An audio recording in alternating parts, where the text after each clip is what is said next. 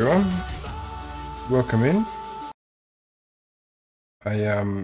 This is going to be something different. So I'm going to play the Dead by Daylight dating sim.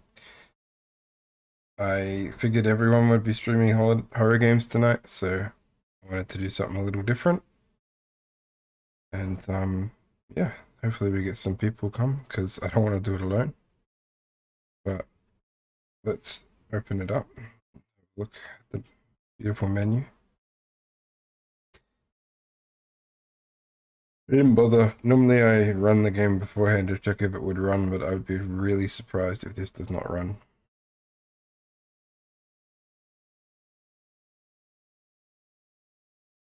I would throw my computer in the bin.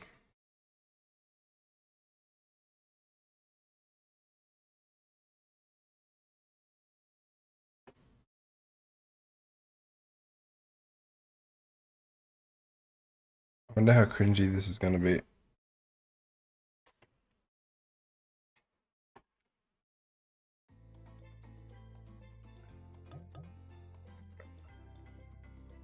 Settings have we got? I don't know about any of those until we try it. They went to some effort with the artworks.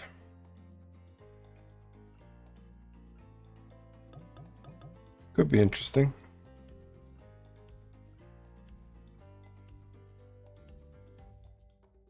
I think I'm just stalling at this point, but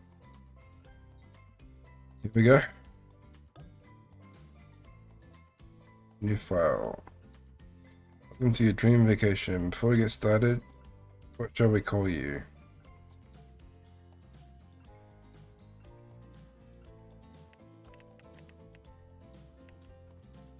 Oh no, doesn't fit my whole name.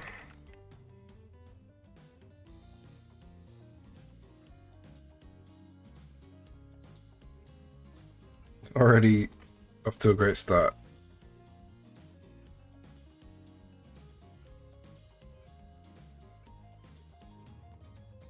Alright. I hope there's not like, I hope it's just like a straight through story and I don't have to solve puzzles or anything. I'm not mentally prepared for that. Cough, cough, cough. You wake up on the beach, soaking wet, salt water stinging the inside of your throat as if you'd nearly drowned. Water falls from your mouth as you open it to gasp for air. You have no memory of how you got here. In fact, you can only remember your own name, but not where you came from or a single fact about your life. What you do know is that despite the outrageous beauty of the landscape around you, you feel incredibly sick to your stomach. Wow, really went down the wrong pipe, huh? You need a minute, or can I go on? Because I can give you a minute. We've got plenty of time. Endless time, really. An eternity, if you catch my drift. Oh, not now, Ocean. Sorry, Dust. May I continue? Please go on. Okay then. I was... Cough, cough. As I was saying, you look down at your feet, ankle deep in the crystal blue water of a newly arrived wave. As the wave proceeds back into the ocean, it reveals a grotesque discovery. Oh, nice. A decomposing face stares up at you from beneath the sand. All you can do is vomit a stream of bile, dark bile, bugs, worms, and other. Eek. Questions race to your mind. Where are you? How did you get here? Who is behind this? Incredibly charming and well-spoken voice in your head. Who is... Yeah, okay, that was one sentence. However, answers don't come easy. Your mind is completely blank. What will you do?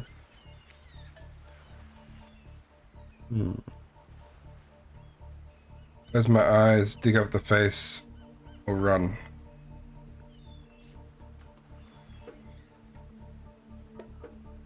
Let's dig up the face. You brush the sand away from the half-human head embedded in the ground before you. Oh. There's no body, just this head. As you pick it up, flakes of skin fall to the ground. The jaw falls open, revealing a gold coin sitting on the rotten tongue of this poor dead soul. I got a bad feeling about this. Hey, Michael. Getting your hands dirty, I see. I like that. You're taking charge. I should use voices, so we know that the ocean talks to us, so I can use potentially... shit. Ghost. Getting your hands dirty, I see. I like that. You're a take charge type. Yeah, this is happening, Peachy. How you doing? You examine the gold coin briefly, happily distracted from what has otherwise been an extremely confusing morning. Oh shit. Hey, they worked! I got new sound alerts, but for some reason it played both of them. 2 seconds or something. How do you even feed the chicken? You just give it like a banana or something. I don't know. I killed the chicken! You hit it with a banana? God, how did you do this to me? I'm sorry. I Alright. didn't mean to. That new raider noise goes on a bit long. Welcome in, Sarah. Welcome in. How you doing? How was your stream? So you were playing Outlast 2, and this thing is still going.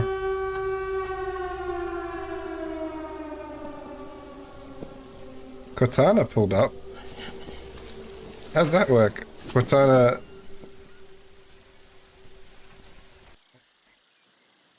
I don't know what part of Vikings was from, but I saw Floki and I was like, yep, it's a good gif.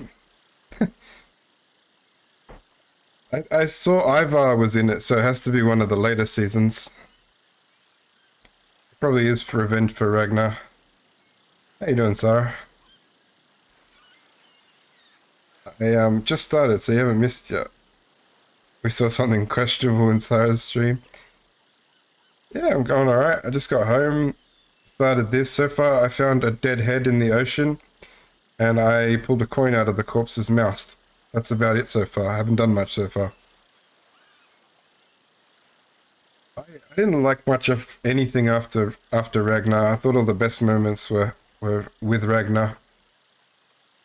Okay, so I examined the gold briefly, happily distracted from what's otherwise been a confusing morning. Sun beats down on you, drying your clothes. You check your pockets, they're empty. Plenty of room for a gold coin, you supposed, and so you deposit it.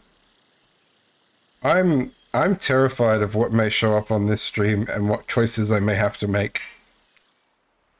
This is not a well thought out stream. So far I haven't met anybody. It's just me, this beach, and a corpse's head. Why, that's a nice coin you've got there. What if you were to spend it right now? Should I spend the coin? I don't know what on. It's gonna be pretty depraved. I've seen the artworks of the killers. They're definitely like fan service up. I don't know if I want to save my coin or spend it now.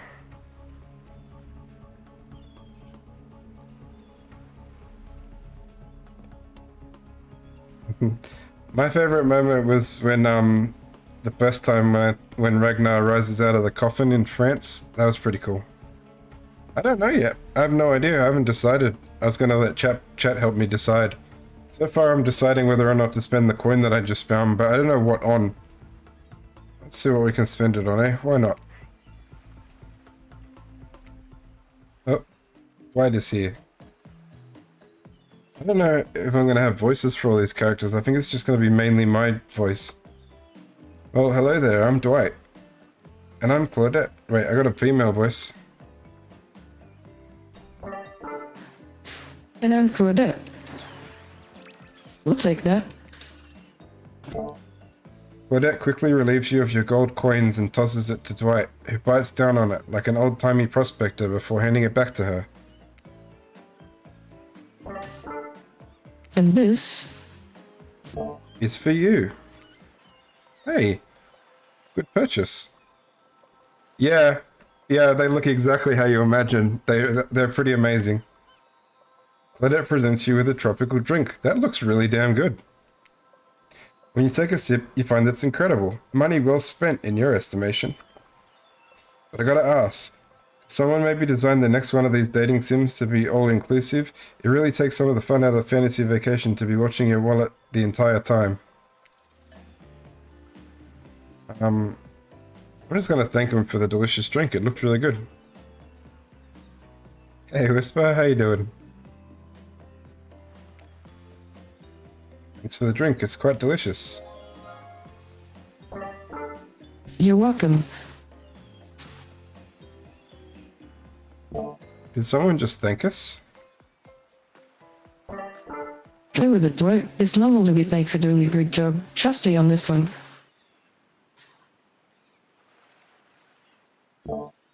New setup. Kinda. Yeah, where's your raid emote, sir?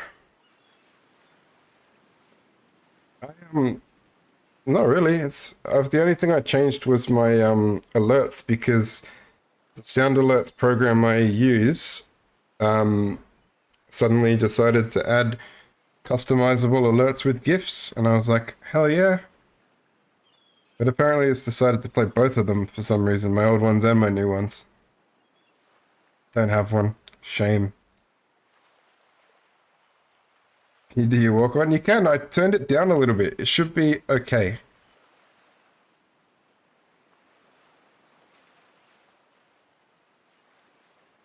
You won't be able to read much during it, but here we go.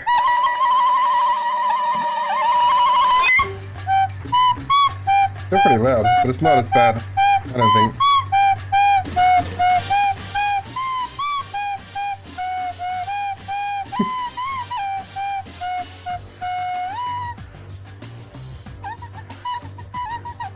And just yell over it.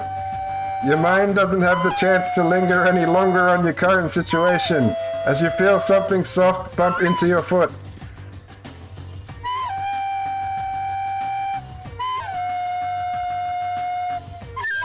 When you look down, you find a volleyball sitting in the sand next to you. Wilson? Oh man, I want to date Wilson if that's an option. It is, it's got the handprint, man. That's Wilson. You stare down, frozen. A voice calls out from behind you. Okay, we need a voice for the Huntress.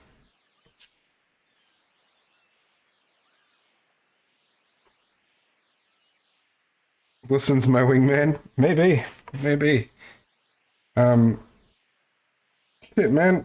This scene is terrible. Half the voices are missing. I need to change my... I'm gonna have to change it to my Zelda scene. Hopefully that works. Not the actual Zelda scene, just the Stream Deck profile. Because that's where all the voices were, and I didn't think this through, that it was going to be reading. I thought it was just going to be clicking. I thought it might be voice acted. I asked for too much.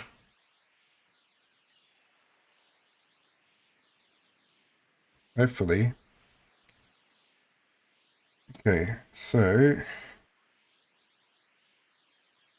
I can't remember what half of them sound like though.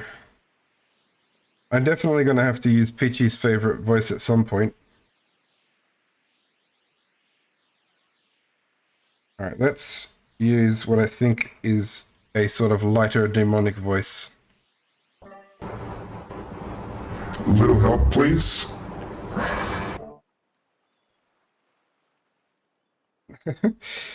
DBD were trolling when they announced this one. I don't think they expected anyone to play it. You turn around and when you see what's waiting for you, your jaw just about hits the ground. Oh my god.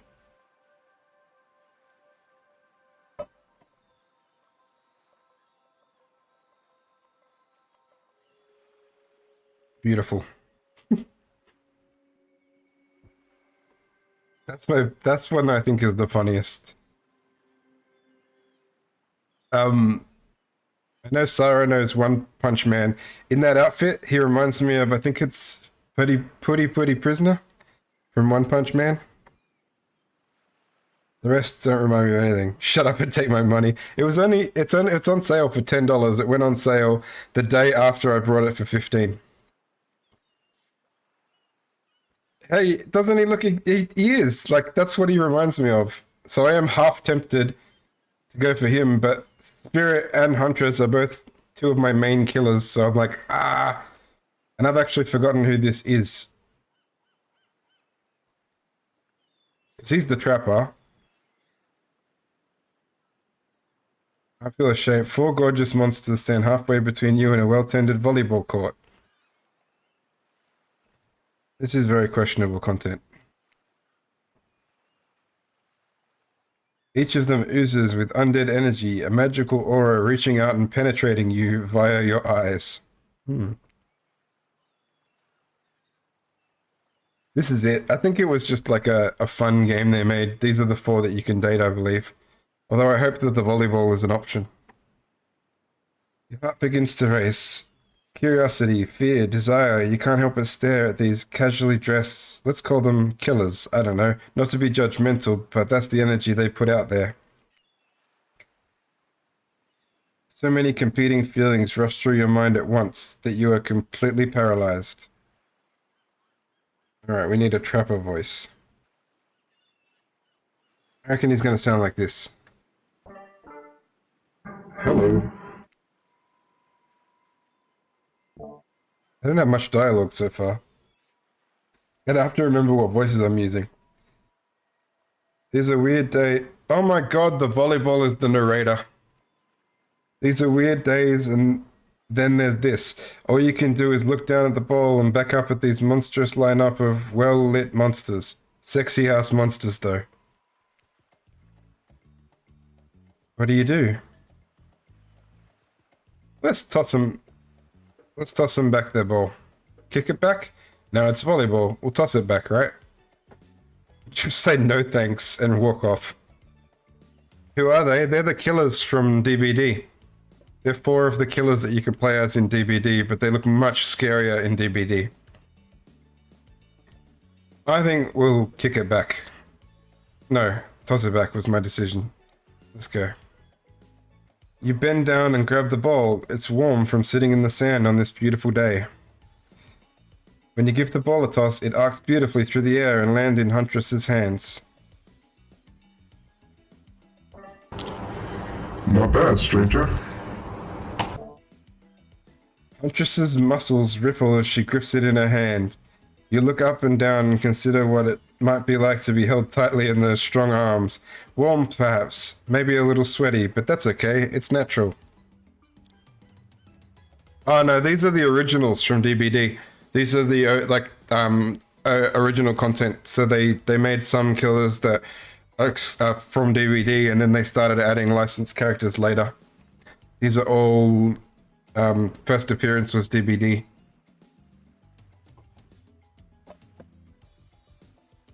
I'm gonna much later when I finish this, I don't know how long this goes for, I'm gonna play some killer matches. And I can use Huntress and I can use Spirit, but I've never used Trapper and I don't even remember who the other guy is, which I feel bad about. What's the Spirit's voice gonna be?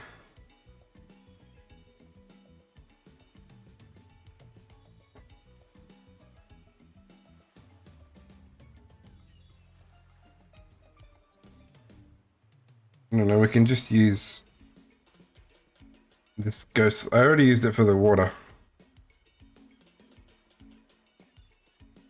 I don't want to use Fee's voice. I hated that one. Let's just use it. Try hard much? Blah. They're speaking directly to you, but you still can't bring yourself to reply. You're entranced. When you snap out of it, you realize that everyone's gone back to the volleyball court. Then again, you look across the beach at these strange residents who casually batter volleyball back and forth, happily ignoring your intrusion onto their private beach. Should you be frightened, worried, excited? I did refer to them as killers, not to give too much away. But at the same time, damn, they're looking rather appealing in their own way, and nobody so much as lifted a blood-soaked finger in your direction. So, I need a new voice for him then if I'm gonna... Let's use this for the ocean. Don't be scared, Dust. You were made for this.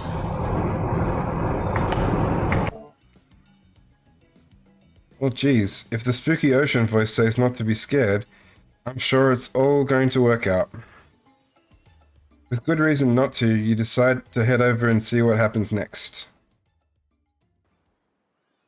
It seems like you've derailed the volleyball game just by showing up. You derailed the volleyball game just by showing up, nitwit. And I guess you're also a nitwit. Look, it's best to just go with what Trapper says when he says it. That's a policy I hold pretty much anyone who always seems to have fresh blood on their hands. Hey, don't worry about it. It's just a game. Existence, that is.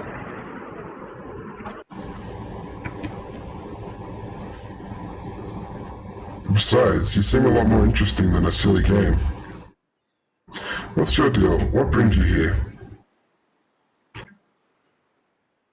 You mean they're here to do more than distract from total domination? The Wraith, that's who he is. I never play as him, that's why I didn't know. He needs a voice. Maybe he can be Peachy's favorite voice.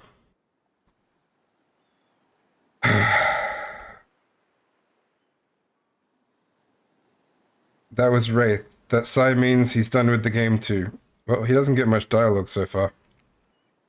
Either that, or he saw a butterfly or something. Look, I don't care why this slack-jawed moron is here. I just want to know, can I kill them or not? You know you can't.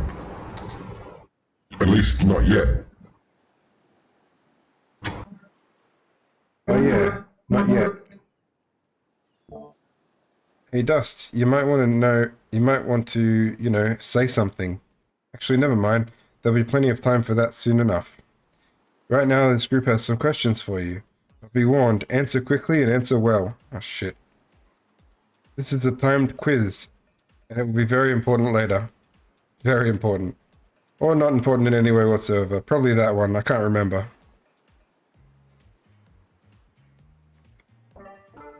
How attractive would you say you are? Not at all. I never thought of myself as attractive. Whoa, watch it. That's bullshit. You're beautiful, you hear me? It's gonna be, I reckon it's gonna get real hard later, so I might have put myself in for a lot, but otherwise this game's just gonna be my voice the entire time. I wanted something different. Here we go.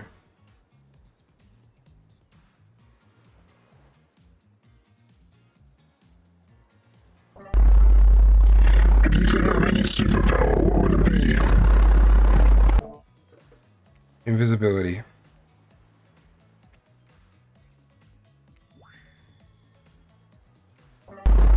Same, although sometimes I think I already am. What was your best subject in school? You could say I majored in skipping class. Huh. If I'd ever gone to school, I'm sure I would have done great in skipping class. I prefer skipping over walking almost always. What's your favorite animal? Definitely a cat. I said to answer quickly, but I have no idea if there was any need to answer quickly at all.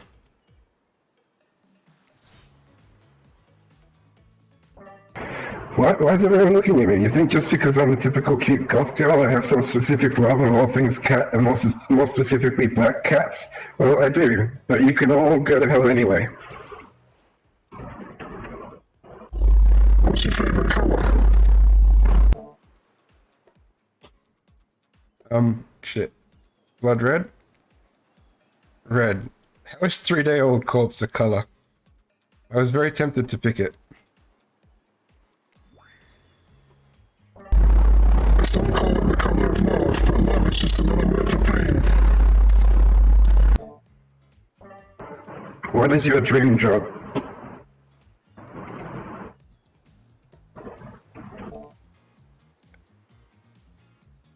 If we get to do what we really want, why work at all? It takes a lot of courage to break free from society's expectations, to climb that ladder. Only she could spin laziness into some kind of grand crusade. These damn millennials. Best flavor of ice cream. I am partial to a good horse flesh, but maybe chocolate?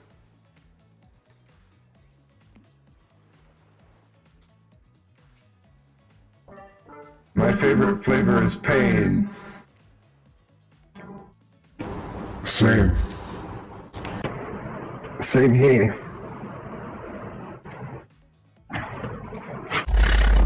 Mine is vanilla, swell with pain. I think mint chip is the greatest flavor ever conceived myself, but enough about ice cream, am I right? Hold on a second, this reminds me.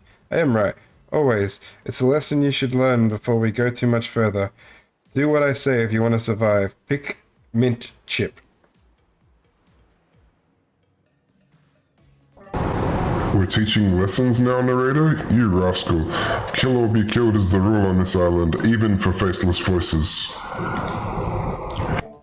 Tell me, what's the best flavor of ice cream? Should we stick to our guns and say chocolate again? Or mint chip?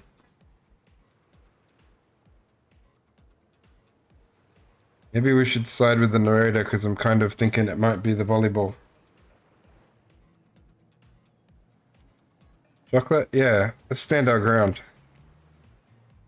The best flavor is chocolate. You got a reading comprehension problem? I just told you mint chip was where it's at. You almost brought yourself a game over there, buddy. That's right. I can end your life whenever I want to. I'm in control, so don't forget it. If you say you like mint chip, you like mint chip. Now try it again. Tell me, what's the best flavor of ice cream? Imagine if we end the game very quickly by just continually choosing chocolate, and then it gives us the credits, and then we can play DVD. But that would suck. I'm gonna say chocolate again. Screw this guy. The best flavor is chocolate. In case it wasn't clear who's in charge, it's me. You have to understand, it feels very good to end someone else's game. You should try it sometime.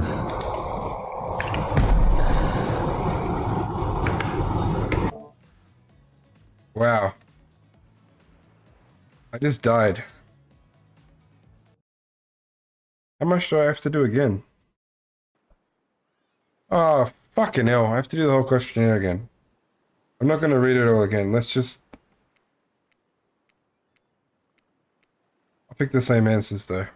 This game is brutal. Come on.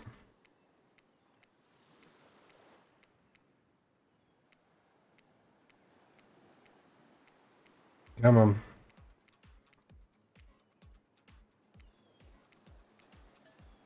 Not at all.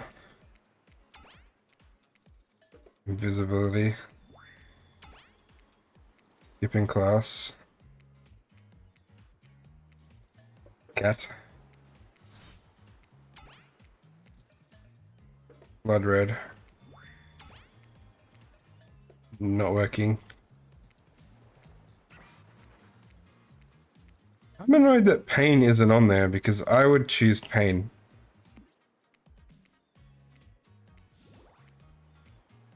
What you want? Ice cream? What flavor is it? Pain. Fine, dickhead. The best flavor is mint chip.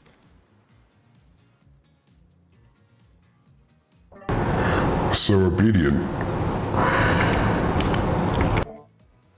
I think you're gonna do just fine. Anywho, now that they know so much about you, I'm sure the group wants you to start getting to know them. I'm Trapper. I pretty much run things around here. I'm the smartest, richest, strongest person on this whole island. I don't like losers. If you want to know what a loser is, say hello to Wraith.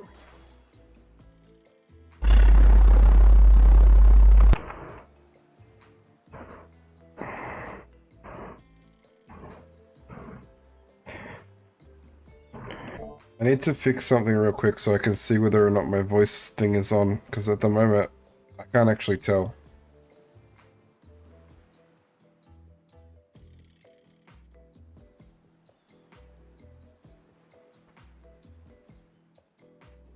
Oh, I forgot I have a creepy doll voice. That would have been good.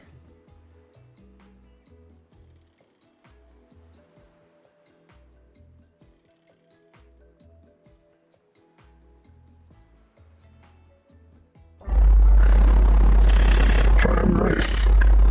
I'm nothing like everyone else. I like nice people and loathe big dumb idiots. What's up? I'm Spirit. I don't like most things. I don't really hate most things either. It's just not worth my time. But the things I do hate, I really hate, you know?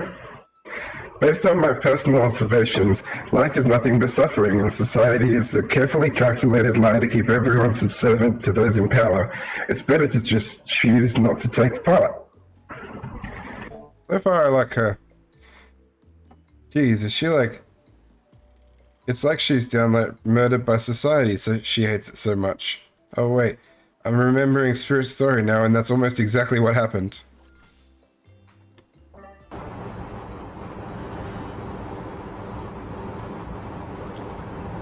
Hey, I'm Montrose. Don't let these bummers get you down. There's lots of fun to be had on this island, along with lots of love. There it is. If you know what I mean. Grow up. Grow, buddy. I've explained this 1,000 times. I'm dead, but I'm not a literal ghost. I create a trail of fog. I'm not made of it. Whatever, fog buddy. That's not nice. He's not nice. You love it. Only sometimes. Yeah, that's really disgusting. That's why she likes it. Don't speak for me, I also hate it. Stop speaking entirely, actually. For the first time ever, I agree with Wraith. Let's move on. Otherwise, they'll do this all day. I have no idea if I used the correct voices through all of that. That was like rapid fire round. Besides, if I know this crew, and I do, they'll want to show off soon enough.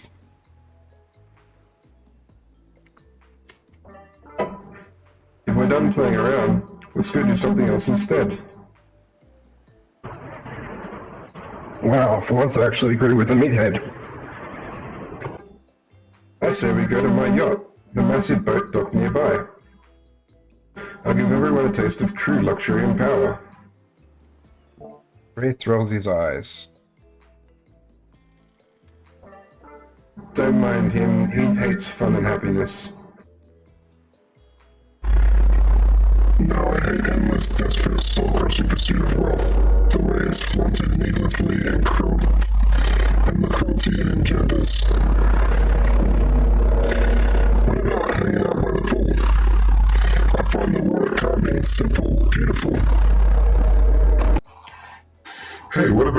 volleyball game. We can exercise and have some fun as a group. Are you all serious? There's a perfectly good lounge to chill at right here. I'm tired, and besides, I hate being in the sun. Okay, I think we're going to make our first choice that actually potentially affects which ones we can date.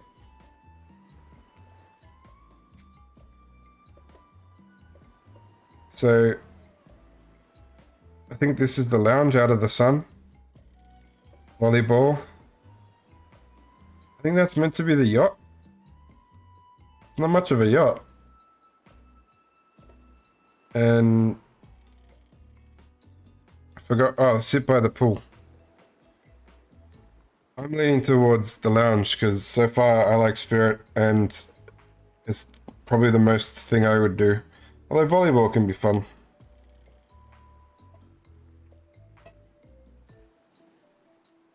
Let me see how I can do this.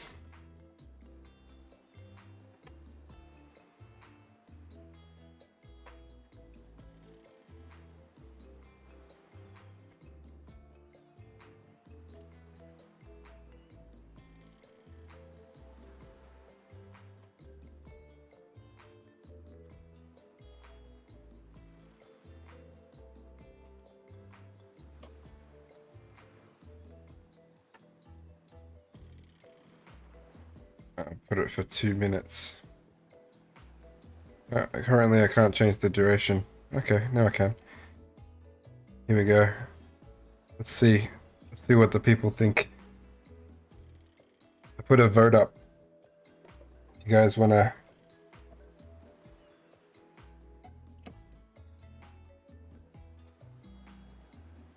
If nobody votes, I'll just go to the couch.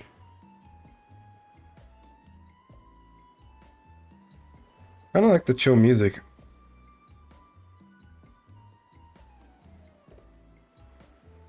Oh, I just realized I can vote in my own poll. Here we go. 3 for couch, 1 for yacht, 1 for pool. Nobody wants to play volleyball.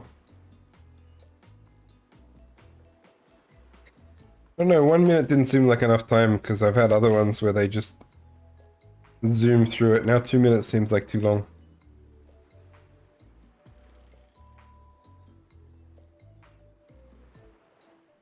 It's like elevator music. I like it.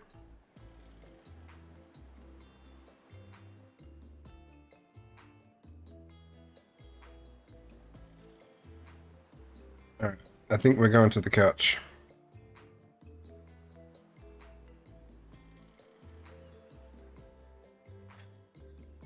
I don't know how to make the... Yeah. Couch sounds like the place I would want to go. If there was a couch on the yacht, that would be the place to be. Let's play couch volleyball on the yacht. And it's kind of like being by the pool. You can just hang out near the edge of the yacht. Well, I think couch has it. And I wanted to go to the couch anyway, so couch is the winner. I hope this is couch. What? Damn it, that was the yacht! I failed you all.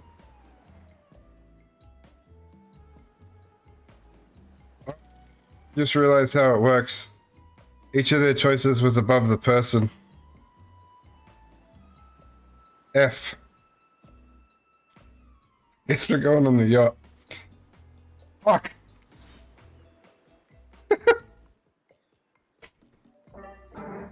Perfect. You obviously have a modicum of taste and good judgment.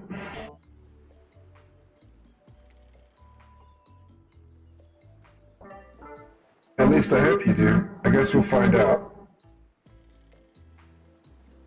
Worst case, we'll find out how strong your bones are, how heavy you are to pick up and throw, and how fast your lifeless body sinks. Should be a pretty chill day regardless. You rig it, Peachy. I blame you somehow. It was totally my fault, but I blame you for letting me do it.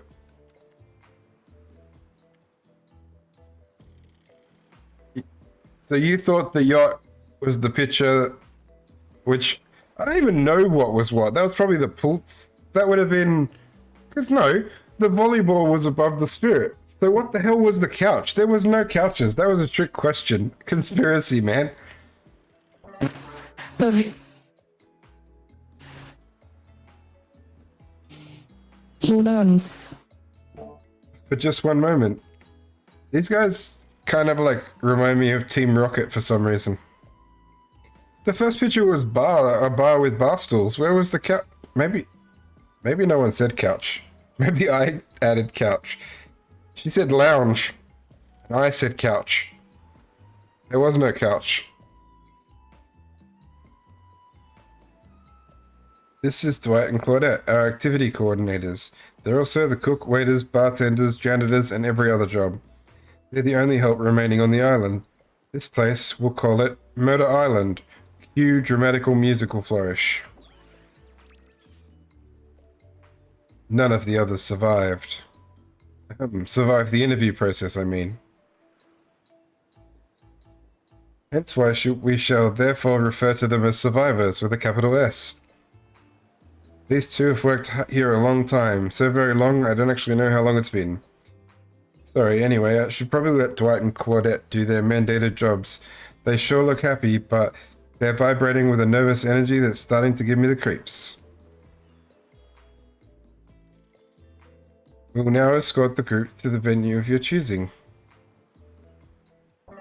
However, in the future, we recommend waiting for us to present you with the options wherever possible, and don't just run off various activities unsupervised. We don't have much autonomy around here. The least you can do is allow us to do our job. The most you could do is help us get off the What? Dwight, Yes, pardon me, follow us. How the hell am I supposed to interrupt myself in a voice change? Not that good. Hey, narrator. Yes, something I can help you with? Those two, Claudette and Dwight, did they start mentioning something about wanting to escape? Is escape an option? Should I be trying to escape? Escape? Them? Oh, no. I think you're mistaken. It seemed like Dwight was asking for help to get off the island, though. Alright, that. Yeah, that's true, he was. But he meant that he wants to go to the other vacation island getaway, a couple of miles south of here. It has much fancier accommodation than this island. Hey, Beats, how you doing? I'm playing an extremely weird dating simulator. Hope you're well.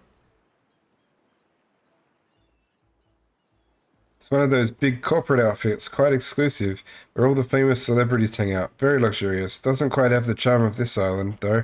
Trust me, you wouldn't want to go there. With all the money comes a lot of restrictions. This is where you belong. Now, off you go. Time for an activity. On this island, your decisions matter, mostly. When I agree with them. Not like that other island. You know about this one. Yes. Have you played it? So what'll it be? Which is the lounge? This? We get a second chance. So we know that's a yacht. That's definitely volleyball.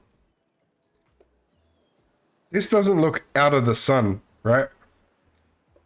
Yeah.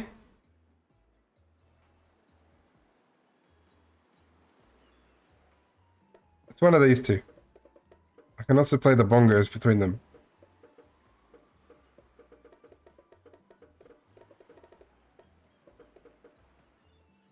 Really? It's really, really low. Like, it's just still pictures. Your laptop might be able to handle it. I think it's the first one as well. Here we go. Please be the lounge. Hey! Finally, freedom from the preposterous premise that four of us would be engaged in some sort of thrilling 2-on-2 volleyball match. Spirit looks at you from beneath her gigantic sun hat. Hey, thanks for the follow, Morris. I'm really annoyed that both... Hang on, I know what to do about the other... I think if I hide... No worries, Morris. Catch you around. I think if I hide the other one, it shouldn't come up with two.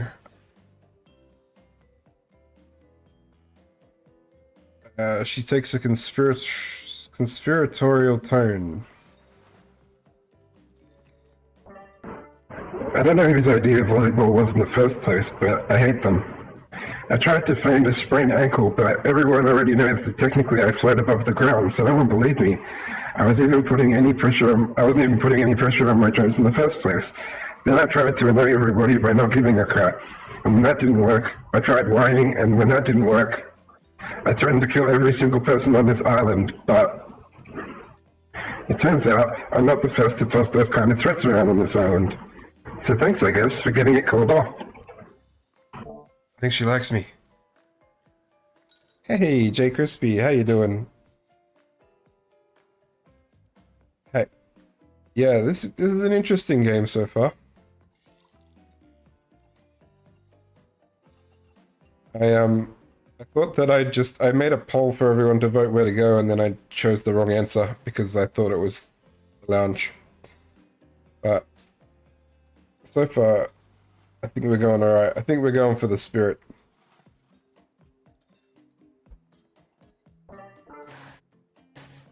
We're threatening to end each other again. Now it's Dwight who takes on a conspiratorial tone, his eyes shifting as he slips into a loud whisper. Please just make it quick.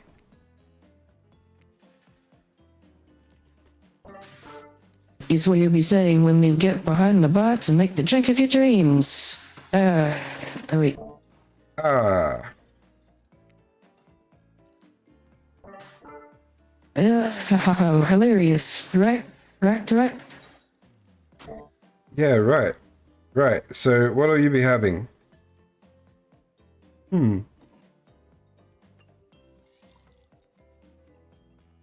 Well, I don't want... So far I'm leaning towards Scotch on the rocks. Sangria is also nice. I don't want vodka. I like vodka, but vodka soda?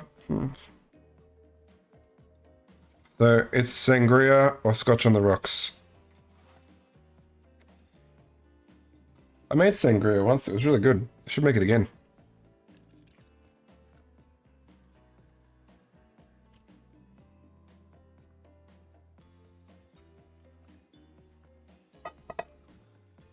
I don't know. Maybe Scotch on the rocks. Ah, fuck it. We're on a tropical island. Let's have fruit in our drink. Something fruity but refreshing. Hold the coconut rum. Sangria, maybe? Ah, you were voting for Scotland. Scotch.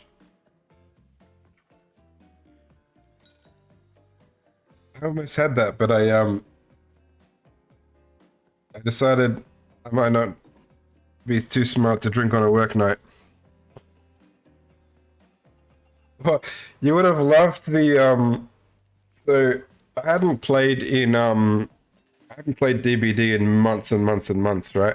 So because I'm gonna play a few matches after this, I jumped on real quick last night to make sure it worked.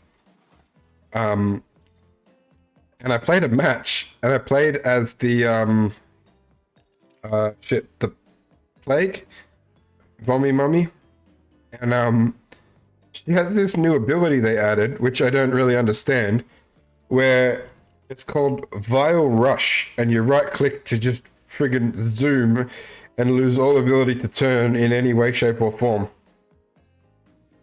And so I was trying to use that to some sort of advantage and failing miserably, basically just zooming past everybody and continuing on my way. And then at the end in the chat, all the survivors came in like, oh, enjoy your hacking, you're gonna get banned, bro. And then I came in with the message, it's a new ability called Vile Rush. I don't understand it. It makes you go fast, but you have no control. And then they were like, oh shit, sorry, bro. And it was like misunderstanding. And we ended up spending like 5 minutes in the chat after the match just talking about the ability. And I was like, they went from thinking I was the world's most toxic and hacking killer to realizing like, hey dude, I'm just some dude trying to figure out the new ability they added. I didn't even kill anybody. I just threw up on people and ran past them, apparently. Hold the coconut rum. A sangria, maybe. My pleasure.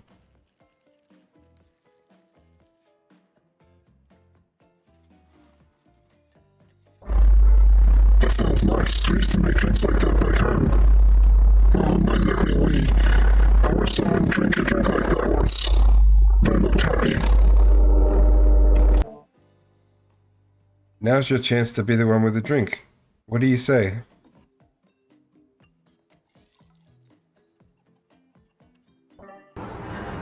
Is this some sort of juice for a child?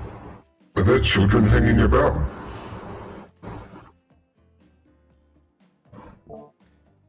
Look how fucked up her foot is. I don't know if that's by design or the artist was just like, I can't draw feet, man. They did good hands. And I can't tell, but look at that foot. I only noticed it because it's in the middle of my dialogue. That's not what a foot looks like.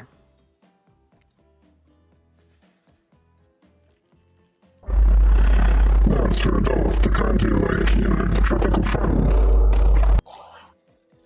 Oh, I see. Huntress really seemed to perk up with the idea of kids being around and is bummed to hear that there aren't any. But I'm quite glad it's just grown-ups on this island. Personally, little ones should definitely not be exposed to this. Nice one, Beats.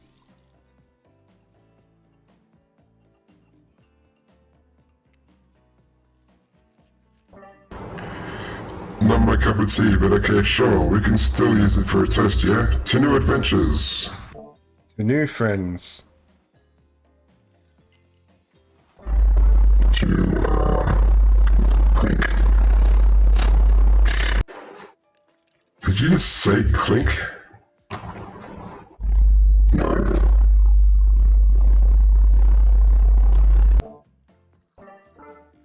So through fulfilled your requests. It's time for you to return the favor. Should have known there was a catch. Icebreaker time.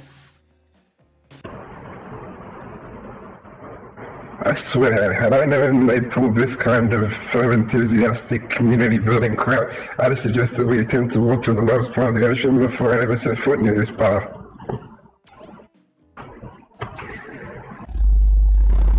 You don't think it could be kind of fun? A little? Never mind, I know this sucks, but it could be fun. Or whatever you say. Has anyone seen my hat? I've literally never seen him in a hat. If we must make small talk, I'm at least picking a topic before we end up being forced to do some lame improv game that nerds learn at their non-sport after-school activities that I definitely never did because I'm no nerd. Methinks a certain someone doth protest too much. Sitting here in this beautiful sunny afternoon, warm sand beneath the cool fog beneath my severed feet. The topic I choose is books, novels, comic, fiction or not. Reading is the only real escape from the inescapable horror of life. Escape into your own mind. A groan rolls through the crowd. Not a lot of readers here, I imagine, based on that response. They were much more enthusiastic about drinking. Oh man, drunk reading sounds ridiculously difficult. Considering the situation we're in, I think it seems an appropriate time to ask you. Dust, what is your desert island book? The one book you would bring with you if you were on an island like this? I would bring How to Escape a Desert Island.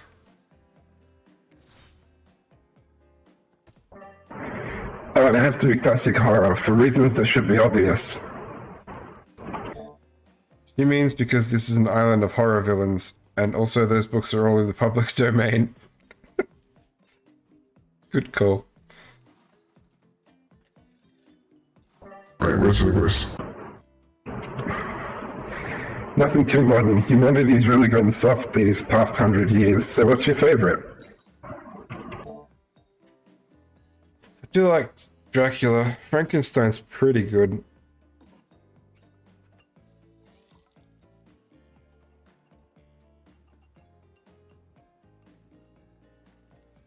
I've never read the actual Dr. Jekyll and Mr. Hyde book, but I have read Frankenstein and Dracula. They're both good. I don't know. I'd probably go with Dracula.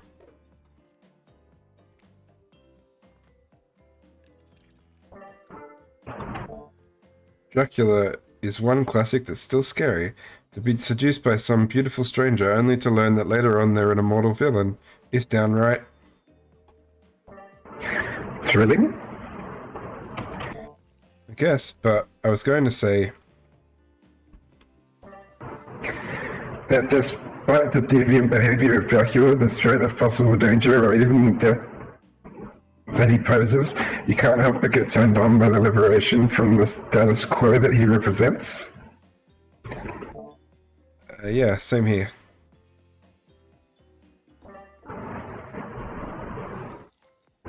So what if some old doctor says he's a bad boy, he's supposed to reek like garlic and sleep alone? Who did they think would buy into that? If you're going to be trapped in the nightmare that is undead life eternal, which I know a little something about, you could do a lot worse than great clothes, a castle, and a lover who doesn't take shit from anyone. The scariest part of Dracula is thinking no one will ever be quite as interesting to make love to as a vampire. Enough about these old stories that belong to someone else. I think it's time to make a new story of our own. Before you know what's going on, Huntress is waving an empty vodka bottle in the air, a devilish twinkle in her half-mask-covered eye.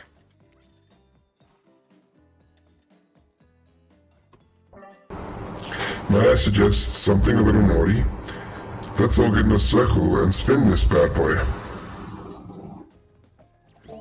Oh no, I need a new voice. I really didn't want him to be in it, but how could I think he wouldn't be? I'm running out of voices.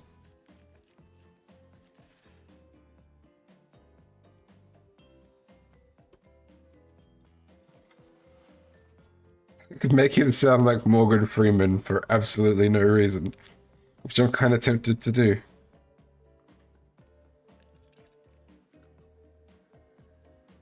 Fuck it. He's Morgan Freeman.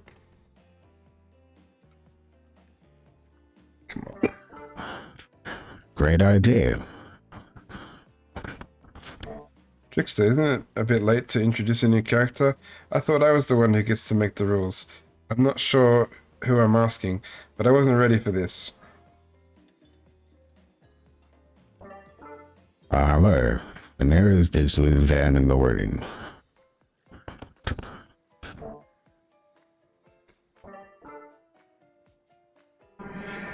Beat it, Hack. I like how I wanted to wait for something good to use it for, and I ended up using it for somebody that just doesn't suit that voice at all, which I actually am finding funny now. I don't know what the harm in inviting one more person to join the circle in our game. How you doing, Luke, man? Good point.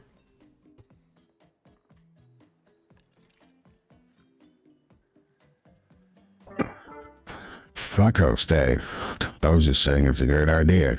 I'm also teasing the secret trickster ending. I've got much better things to do than hang out here. I'm famous. Say hello. I reckon that there'll be players that play this trying to get the secret trickster ending, and it's not actually a thing. The rules are simple. First you spin, then you swap spit. That's it. But let's be clear, this ain't a picture. We're here to have a good time, but in a classy way. All bakeouts will happen out of view of the public. Real romantic like. Yes, romance is the goal. So we'll all be waiting here in a couple of in complete silence, trying to listen in and use our imaginations while you make out on the other side of the bar, but not watching. Like adults. Romantic, well-adjusted adults. Dust, you're This yeah, this game has been more entertaining so far than. But to be honest, like I've watched a few people stream these kind of dating sim things, and they're usually pretty funny. They're not my style of game, but the humor's usually on point. There was like a Monster High School one that someone was playing, but it wasn't Monster High. That's a different thing. There was a dating sim set in like a high school full of like classic style monsters. It's interesting. You grip the bottle in your hand, and you put your fate in the hands of the empty bottle gods. Minigames consist of 2 parts. Don't give me minigames! On top, a pointer which rotates in a clockwise direction. Yeah? At the bottom, a target you're going to be pointing at. I'm already confused. Here's the upcoming minigame. It's a special minigame. Perfect for the less coordinates because there's no winning or losing. Well, not technically. Wherever the pointer stops, that's your result. I suppose if it doesn't stop where you want it to, that's a bit like losing, but no one has to know if you don't tell them. Okay, ready to play, or would you like me to repeat that? I think we just go for it because that instructions made no sense to me. Ready! Away we go. Spin the bottle and see who you're gonna smooch. Shit. Here we go. Ready? Oh, got it. You got Spirit. You two are meant to be. Psych, you actually have to spin multiple times to get your real result. First to get 3 times is your true match. That's how we play hardcore spin the bottle on this here island. Alright, they psyched me out good. Now get your spin on. No! No! Hey. Alright, you got 2 spirits, 2 wraiths. Come on. It's getting faster and faster. Oh shit. Trapper. Oh, Huntress. This is getting out of control. Look at it. Okay. Guess we're kissing Wraith. Ooh. Just this morning, you were waking up on a strange beach surrounded by strangers with murderous intent. Now you're looking across the beach towel at Wraith. Lust in his eyes, sweat glistening on his skin. Your heart races. You can feel your pulse pounding in your ears. Wraith takes you by the hand and sits face to face in a private section of the bar. He begins to reach for you, putting his hands on your shoulders. You're sweating, but not in the sexy way he is. You're sweating in the gross way you'd sweat at the interview for a job you're not even remotely qualified for. You don't know what to do. If you try to lock lips in this state, you might gross him out so completely he'll never be able to look at you romantically again. Wraith, we...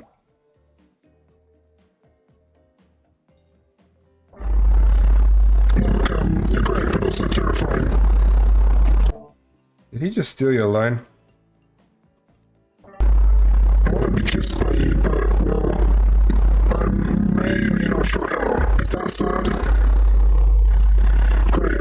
Now it looks sad. Well, if the tropical shorts fit. Alright, Sarah, thanks for the raid and thanks for hanging out. Hey Leanne, how you doing? You make me happy to be around, I think. It's still so new, all of this. We can figure it out together.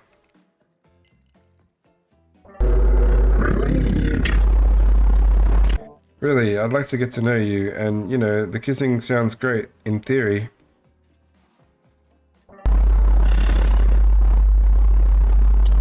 It sure does sound, painful. So then for now, Wraith reaches out and gives you a vigorous handshake.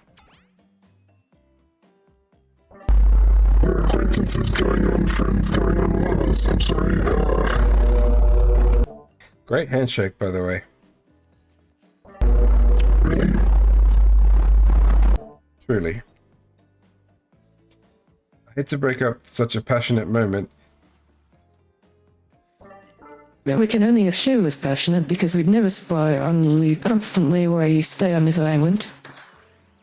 But dinner's being served right away, and we must insist that you join us. We wouldn't want anyone dying of starvation. And there are so many more interesting things to die from. How you doing, Leanne? Hope life's treating you well. It's incredibly cringe. But you just gotta lean into it. I made the trickster Morgan Freeman, which was funny. Seems like the next activity is mealtime. How quaint. You expecting what? Capture the flag? Do you know how complicated it is to run a game like that? Much more so than sitting and talking.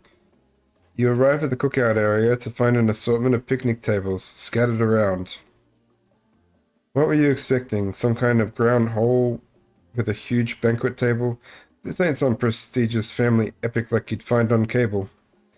Dwight and Claudette usher you to your seat, but there's very limited seating directly around you. Oh, and great. It seems everyone wants to sit near you. Even better, they don't want to sit next to certain other people. To start, no one wants to sit next to Trapper. Oh. Meanwhile, he refuses to sit with Wraith or Trickster. Trickster's back? Oh yeah, Trickster's here. Surprised? Yeah, well, they don't call him Expected Stir. Oh my god, that's terrible. I'm sorry, even I get nervous around crowds of killers, and my whole shtick gets a little flustered. You get more chance to use the Morgan Freeman voice. Hey there, you're looking good, Dust. Real good. And we literally can't let Huntress and Trapper sit together. No, seriously, their arms are too big and they can't fit at the tables side by side if they sit together. There's a lot of rules. Look at this. We can't even fit everyone on the screen we can't fit everyone on the screen at the same time. You probably think it was an error, but it's not. It's completely intentional. Let that be a lesson to you. Every error you think you see is a choice. Got that?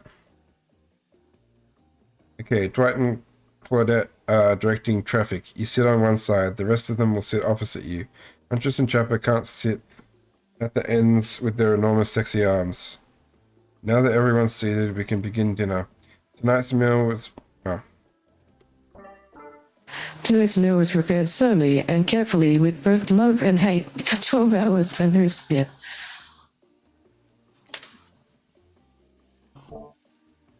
We hope you all enjoy. We really hope you do. Hey, did you actually tell us what you're serving? What are we eating? Meat.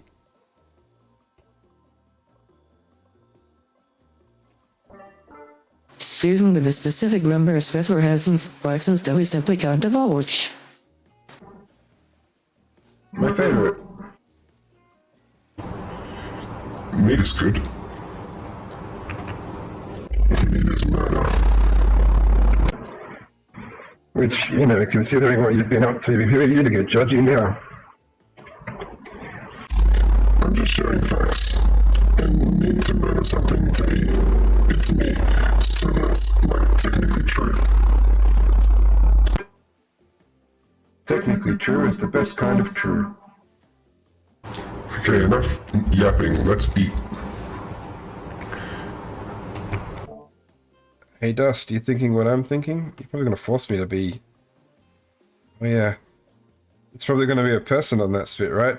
Or several parts of overlapping people, perhaps. I haven't seen many pig spits wearing palm tree button-down prints, you know? When you look closely at the spit, you spot what definitely appears to be scraps of fabric sandwiched between some layers of meat. I think I might be sick. Is there anything else to eat?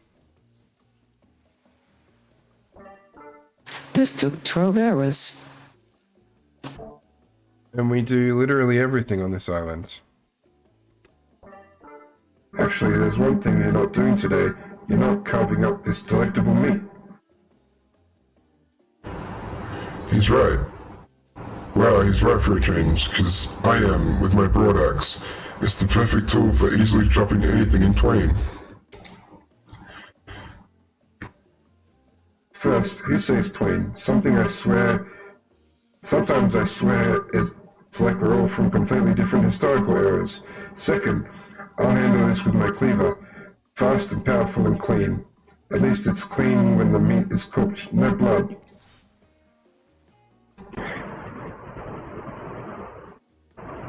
You did see in your ridiculous bicep swinging contest. Enough, grow up. Obviously, my gorgeous katana is the only option. Obs. Obs. The hell it is. I'll show you both my katana and send you to actual hell if you'd like. Please stop, please. I hate it when we fight or talk, or even when we look at each other in the eye.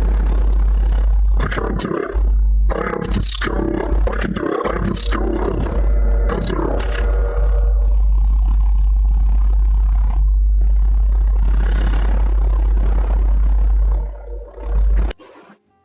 Great, instead of slicing it up, you can club it to a second death. Hey Dust, I know this isn't what you want to eat, but hurry up and volunteer to carve up Felix. I mean dinner. Otherwise, this will go on for hours. No hyperbole. Once they argued over who had the most effective weapons for 72 hours straight. And it doesn't matter which one does it. When they're done, it'll take even longer cleaning their weapon, all while explaining the value in maintaining your tools. Yeah, you don't get much in twain these days, do you?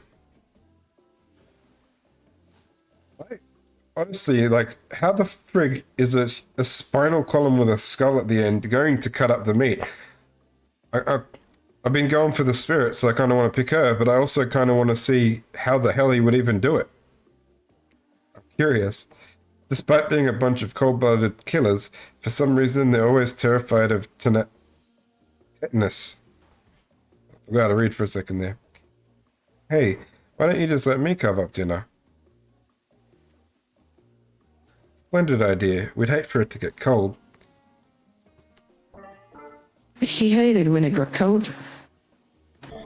Here's a machete, freshly sharpened. Minigame consists of 2 parts. Yep. Yeah.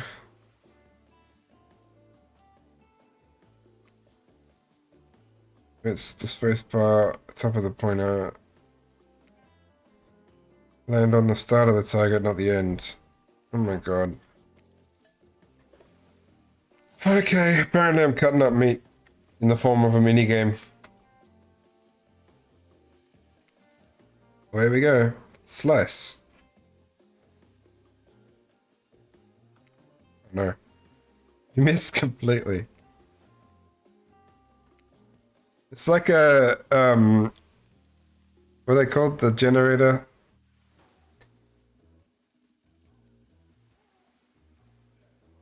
I forgot what they're called, but you know what I mean from DBD. Not bad. Yeah, perfect.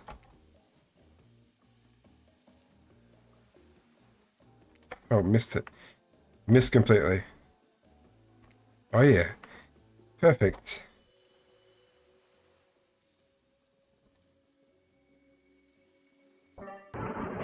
That was pretty good. I'd like to see what you could do with a less clumsy weapon. Yeah, I said it. Machetes are dumb. Dinner is finally served.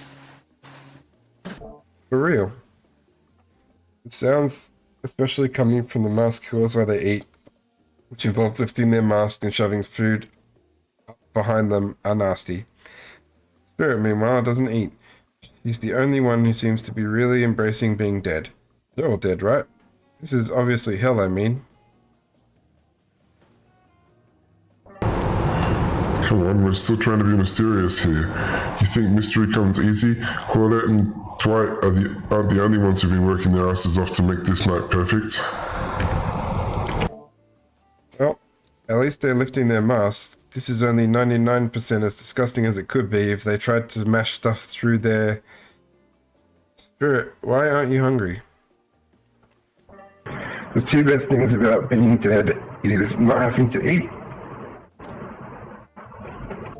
It's only one thing. Think about it, Dust.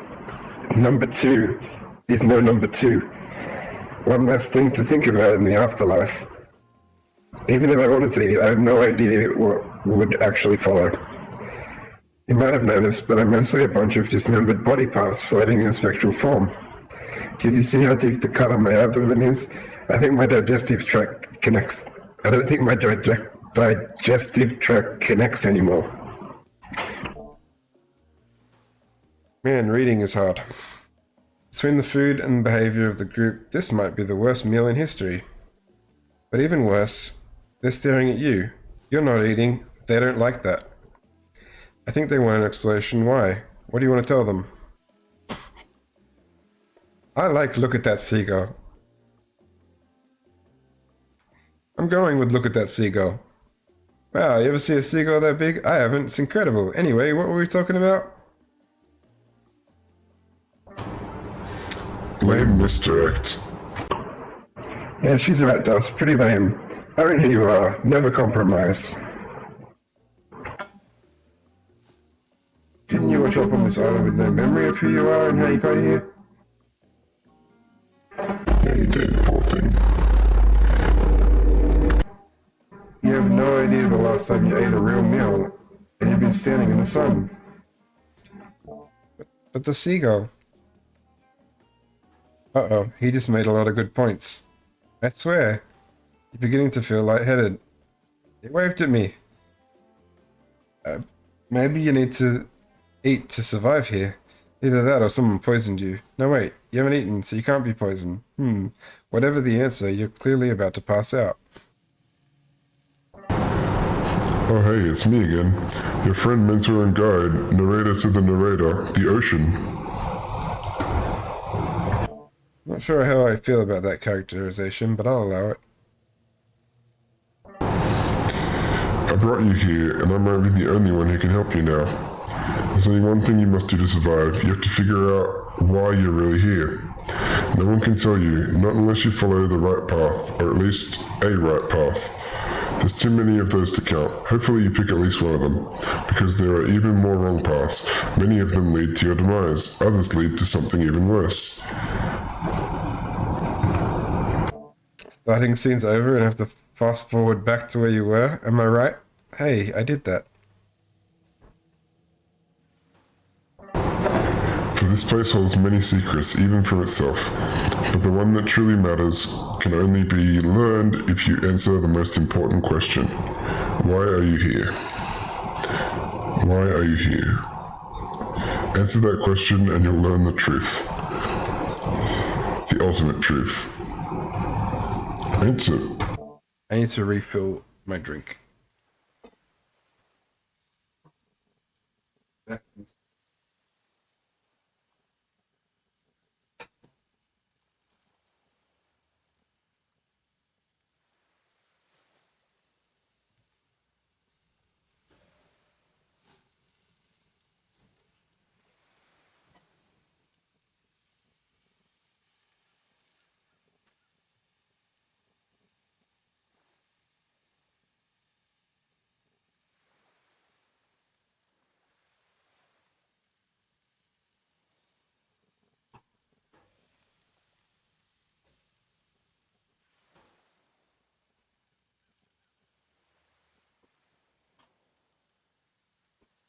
Been laughing at this TikTok I seen. It's like this girl puts herself in the Harry Potter school.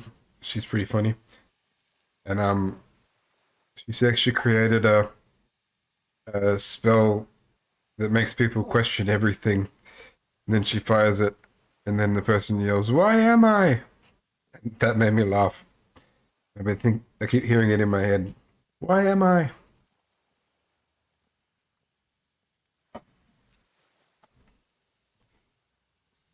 Vague, mysterious. I gotta give it up to this ocean character. It's the quality early game storytelling.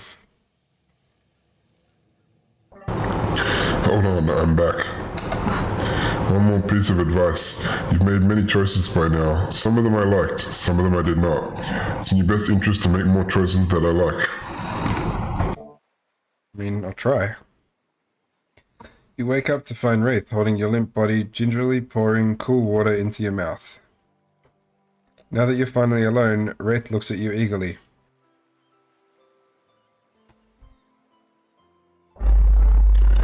I don't care if the seagull actually waved at you, but I understand the feeling of looking at you from so far away and wanting to reach out. But did it wave at you? Yes. Swear it. Wraith knows the not of someone who's just realized that dust is a liar. That was supposed to be the narrator. He's disappointed in you. I'm disappointed in you. And you know deep down you're disappointed in you also.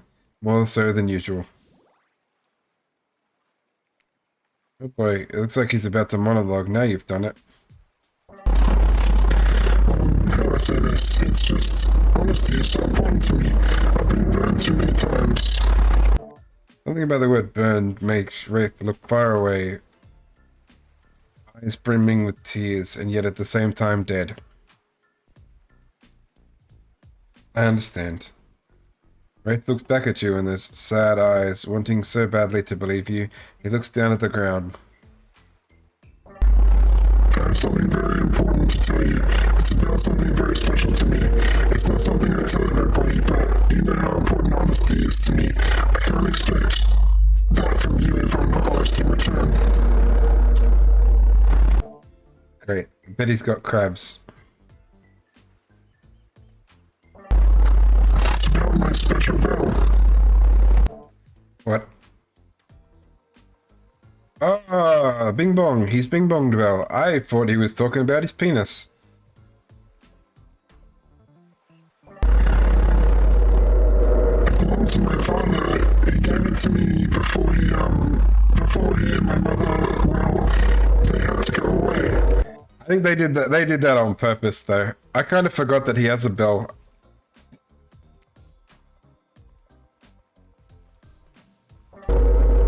If ever I was in danger, I was supposed to ring this bell. It didn't really work, but it's all I have of my family with me. Wow, Wraith, thank you for telling me. Here. Oh. Here, hold it. Whoa, Wraith just gave you his bell. Sound the alarms. What are you going to do with this thing? I've got to ring this thing. What's a bell if it doesn't make a sound? You never know, because the first thing you do is ring the shit out of it. Wraith freaks out and takes the bell back. Why did you do that? I feel like I might be in danger. I'm lost. In your eyes. Don't look at them. I don't have a quote system, but that would be a good one. You can just... I'll clip it later. There's probably some clippable quotes, out of context quotes from this thing that can come up when people shout out. Just as things are really heating up, you hear a flurry of footsteps behind you and you quickly spin around, ready to fend off whatever new danger has popped up on this strange island. Only to find that it's Dwight and Claudette sprinting across the beach, clipboards in hand, which they're waving in the air above their heads. It's very important to stick to the itinerary. and attend each event as scheduled. Playing sick for cute flirt points was not a part of this evening's activity. Strictly slotted in for after campfire story time. At this rate, we'll be late. Playing sick? No, I was... No time for excuses. Well, there is, but that's scheduled for after what comes after the flirting. Go, go, go, go.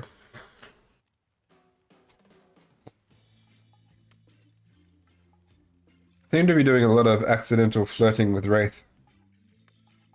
And not much flirting with Spirit, who I'm trying to flirt with. Once everyone has gathered at the fire pit, Dwight and Claudette quickly make the announcement.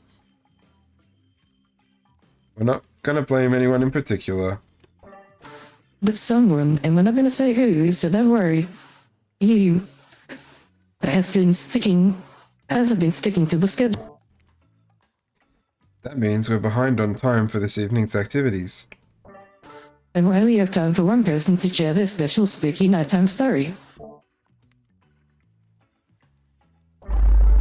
Just one story, but story time is my favorite activity. This is a narrative-heavy experience. You're telling us that only one person gets to share? How will we decide who? Oh great, we have to decide as a group. That never goes well. Whoever did this, step up now. I swear I won't be angry. I'll merely chop your head clean off. No fuss, no muss. Voice trembling, you realize this is probably it for you, but you embrace your fate. Sorry everyone, I think they're talking about me. To be honest, I still don't understand how this whole schedule thing works. I guess I lost track of time when I was passed out.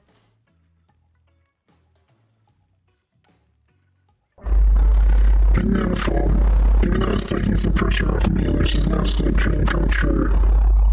Is it really fair to pick on the Navy?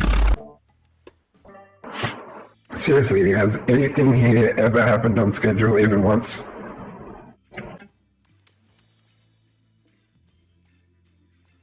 Damn it, Donald, if you're trying to flex that authority, give me one more time, so help me, I'll snap your head off so quick, and then I'll drown you in his blood, Cynthia. Fuss and muss are back on. You two know I love to hack and slash and slice. I was trying to figure out who Donald and Cynthia are, but I think he's mixed up the names of Dwight and Claudette.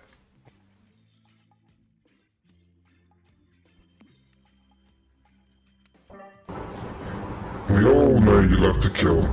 It's almost all you talk about.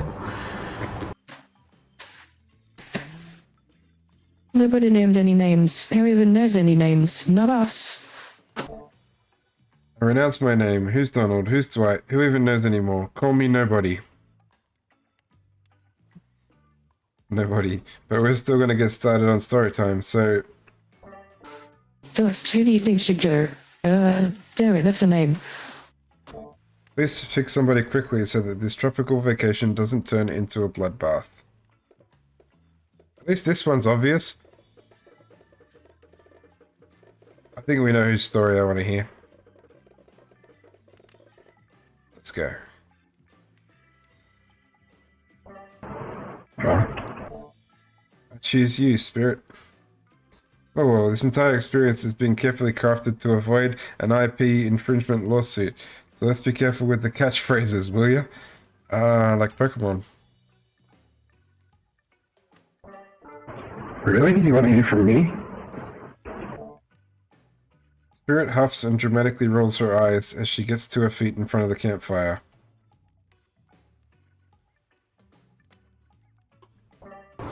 Don't let her talk you out of it. She's great with ghost stories. I don't know where she gets it, but she comes up with the scariest stuff, seriously, disturbing even to me, and I literally pulled a guy's skull and splined out once with my bare hands. Talk about bullshit stories. If everyone else is going to chit-chat, I guess I can just sit down and... Huntress' eyes go red behind her mask, and both Trapper and Wraith take their seat. They know when it's worth fighting and when it's not. Well, I hate to break it to you, but tonight's story isn't scary, it's a romance. Too late now, though. I was selected, so I'm going to tell my story. I call it the prisoner's kiss. You notice that Huntress and Wraith are both staring at a giant tub of popcorn. Nobody offered you any. Or sharing it. Right, okay. That's rude. It was a dark summer night. Warm rain seeped in from the sky like blood from an old wound. Detective Hodder, a celebrated investigator and renowned hostage negotiator, was called to the scene of a strange occurrence, unlike anything she'd ever seen before. When she arrived, the scene was chaotic. Crowds had begun to gather. A dozen other officers were doing everything they could to keep curious onlookers away. But how could anyone resist wanting to know more? For there, in the middle of the busy market, had appeared a giant box, strange, alien in its appearance, and massive in size. No one knew how it got there. Was it delivered? Built on site? In such a busy area, how could something like this just appear? A mystery, as if it was conjured by magic. But this was no illusion. The huge box was very real, and someone was trapped inside. Spirit pauses her story to look from face to face of each audience member. She has no expression, but you feel her vibrating with energy. She's in her element. Help me, cried someone inside the box. It was a man, terrified, trapped, imprisoned, his voice trembling. By now, it was every detective in the city was there, looking at the strange structure up and down, inspecting it on every side. It didn't make sense. There were no doors, no windows, no fasteners or seams. It was completely solid and much too heavy to move by hand. Solid, that is, except for the single small slit, just enough to see the bloodshot eyes of the prisoner trapped inside. I don't know what happened. I woke up here and I was so scared. Please help me, cried the man as if pleading for his life. No stranger to tense situations, Detective Hodder comforted the man. She used her training to calm him and buy time for the other investigators. However, time did not bring clarity, only anxiety as the night dragged on with no progress of opening the box. As the night grew longer, the seeping rain puddled on the ground. The man inside grew more desperate, more sad and lonely, more pathetic and in need of help. But Detective Hodder was no help at all. Powerless to save him, guilt began to weigh on her like it never had before. Don't let me die in here, the man begged. Don't let me die alone. Stay calm, instructed Detective Hodder. You're not alone. I'm here. Hell, half the town is here. We're all in this together, and we won't let this be the end of your story. Looking through the narrowest of passageways, Detective Hodder watched her own reflection in the tear-filled eyes of this strange, sad prisoner. Together they both wept in silence at the hopelessness of the moment. Promise? Asked the man. Promise that I'm not alone? Yes, she promised. I do. A simple pledge that felt an instant connection like she'd never felt before. Not to her family, not to her friends, not to any of the other hostages she'd worked so hard to free before. And so when the man's eyes closed and backed away, it didn't scare Detective Hodder, for she knew he would return. And he did, pressing his lips to the narrow slit in the horrible puzzle box, repeating his question again, steam flowing from his mouth as he asked, Promise? Promise that I'm not alone? Yes, she promised, I do. And pressing her palms against the cold outside of the box without truly knowing why, Detective Hodder leaned forward and placed her own lips up to the opening, letting her breath creep into the strange structure, allowing her warm lips to fall on this man's. It was a gentle kiss, a moment of compassion. She could feel in the brief contact of the beating of her heart, pulsing blood through every inch of her body, matched beat for beat in his soft touch. Thank you, said the man, no trace of fear remaining in his voice, and backed away into the darkness, disappearing in a single moment of eerie calmness. Get back, yelled an officer, suddenly thrusting himself between Detective Hodder and the box, breaking the silence that would soon be filled with a cacophony of whirring gears and clicking latches, a cacophony of mechanical activity happening all at once. Something had triggered, as if an unseen lever had pulled, and the side of the giant box began to slide open. Detective Hodder gripped her light tightly and pushed forward into the foggy interior of the giant box. Her feet splashed into the puddled rainwater, her heart racing as she swept her light from side to side. And that's when her eyes landed on the man, or at least landed on what should have been him. There, in the corner of the box, was a pile of pieces, like parts of a doll, almost pulled apart, or perhaps that's how Detective Hodder had to think of him in that moment to survive. A collection of segments, limbs, pieces, disconnected from one another, cleanly severed and placed in a little neat pile. Atop the pile, a head, cold, pale, eyes open, lips an icy blue. Spirit stares into the fire, her own expression lifeless, her lips blue, tears fall from her chin and soak into the sand at her feet. You're blown away by the story, and it's safe to say you're not alone. Everyone else is looking into the fire or up at the sky, anywhere but at Spirit. It was you who chose her. You initiated this harrowing tale, so sad, so creepy, so sensual? She really went into great detail when it came to describing that kiss. Too much detail. And now, no one is sure to act. Dwight and Claudette are staring daggers at you. You have to do something. This game was supposed to be light-hearted romp. Please, I said do something. Cool story, bro. Stand up and try to start one of those slow clips. Oh. Some options, like, I want to flirt with her, but that sounds really funny. Let's go with the hug. She's full of razor blades, though. This is going to hurt. Right? Painful hug it is. You stand, and without saying anything, approach Spirit, reaching your arms around her for a hug. Her robe, hovering in the air, begins to warp itself around you and squeeze you into her. It's kind of like being hugged back, but it's also like being tied up. Certainly not what you expected. Instinctually, you pull yourself away, but it's an awkward movement and you nearly fall over into the fire. Spirit says nothing and floats away without so much as a goodbye. You, meanwhile, realize everyone has just watched this truly strange interaction from the corner of their eyes. On that note, everyone decides it's time to take a break and split up for a little bit so that they can all have a moment alone before bed. Everyone leaves you alone by the fire. The only thing you hear is the ocean slowly lapping against the shore. This is nice. A true moment of peace and tranquility that lasts for all of 7 seconds because Trickster shows up and he's blaring his latest song. This is so much reading. Whose idea was it to stream this? Why did you guys force me to stream this?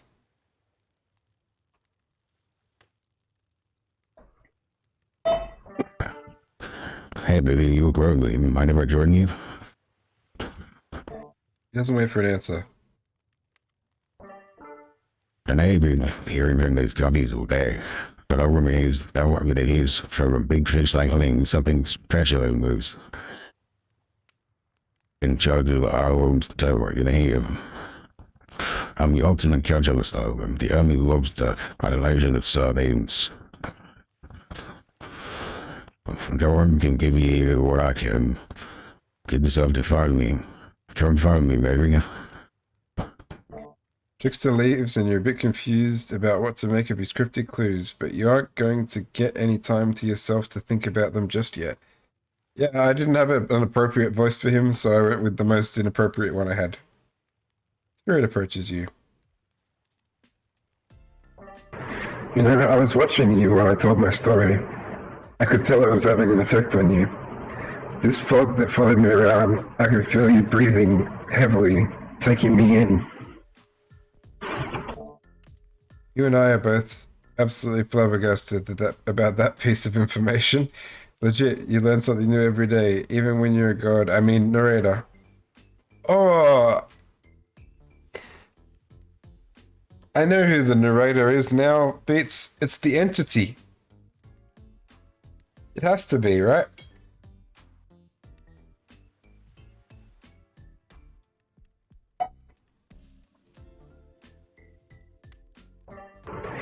You're doing it again right now. You need to calm down. You should come to the hot tub with me.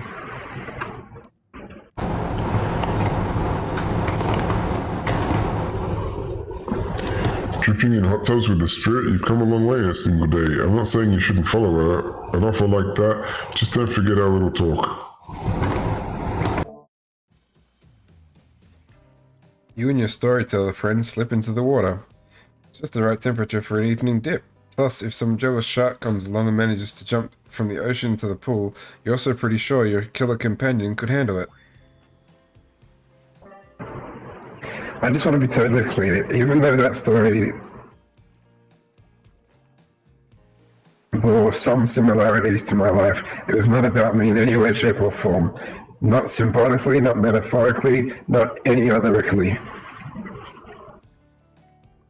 I believe you completely. Sure, you were cut up into pieces in your life, and so was the person in the story. A perfectly normal coincidence. Sure, you're on this island, trapped, one might say, in a most puzzling place. Also a completely regular coincidence. And sure, his lips were blue and your lips are blue. Really? You call this blue? Searching for answers, hoping to find... Revenge.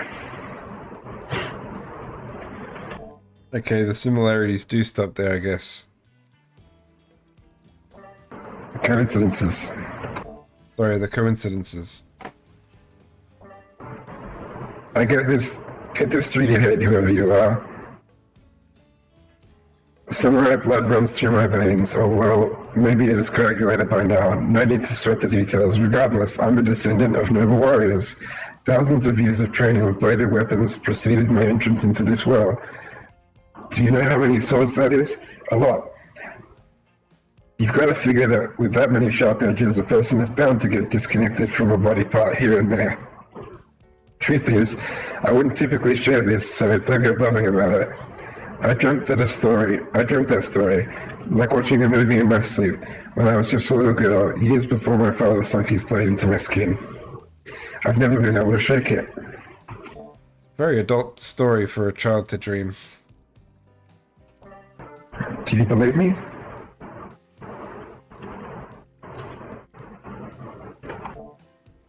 I know we just met, but yes, I do believe you. The way you told that story, it clearly came from someplace deep. Fool! Who told you to trust the stranger? You're gonna get hurt if you don't learn to take better care of yourself. Now you got me wondering, do I believe if you believe her or not? And if I know everything, because trust me, I do know everything. Don't I already know the answer to my own question about if I believe your answer to Spirit's question? Whoa. Ocean air got me tripping. Sorry, I didn't mean to distract us both. What's important is that a certain corpsey cutie floating in a cloud of mist, magical mist is still waiting for you to say the right thing and free her from the puzzle box. If you believe that she is the... Damn it, you got me going again.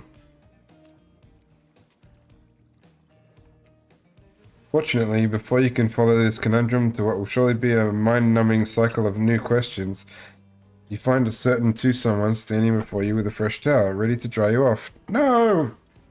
We never got in the hot tub. Damn this schedule. Sorry, kids. It's time for bed.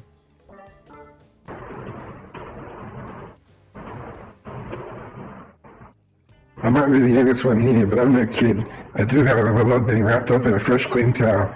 My mother used to help me wash my hair when I was young. She'd comb out all the tangles and tie a ribbon around before sending me on my way. I miss her. You watch as Spirit stares off into the distance, her hand gripping into a tight fist. She doesn't notice you're watching her at first. When she catches you looking, she turns away, roughly grabs the towel from Dwight, and then pushes him and Claudette aside as she floats off. If anyone ever claims I'm illiterate, I can just send them this stream. So much reading. You head over to the campfire. The heat is comforting on this chilly night. Looking into the crackling embers, you think about Spirit's story, about the prisoner in the puzzle box. If you manage to escape this place, will you leave with your life? Or has it already been taken from you, and it's just a matter of time until you make that gruesome discovery? Before you can dwell much on your fate, Claudette and Dwight arrive. Their now familiar creepy smiles, stretching from ear to ear. But it's a bit menacing to see a smile like that, lit by a firelight. We must apologize for the accommodations. We weren't prepared for another guest, but we're gonna make you comfortable or die trying. Hand over a pillow and blanket, and welcome you to snuggle by the fire. Perhaps some musical put you at ease. Just try to keep the volume at a minimum. Our other guests aren't the type you'll want to rob of their beauty sleep. Oh no. Another minigame. Here we go. As you relax, you look into the fire and radio begins to fuzz and flicker. You examine it and decide that you might adjust the dial to fix it. God. Here we go. I don't even know what my goal is. Oh, there's a stop button down here. I was trying to click stuff. Let's see what's on this station.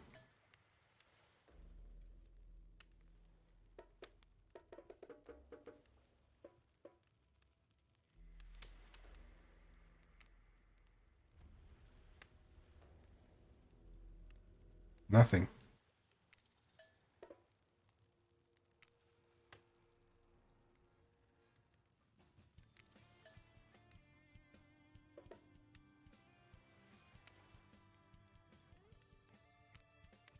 I like this one. Let's talk about our community. For us, it means two major things. They make me read when there's voices in this game. You and everybody else either playing the game or talking about the game or creating content relating to the game or being inspired by the game to write music or to make outfits. I think Everybody that's one of the DVD events. I'm pretty sure I watched that one. amazingly rich and passionate environment. It means groups of people who interact on every single possible. So let's talk about our community. For us, it means two major things. First of all,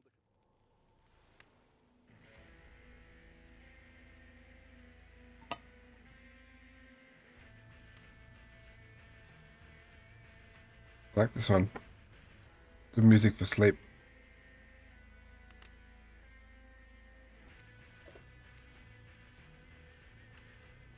No.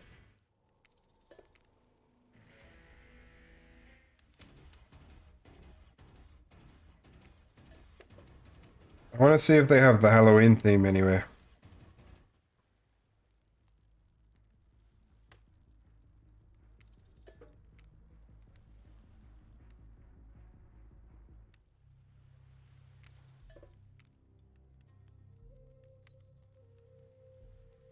I think that's the theme to Spirit Stage.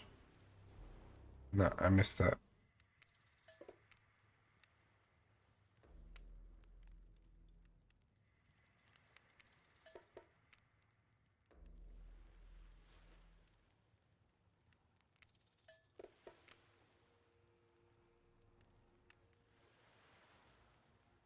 Fine, let's turn it off. No matter how many things you listen to, you still can't sleep. You decide to ask one of the killers to spend a little more time with you until you sleep here. Who would you like to summon to your side as you lay by the fire? I think we know who. Spirit again? Let's go. Spirit, are you around? I was wondering if I could get a little company. Spirit tells you her secret for falling asleep when she's feeling restless. I like to listen to flute music. Dab on some essential oils and steam my paws. Okay, I have to. I'm sorry, but you can't just go... Like, this character was, like, designed for me.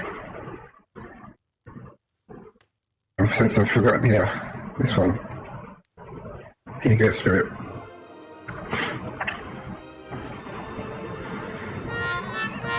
No, that's not flute. That's harmonica. My bad.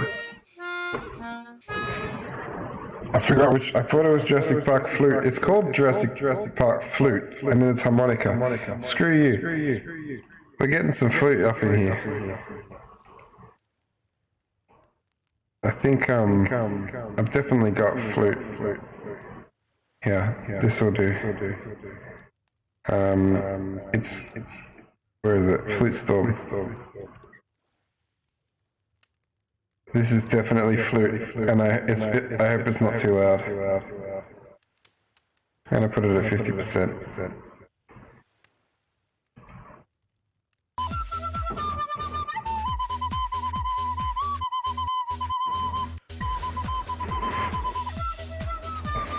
There you go. She said she likes flute music. We are certainly playing some cringe. I figured everyone was playing horror, so I'm playing a Dead by Daylight stream themed dating sim. And I can't speak because I've been reading non-stop for the last 2 hours. Except I stopped a lot, actually, to make bad decisions. But she said she likes flute music, and she likes cats, and she likes reading. Alright.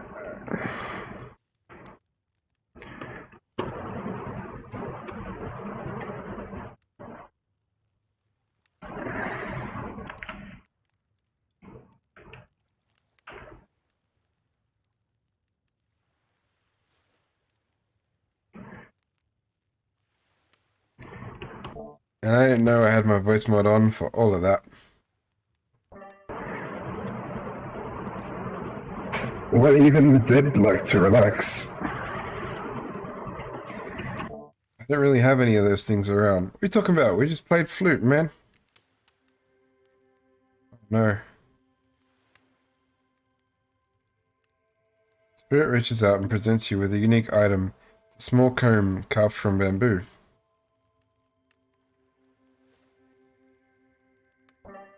I guess you could hold on to this. It's a gift from my mother, but I want it back. And if you lose it, well... You'll get revenge on me? If it's the last thing I do. You finally start to feel sleepy, except maybe this isn't really a sleepy feeling. Maybe you're paralyzed. You try to keep your eyes open, but you can't. Darkness overtakes you. The dark voice from earlier speaks to you again. It shouldn't be still as spooky by now. You've had a whole day of strange voices in your head, but this one's still undeniably odd. The human body is made up of 60% water. Did you know that? Of course you did. Everyone knows that. Even an amnesiac video game protagonist. Well, guess what? Drink as much as you like. You'll never get up to 100%. You hear me? I don't think... Fuck, I can't read. Don't think I don't see what you're up to.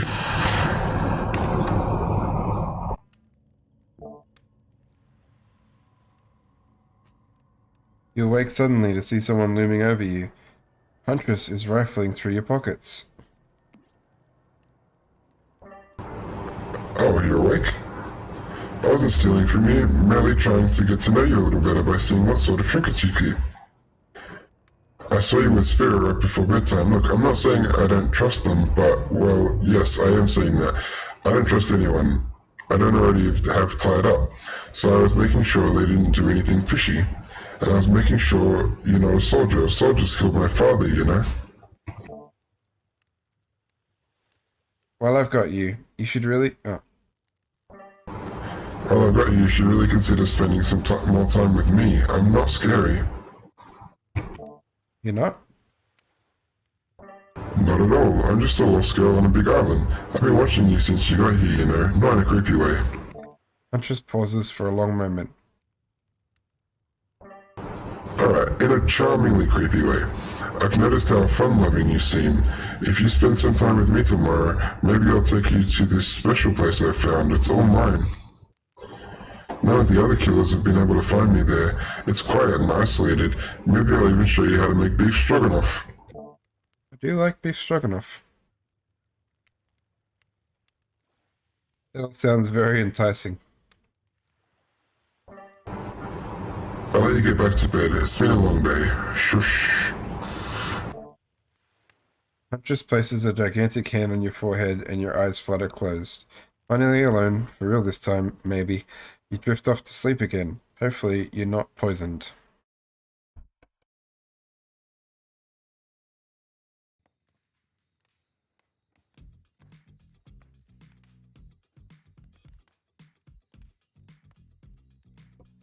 I did that in the complete wrong order. I turned off the microphone and then told everybody that I needed to blow my nose. Cooking beef right now. What kind of beef are you cooking? I'm gonna cook later this week when I have time. I want to cook a steak with mushroom gravy or maybe steak Diane. I've been craving a steak, so I'm probably gonna be jealous of whatever type of beef you're cooking.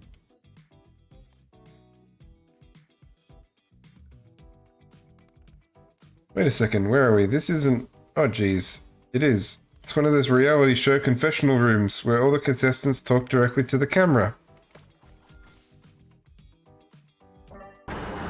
Look, I don't need anyone. I've been perfectly fine on my own since my mother died. I eat an all-organic beef diet of raw deer, bear, and human, and I'm as fit as a fiddle. That being said, something about this newcomer makes me think that I might be missing out on some huge part of this thing called life. There's always time to turn things around, like that one time I spent day and night searching for food in vain. Only to return to my cabin, spent and starving, to finally find a family of squirrels nesting in my chimney. They were delicious. Ah, you meant that kind of beef. Some random seasoning. I like using all the Mexican seasonings on ground beef. We call it mincemeat.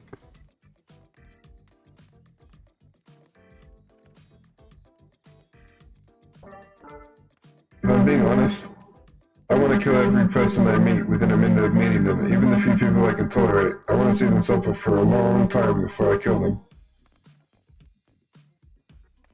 But this person, for some reason, I'd like them to continue living for now. One false step and, haha, well, you know, everyone calls me the Trapper for a reason. And they better call me Trapper. I swear, if I watch this later and you list me as Evan, I'm gonna kill the Shinran guy? Yeah, that sounds pretty good. On some rice or something? I'm not really sure how I feel about Dust. On one hand, everyone I've ever cared about has been off of fate, so it's probably good for Dust if they just keep ignoring me. On the other hand, there's something about them that maybe could work out for my plan, for me.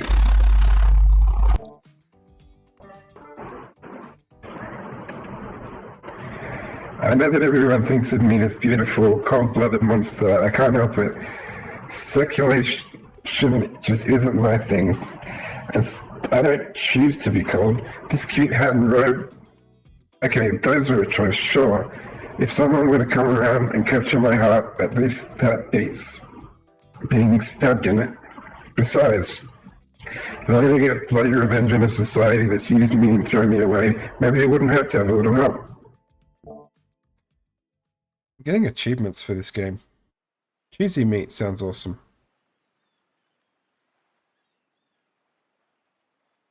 You open your eyes, the sun is shining, there's not a cloud in the sky, and you feel great, totally well rested. This whole game is just outside of my, like, not only do I not play a game like this, I don't even play games in this color palette. It is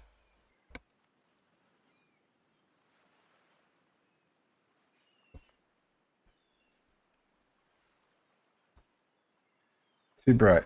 I turned my microphone thing weirdly.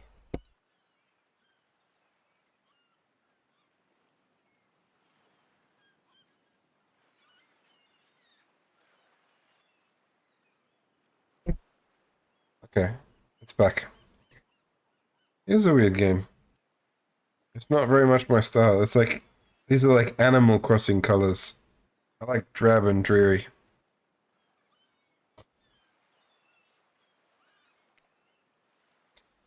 Not even suspicious of the fact that you fell asleep by the campfire but woke up several yards down the beach. Wait, are you on vacation? Was yesterday nothing more than a strange dream? Not a dream. You really are here for another day. Why? I have no idea. You're obviously a weirdo. Speaking of weirdos, I see the rest of the gang is hanging out on the beach. This is definitely not a dream. I wouldn't rule out a nightmare just yet, though. At least they make for a sexy bunch, no? Talking about sexy, here comes Trickster carrying coffee.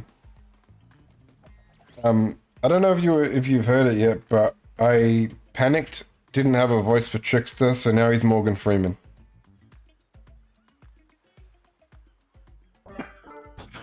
What beautiful.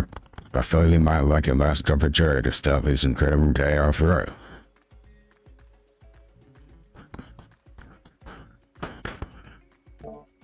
Trickster seems suspiciously cheerful. I'm sure there's nothing nefarious behind his joy. Cool demeanor, though. Everyone knows musicians are morning people.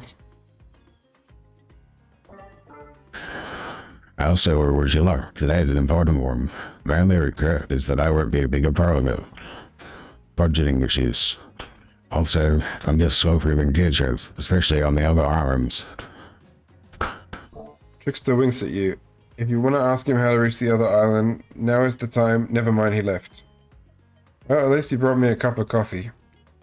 A cup of, no wait, don't drink that. What the hell was that? They don't call him Trickster because he's good on a skateboard. He definitely didn't get that name because he brings people drinks so they can have a good morning.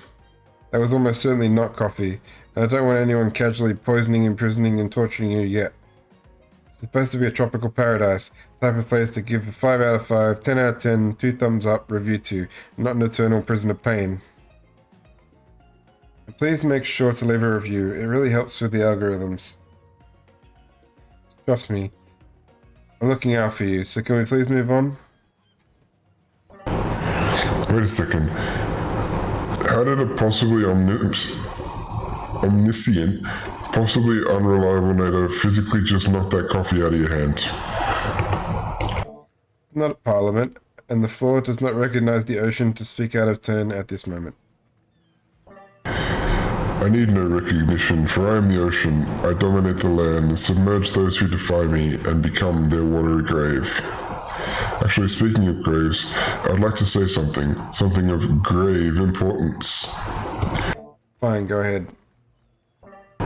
Even if this place is an eternal prison of pain, and I'm not saying it is, even a place of extreme horror can still receive a 5 out of 5, 10 out of 10, thumbs up review if it was crafted with love and awe.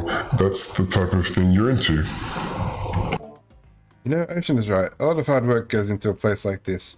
You should really judge it on the artist's intent, and whenever possible, start from the mindset of giving them the benefit of the doubt. Constructing these elaborate simulators, vacation, is not easy to do. This reminds me of the fucking last season of Arrested Development before they got canned. Like, the whole entire, I think it was the 3rd season before they got canned the first time, the entire season was jokes about being cancelled. And this is just them pining for a good review, which I was pretty much willing to give, but now they've annoyed me. Sometimes there are small bugs or inconsistencies, but that's just the nature of the process. Perfection is overrated. The universe is filled with mysteries. We ought to celebrate those who venture to bare their souls as part of the creative process with the ultimate intent of making things for our enjoyment, not be overly critical for them. Are you two trying to sell me this place actually being good? It was the first 2 seasons of it were really good, and then it just got shit. But they had some fucking great jokes in the first 2 seasons. Then they were bitter about being canned.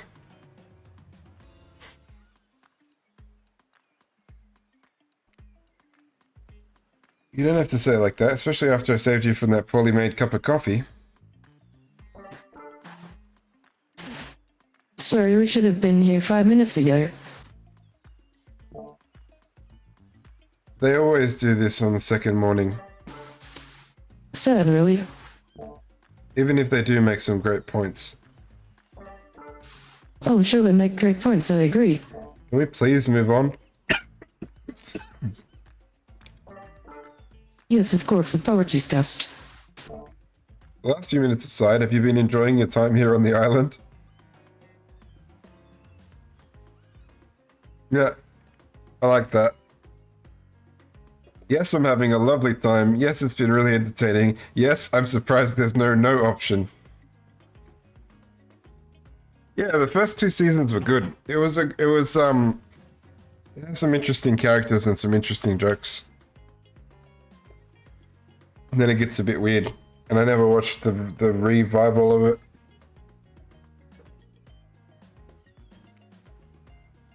Yes, I'm not at all suspicious. There's no option here. What an encouraging response. And we're so glad you're not suspicious. Hey Claudette, maybe Dust isn't suspicious because they've figured out what we're actually doing here. Zeratunes, they're still clicking even right now to see how you respond. Hey, look at that. Yeah, they don't know anything. It doesn't matter though, Dust. We're so happy you're here having fun. I didn't say I was having fun. We're all having fun. No, that's The worst. We're all having fun, Dust. Curious? We're all having fun. Do we need to ask you one more question? We do need to ask you one more question though. We want to sign our rights to say anything negative. About place.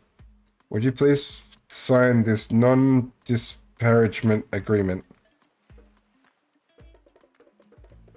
I'm gonna say yes, because I feel like they're gonna make me do another game over if I say no and I'll have to listen to that entirely crappy.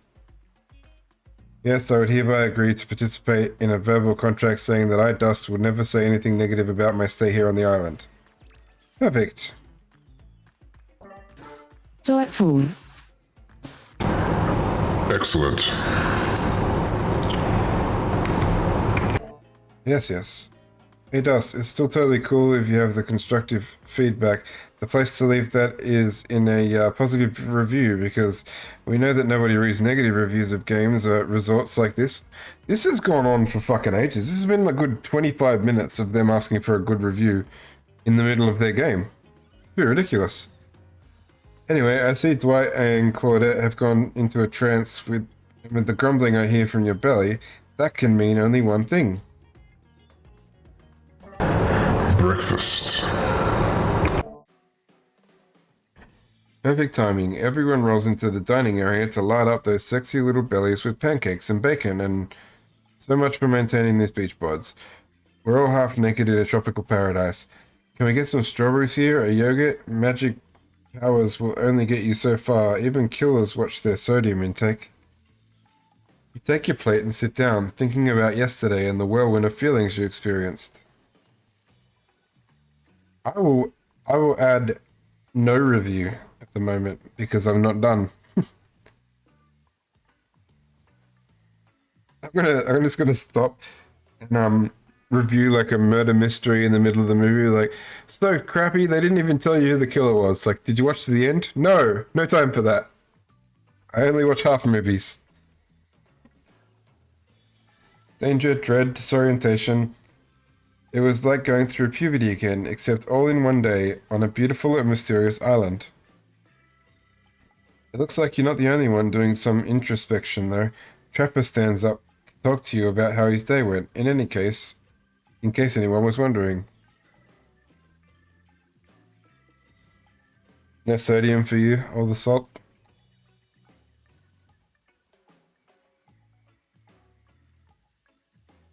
Personally, I wasn't.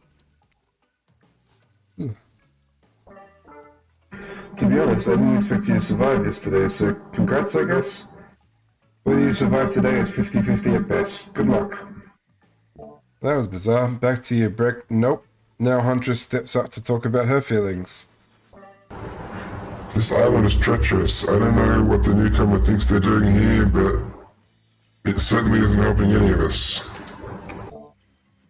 Well, Huntress pretends to be all independent, but isn't she secretly kind of miffed you and her aren't getting along?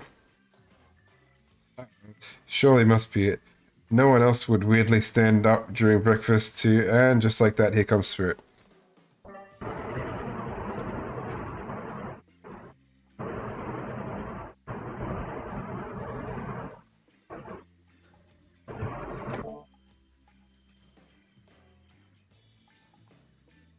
Yeah, I was gonna say you can't have salt, right?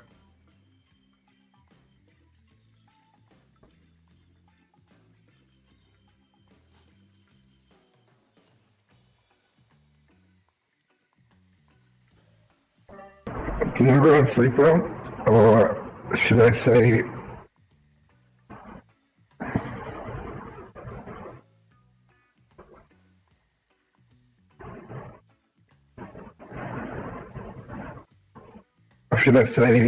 did not, I haven't slept in 20 years on account of the whole burning quest for familial revenge thing, and last night was no different, so in that case, it was exactly how it should be. Got a lot of reading done though.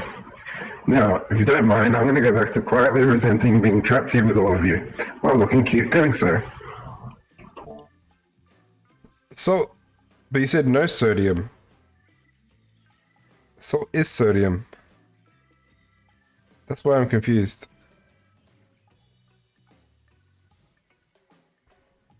Ah. The sugar carbs is nothing. Yeah, yeah. Oh, good. Now I'm with you. So salt is fine. Just no sugar or carbs.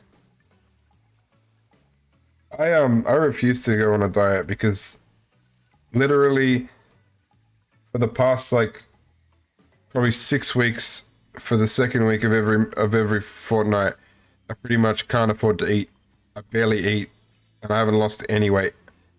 And the other like couple of years ago, I was like massively exercising every day for a year and didn't lose a fucking kilo. I changed my diet, I did everything, and everyone was like, "Oh, you know, maybe you're not doing it right." And I'm like, it doesn't matter.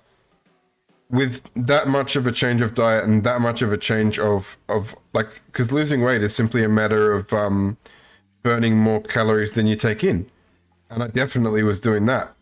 So I think there's something medically wrong with me, and so I've given up because doctors can't figure out what the fuck it is, and they keep changing what they think I'm allergic to. So fuck it. I gave up. I'm guessing Wraith has had enough time to work up the courage to speak in front of a group. Ah, perfect. Here he is. Take us home, Wraith. I'm glad the introduction of us to our little island paradise, and yeah, it was in quotations, it didn't distract me from my normal routine, ignoring all of you and vice versa. The place is an eternal prison of suspicion and suffering and no one cares. I'm still the only one asking any questions.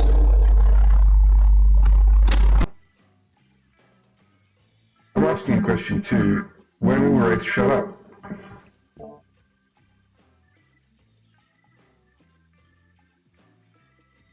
I've just given up. I don't think I can lose weight. I don't think it's physically possible. Because I was like, back when I was doing that stuff, I wasn't struggling with energy levels as much as I am now. So I know that I couldn't get back up to the amount of stuff I was doing back then. So I'll never be able to put out more than that. So, and all the diets are expensive and I can't afford them. So this is me. And now they're all looking at you expectantly. Wait, are you supposed to stand up and explain how yesterday made you feel?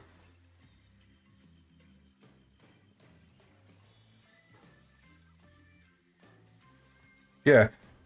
Intermittent fasting is fucking stupid, right? They tell you it makes you lose weight. I've been intermittently fasting for 20 fucking years. I only eat dinner.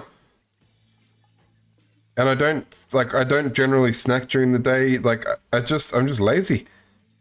But I'm asleep during the time that I'm fasting. They'll change their mind and they'll tell you that's bad for you again soon. They keep changing their mind on how to like how the fuck after like how many years have humans been around for and we haven't figured out how the human body works.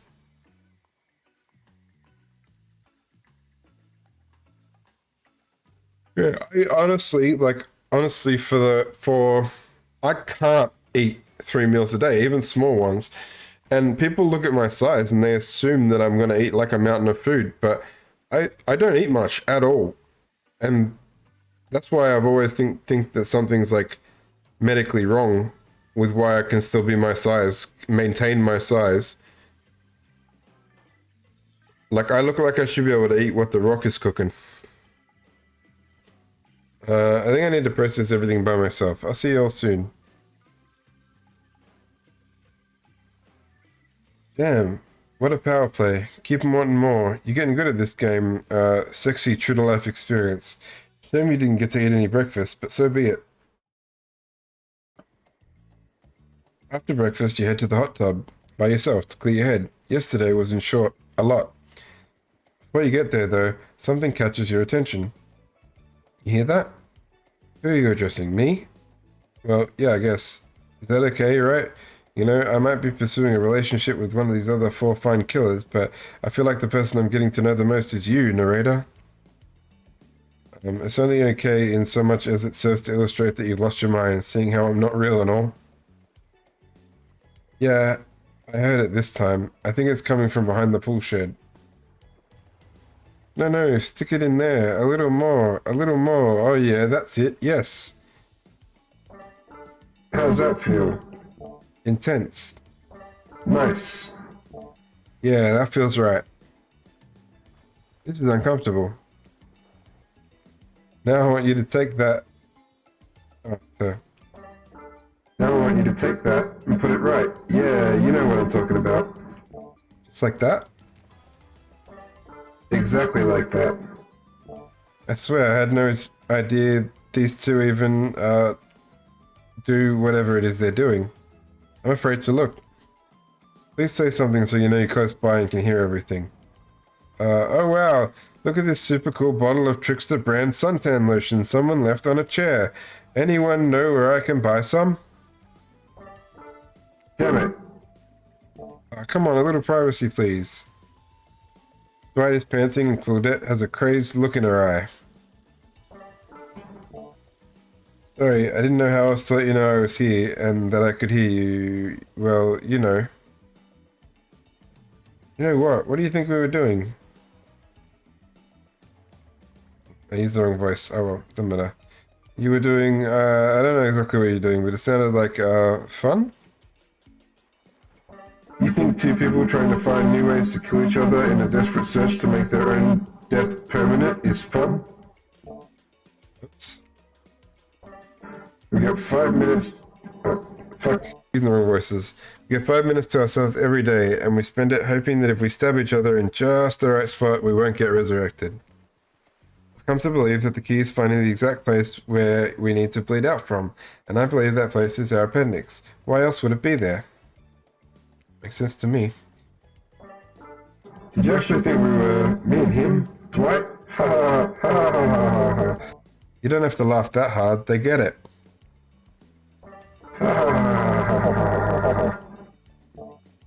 My life is a nightmare, and yet somehow it's never been worse than right now. Let's go, lover boy. I noted all our entry wounds and our 5 minutes is up anyway. Good luck, Dust. You're gonna need it. And hey, if you figure out how to escape this island, please make sure your ghost tells us how. That was both a tragedy and a comedy. A cragmedy. Shut up, I like it. Anyway, where were we? Oh yeah, you were heading out to the hot tub by yourself to clear your head. Yesterday was in short a lot. So far today has been exhausting too. But you're dedicated to achieving a true centered sense of calm. No drama, no bullshit, just soaking up sun in a heated pool. Today, you're on a date with you. Sounds terrible. Oh, I like that. I want to be on a date with me. Who would make the first move? So from that disturbing thought, all is going to plan until a shadow blocks your precious sun. Spiky tipped, like the palm of a tree, is bending over to screw with you. It's no tree at all. It's... Oh my god, I'm sick of him.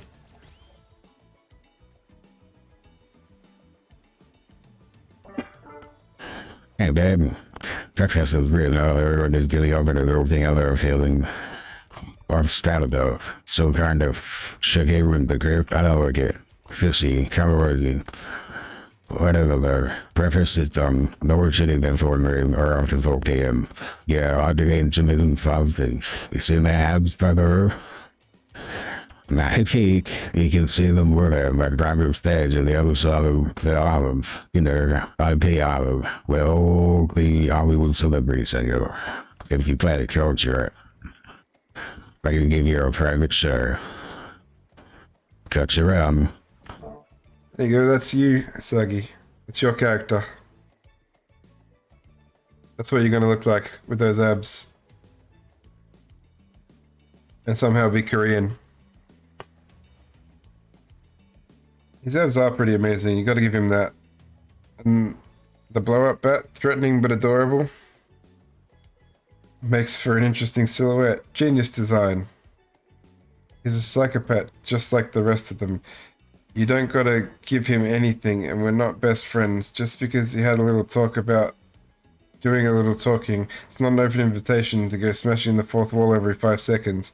Okay, now that guy is gone, and we've got some ground rules established that we're definitely going to abide by this time. It's time to lay back. Take some deep, slow breaths, and... Nope, another shadow. These people will not leave you alone. Let's see who it is this time. Oh, it's the spirit. That checks out. You two have gotten pretty cozy. We should get out of here. I know a place that brings a bit of welcome darkness to this tropical nightmare. Best of all, I'm the only one that seems to know about it, so we won't be bothered there. I don't even know why I'm telling you, really. It's my private spot, but I guess I've got the feeling that you'll appreciate it in the way that I do. Not like these other killers. They don't get me. But I'll get them. I'll get them. And I'll get my father too, and I'll punish him for what he did to my mother and me. Spirit radiates a menacing aura, waving her sword around the air. She threatens, well, the entire universe. It's scary, and more than a little hot, if you get turned on by menacing. Look, all this time on Murder's Island has got us both a little confused about things. I'm choosing to lean into it. I suggest you do the same. You've seen her get mad, which is probably enough to scare you into compliance. But you've also seen that there's a more sensitive side hiding within her. Which one do you think will win out? You consider her offer, but before you can decide if you want to go with Spirit, the Trapper interjects.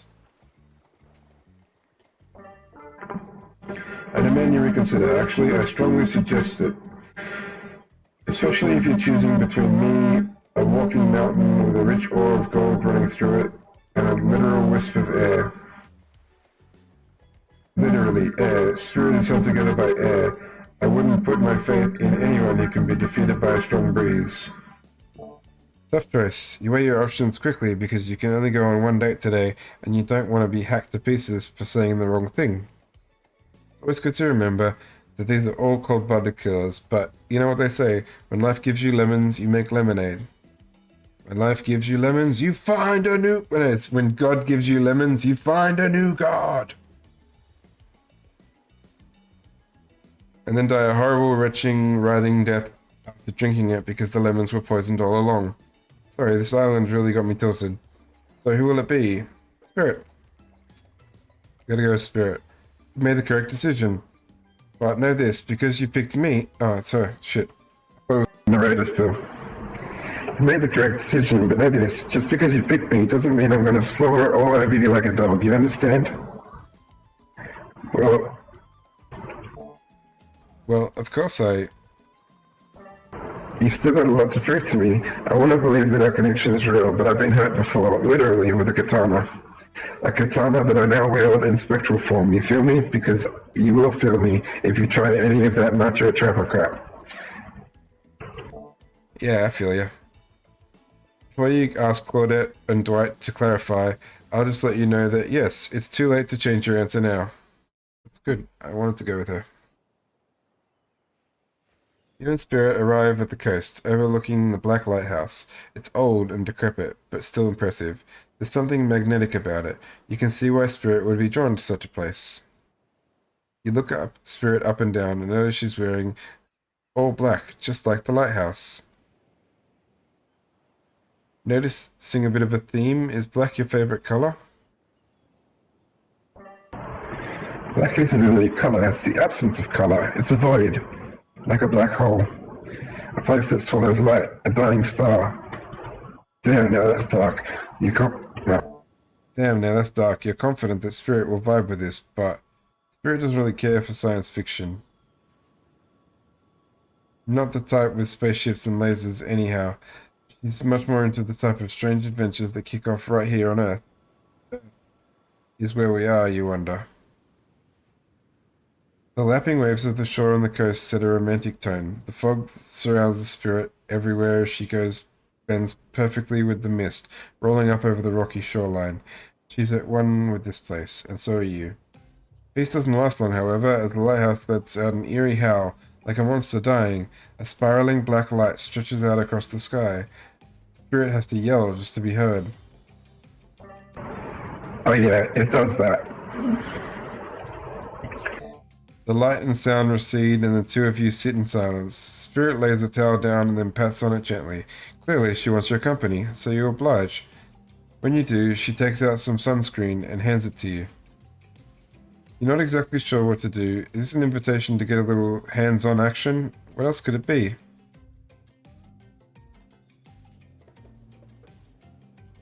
Thanks. No thanks. Now we're talking.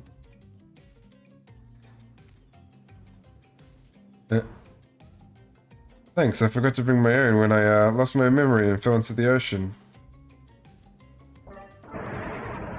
No problem. I figured as much. Spirit turns away while you slather lotion all over your body. You need any help reaching those difficult spots? You see a hand float around your back.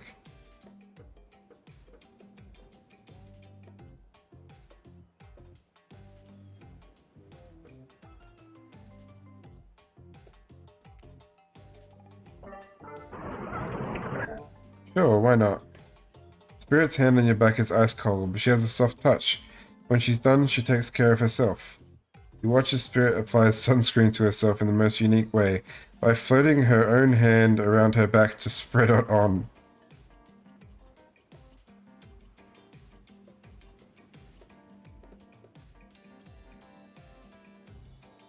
Should I ask her about the shards of glass, say nothing, or comment on her floating hand's ability?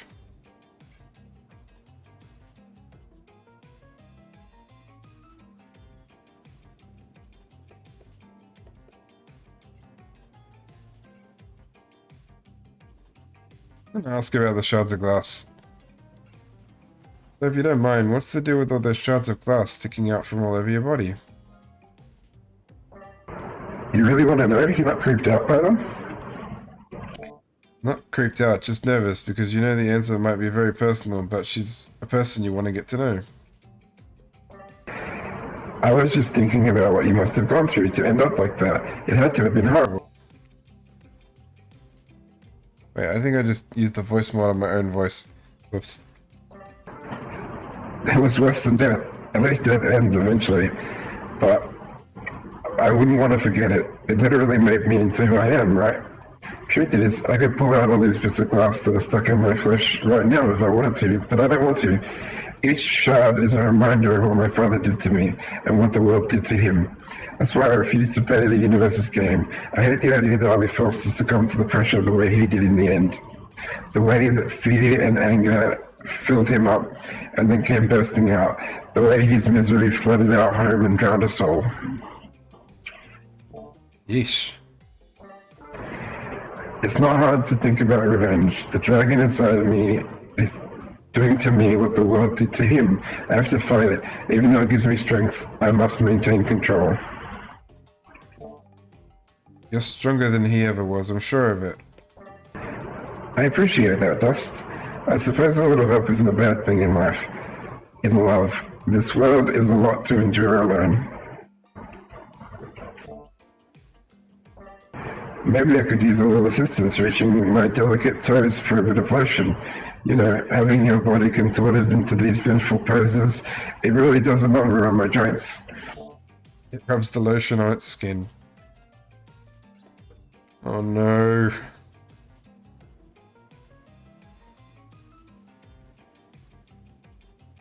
Not bad. This is horrible. Got it. Perfect. Perfect. Perfect. Oh, yeah. Not bad. Well, I suppose the lotion made it to where it was supposed to be going eventually. And you weren't too incredibly wasteful. I'm not a woman who believes in rushing things just to get them done. If there's a next time, I'm sure you'll do even better. You look up at the lighthouse, its ominous dark form hovering above this moment between spirit and yourself.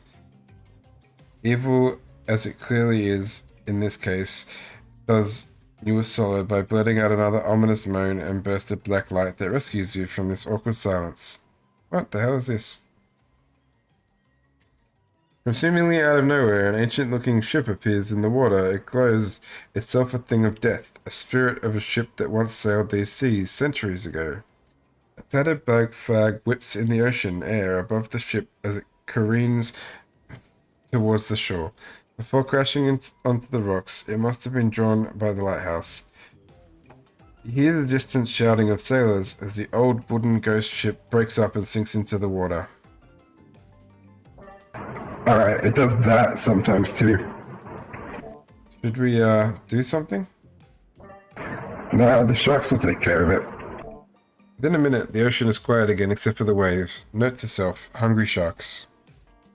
But these time-traveling pirates, or whoever they were, you're half sure you saw one of them you saw one of those skull and crossbones flags. Aren't the only ones drawn here today. It's Wraith. He's emerged from the palm trees behind you. I didn't come here to break up your date or something. I came here for that. Wraith points to the lighthouse. It's indifferent to his attention. Been seeing it in my dreams, shining a strange light on me.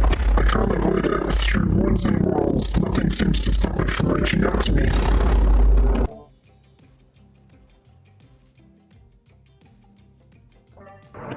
Okay, it's a haunted lighthouse. It does that to everyone at some point. You're no more special than me, those dead pirates, or that mermaid I saw washed up on the shore that one time.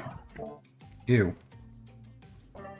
Mermaids, by the way, aren't even close to as beautiful in person as they are in movies. More sea witch than underwater princess, if you get my drift. All part of a vast conspiracy, an epic river of lies that runs beneath the island or something. I'm pretty sure I figured it out, the basics anyhow. If you come with me, I can... You can get cut. Spirit waves her katana, nearly trimming a couple of buttons off Wraith's tropical top. He takes the hint and backs away a few steps slowly. For the quiet guy, he never really shuts up. I'll be that way, you'll see. Alone at last, tension broken, deathly moans quiet, and Wraith vanished back to wherever he hangs out. You scooch closer to Spirit, breathing in the damp, foggy air that seems to emanate from her. It's not quite clear how that whole fog things works, but you don't even care. You're feeling this moment. Spirit seems to be feeling it too. She starts to adjust her robe, and you get a peek at the bathing suit beneath. For someone who seems intent on proving how little she cares about what everyone else thinks, she put a lot of work into getting into that suit. It's got a lot of straps for days. However, you're focused on what's happening with Spirit. You don't see the next interruption coming. And Claudette and Dwight burst in on you and interrupt whatever you were doing. It doesn't seem like they were worried they'd bump into much. We're here to make...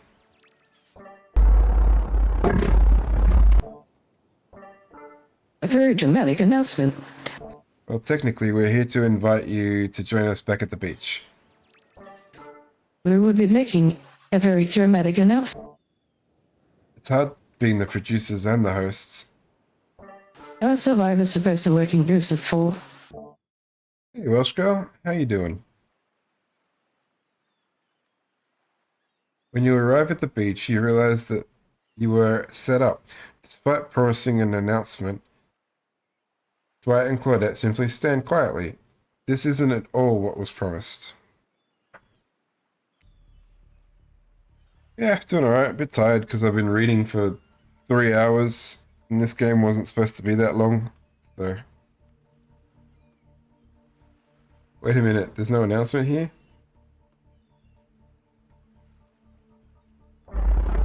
There's me. You got mud in your ears, friend? I told you to get lost.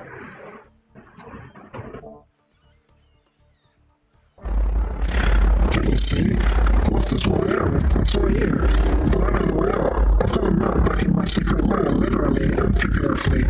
Yeah, I know the difference. And that's why you should disappear and come spend the rest of the night with me instead.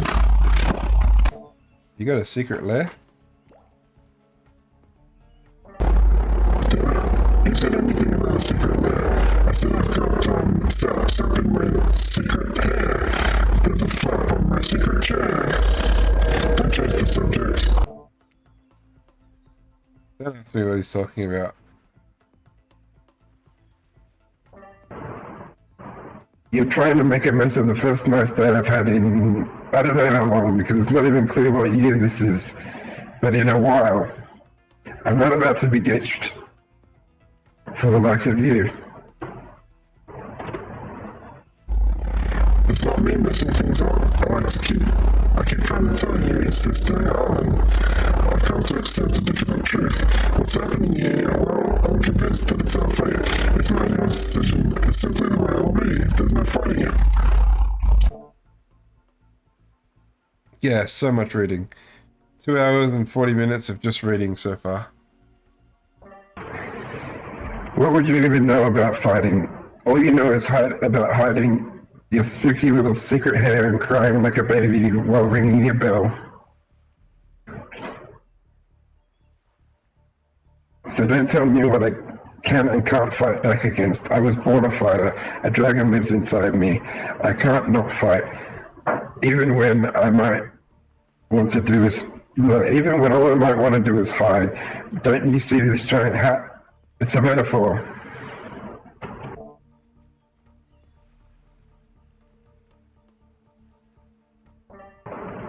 If I do have a fate, my fate is to win every fight that comes my way. Got it?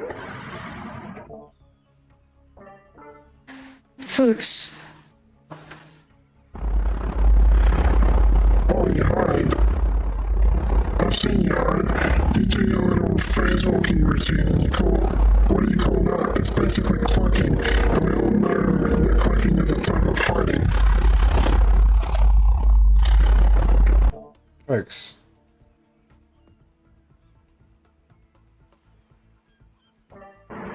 You cloak. I don't cloak. I'm not a cloaker. I face walk out in the open. You just can't see me. You have no idea what they're talking about, but this sure sounds like some video game community forum thread minutia if there ever was such a thing. Not that you know about that either.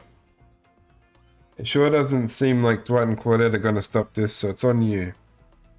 I think I was brought here to make this choice, so I'm gonna do that now. And I choose always Spirit.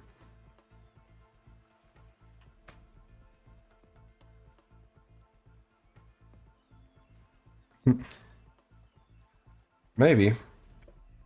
If that was an option, I'd go for it, but I think you can only choose one, and I've been going with Spirit, because I like her.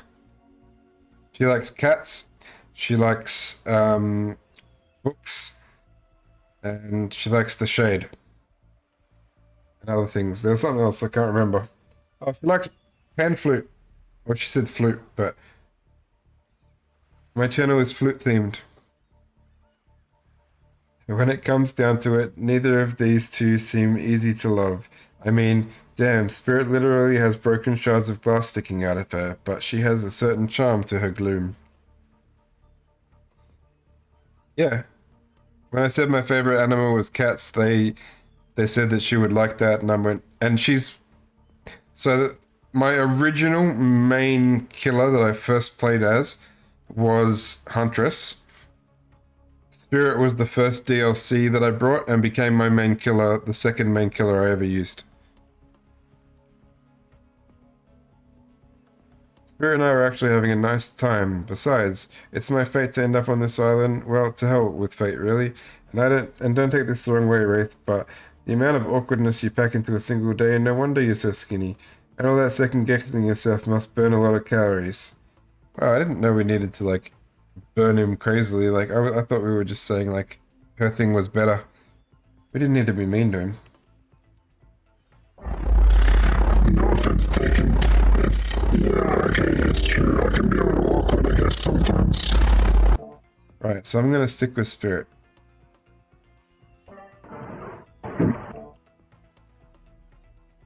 Spirit breathes a sigh of relief. I've got enough revenging to do without having to kill you and Wraith too. Spirit walks you around a corner to show you something that she discovered in this place and knew was meant to be connected with her journey, a cherry tree. It's just a small sapling, but it's begun to sprout flowers. It doesn't make sense to see a cherry tree here in this place, but it also doesn't make sense to see a ghost in a black sunbathing suit, so, you know, just accept it. As Spirit steps up to the tree, a cold breeze pulls some petals, and they come cascading through the air around both of you. Do you know the meaning of the cherry blossom? They're beautiful, but also quite symbolic. Of course, like all good symbols, their meaning is pretty complicated. What do they mean to you? For many people, being among cherry blossoms is like being at a celebration of life. People travel great distances to be near their vibrant beauty. However, as beautiful as they may be, they aren't magical, they're simply flowers. They quickly die and fade away. And for this reason, they're also a symbol of the fleeting nature of life, of our fragile mortality. In a way, it's the spectre of living death that call attention to this special moment, to see and appreciate life. How does that duality make you feel, Dust?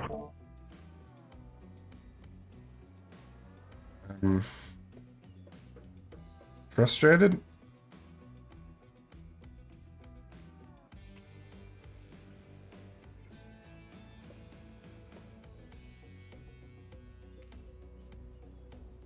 As you look at the tree and consider Spirit's question, you reflect on your own current predicament. Stranded here, no one understanding of why, no control, the beauty of this island, the attention of such interesting companions. It should bring you joy, but it comes at the price of being completely confused and hopeless. You look down and see a crumbling cherry blossom on the ground at your feet. As you stare at it, something begins to rage inside you, like a dragon. How can anyone find comfort for even a moment with death and decay looming on the horizon? It makes me so frustrated. It makes me so mad. I want to do something about it. I want to strike back against this shitty reality. Spirit lets you go off, staying calm despite your bubbling rage. She must know thoughts like this. Is that why she asked you? So that you'd see things from her point of view? I want to be alive. You feel connected to her at this moment, more than you have at any point before. You wonder, does she feel the same? Once the fallen cherry blossoms represented the soul of samurai warriors, those with noble characters, those who did not fear death, those who were killed in the greatest sacrifice to honor the emperor. Their lives were short, but their purpose gave them beauty. The warriors saw death coming, but they never despaired. They stood and faced it. They held their swords and struck down their fear. But despite the samurai spirit that lives on in me, in my noble bloodline, my life has ended, but my death continues to stretch on. The cycle is frozen. This cherry tree is not real. Though its petals fall, they soon replenish, as if it were installed here by someone. You watch as Spirit chooses her word very carefully.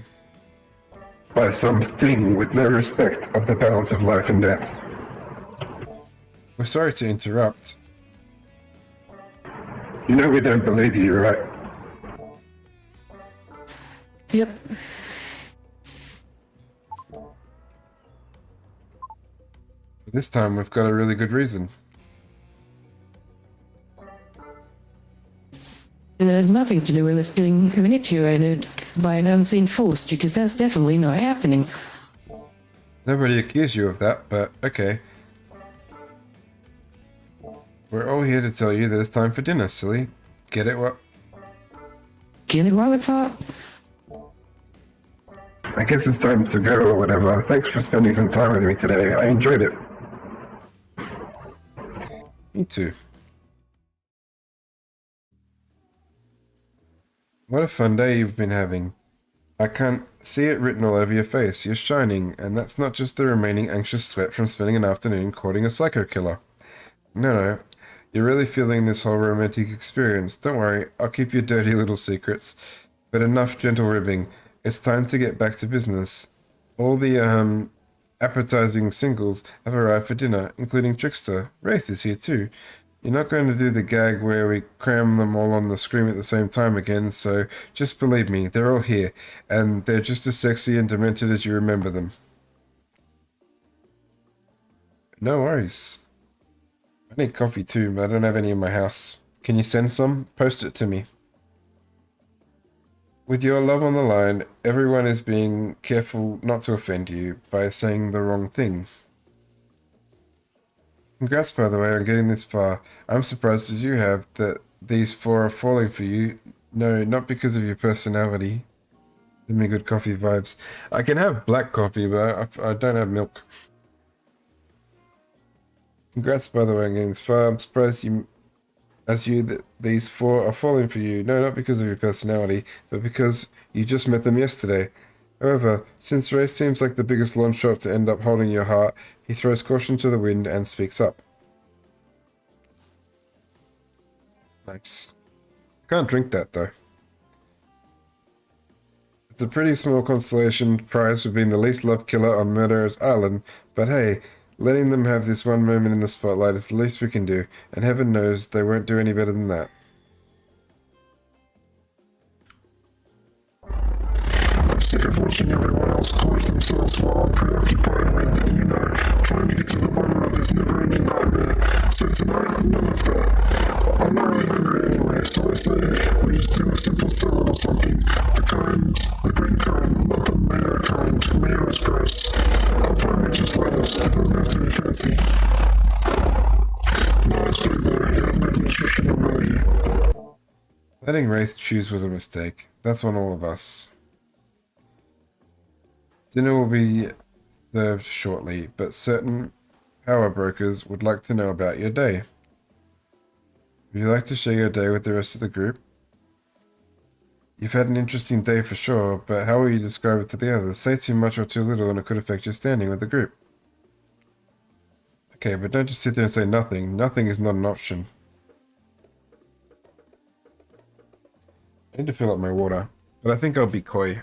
I don't think Stuart would appreciate me gushing about our date.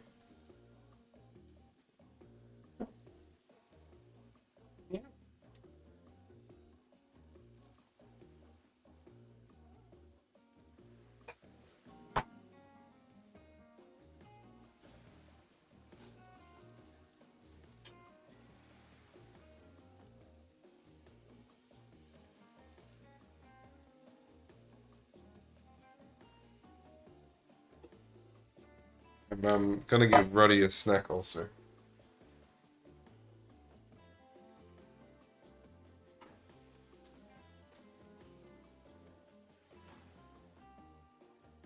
Seems happy. Let's be coy. Oh no, not like that.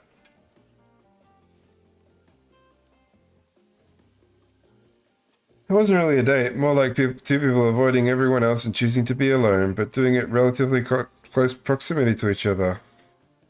Okay, she likes that.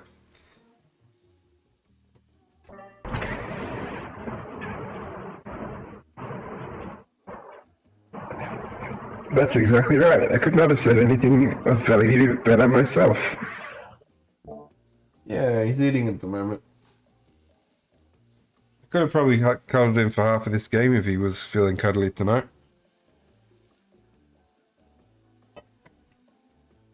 Spirit is clearly happy with the way you portrayed your date. No surprise, she doesn't like people getting into her business. Dwight and Claudette bring out dinner. Everyone else eats in silence. No one trusts anyone now. They're all very tired. Oh wait, no, sorry. That's a dreary supernatural horror thriller set in Antarctica. Not a charming parody date sim set in an undisclosed tropical island.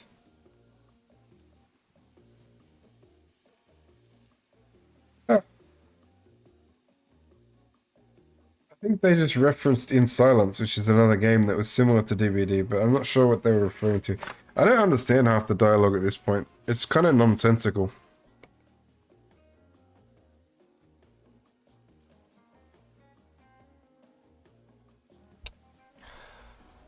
I think it's because you're reading everything. Maybe I'm missing tone. Maybe you're not doing it right. But this, I feel like some of it should have been voice acted.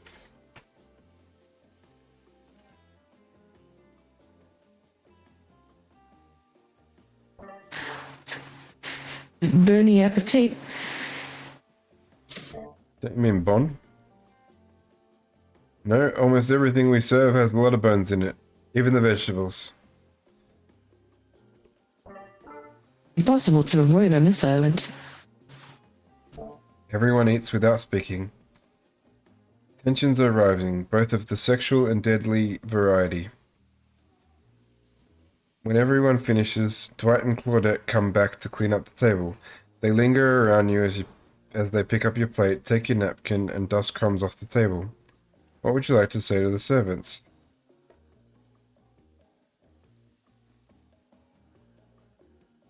They kind of annoy me. I'm gonna ignore them. Is there anything else we can do for you? Anything at all? Anything? A manners book, perhaps? It's fine. We're used to this kind of shabby treatment here on Jerk Island.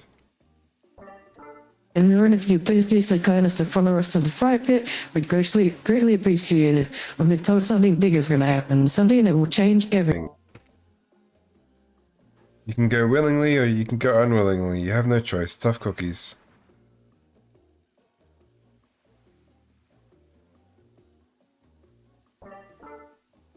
Do you have a choice on how you said that, dweeb?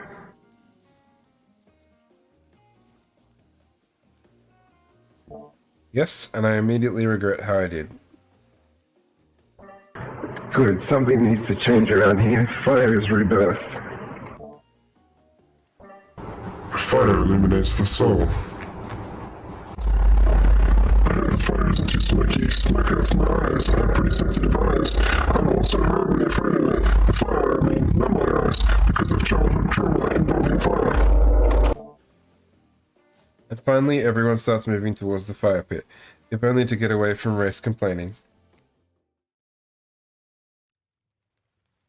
You take a seat on a comfortable log, feeling the fire's heat against your skin, and wait for the other killers to take their places, wondering who will want to tell a story this time.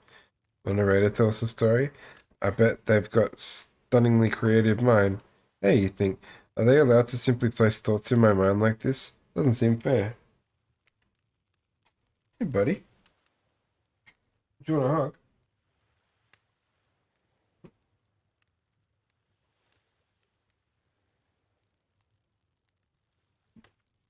Yeah.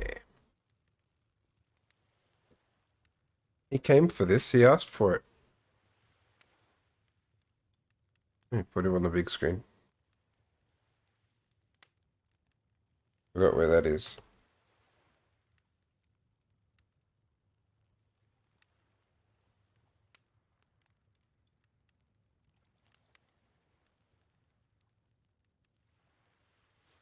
You get free Ruddy mode because he wanted it. Ruddy redeemed Ruddy mode. What's wrong? What's wrong? What?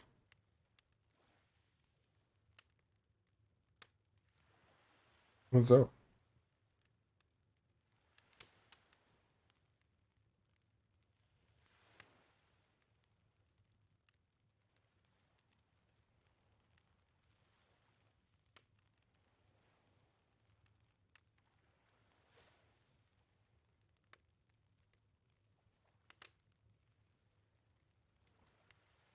How's life treating you? Good? Alright. I think this is one of the few games, buddy, that I can actually play with you on me.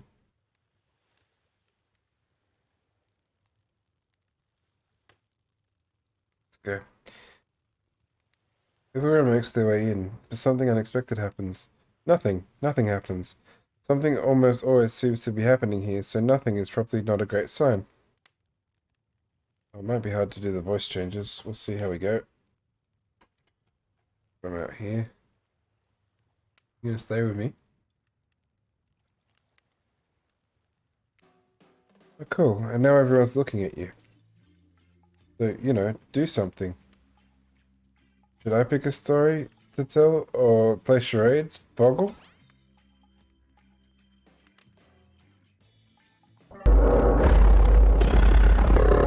Well, actually, we were thinking, why don't you tell us a story? Wraith points his spine and skull staff thingamajig at you. You duck out of its way. Okay, you done? You had enough? Yeah? Okay. What does that mean? I don't know what that means. It doesn't look comfortable.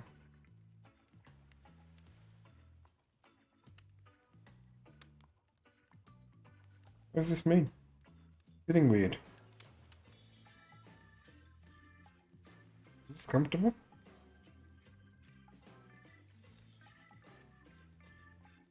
Don't lean too far back, you're gonna fall off me.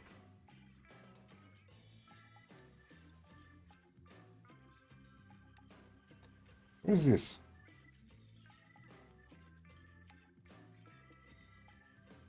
What is this? What are you doing?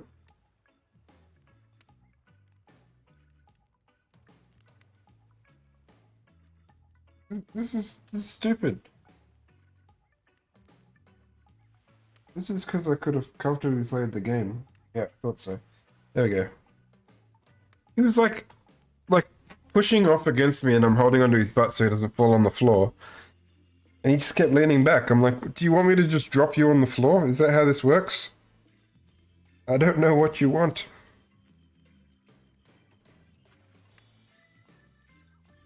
You duck out of its way. Who knows what that thing can do? Probably shoot lasers. Try not to bore us.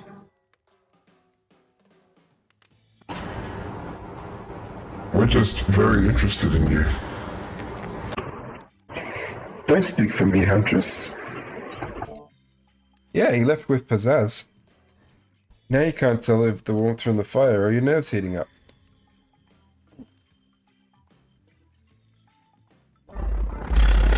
I know that the fire is right here, but maybe if we start talking about it all the time, we can start to pretend it's not here and doesn't, threaten to burn us all alive. He's not supposed to hear me. Get out of here, Wraith. Dust was about to make an important decision about telling a story or not. I don't want to tell a story. It's... Alright, I'm going to tell a story. Sure, I'm going to tell a story. Here comes Morgan Freeman.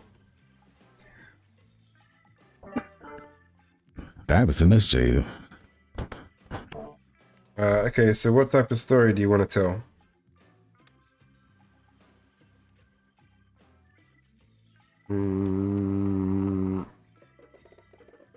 Adventure.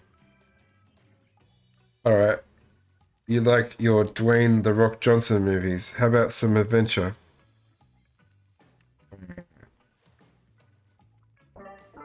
Now we're talking. It's not my favorite, but I respect your story, Sam. Will not politely. You don't have to say that, Wraith, just not politely. Okay, ready? Here goes. I really like to go fishing. A solid hobby. A great foundation for a story, for sure. You pause. Everyone is waiting with bated breath. No pun intended. That's all. Oh wait, that's it. Not much of a story? Barely even a thought. My pun was better than your story. You sure that's all you have to say?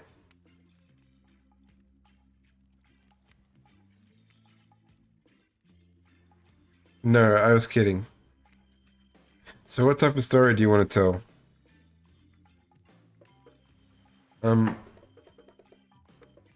How is I like to go fishing in an action movie story? I don't know. I guess personal? We'll get a little personal now, if that's okay.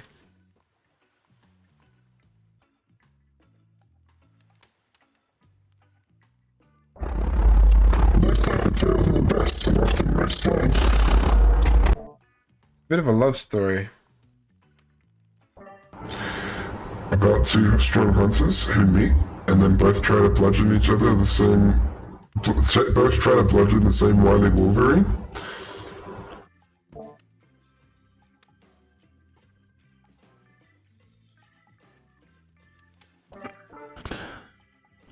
Or about it, their ex-killer makes the only woman they ever betrayed him witness a display of shocking violence.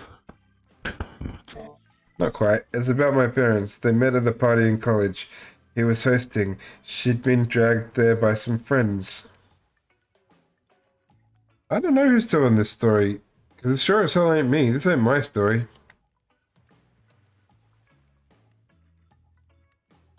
Also, I don't know if you were here when I chose to, put the trickster's voice as Morgan Freeman, because I ran out of voices. But it was funny, and I stand by that decision. No.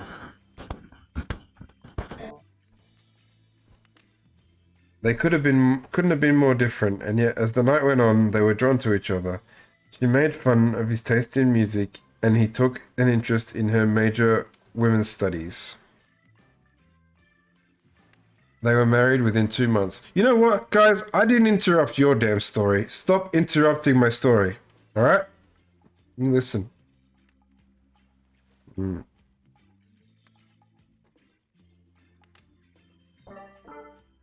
Bit too soon to know if you can trust someone, don't you think? That's so sweet. Exactly. I learned a lot about love from them. If you know, you know. Some people don't need years to get acquainted with somebody. Love could spark from a look across a campfire. Now you've gotten their attention. Each killer is furiously attempting to catch your eye from across the fire pit. It's quite alarming, actually. Except for Trickster, who has headphones in and is loudly playing his own music to drown you out. Okay, that was not a very good story. I don't mean to insult you, but it was actually quite bad. Sorry, but this narrator keeps it real. We can't just end there. So who else would you like to hear a story from tonight? You look from killer to killer, trying to decide who might be the most entertaining.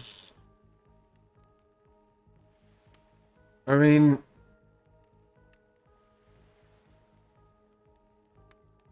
I don't want to ruin my chances with Spirit, so I don't know if I pick her again or if we choose to hear someone else's story. I don't know if she'll feel betrayed if I choose somebody else or if she doesn't even want to tell a story. I don't know how this works. I don't know how dating works. I kind of want to hear a Huntress story.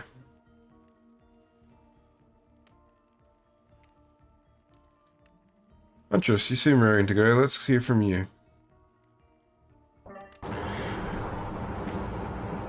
Sure thing. My neck of the woods isn't wanting for horrifying mythology. Mother once told me a story of a young man who was traveling back home after the war.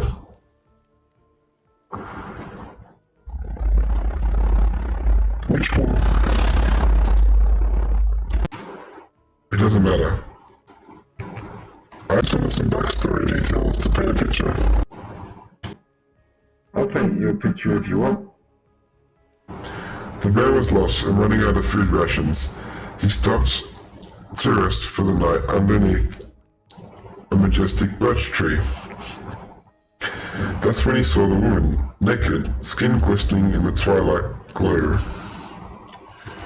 From what I've never played a dating sim. Actually, that's a lie. I have played a dating sim. I played Hatoful Boyfriend, but I chose, instead of having them like as anime characters, they were all actual pigeons, which was kind of funny. It was ridiculous because I couldn't tell who was who. I couldn't remember which bird image belonged to which bird. So I have played a dating sim before. And I've watched some people play them from time to time, and it tends to be that you can, most of the time you won't get the person you're after if you literally send all your attention their way at all times. Like, if you choose every single option as the person that you're going for, the developers are just like, nah, you lose.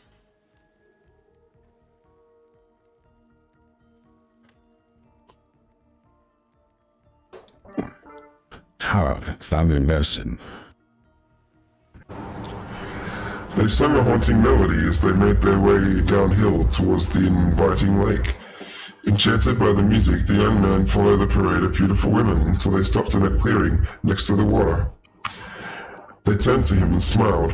One woman with a long red hair stepped forward and reached for his hand. The others began to play music, flutes, lutes, tambourines. The melody was intoxicating. The man's feet began to move beneath him. He was dancing, moved by the magical music of these mysterious women. Twilight darkened into night, and the man grew weary, but when he tried to still his moving feet, he found that he could not. See, not in real life I wouldn't, because the spirit, I could see it, you know. She's got a good backstory, why she's a killer makes sense. The Huntress kills and eats humans. I'm not really into that. I'd probably have to share a meal with her at some point, and I'd never trust that she hadn't put some human in there. It's not my thing. She's a nice singer, though, in the game.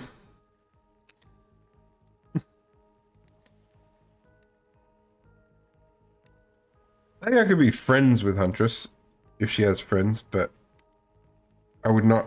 I would go separate places to eat. No lunch dates.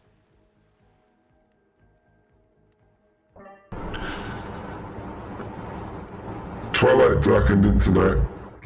And she also kills animals. Bit of a deal breaker for me. Eating humans, you know, I don't really care about that so much, but killing animals, nah, not cool.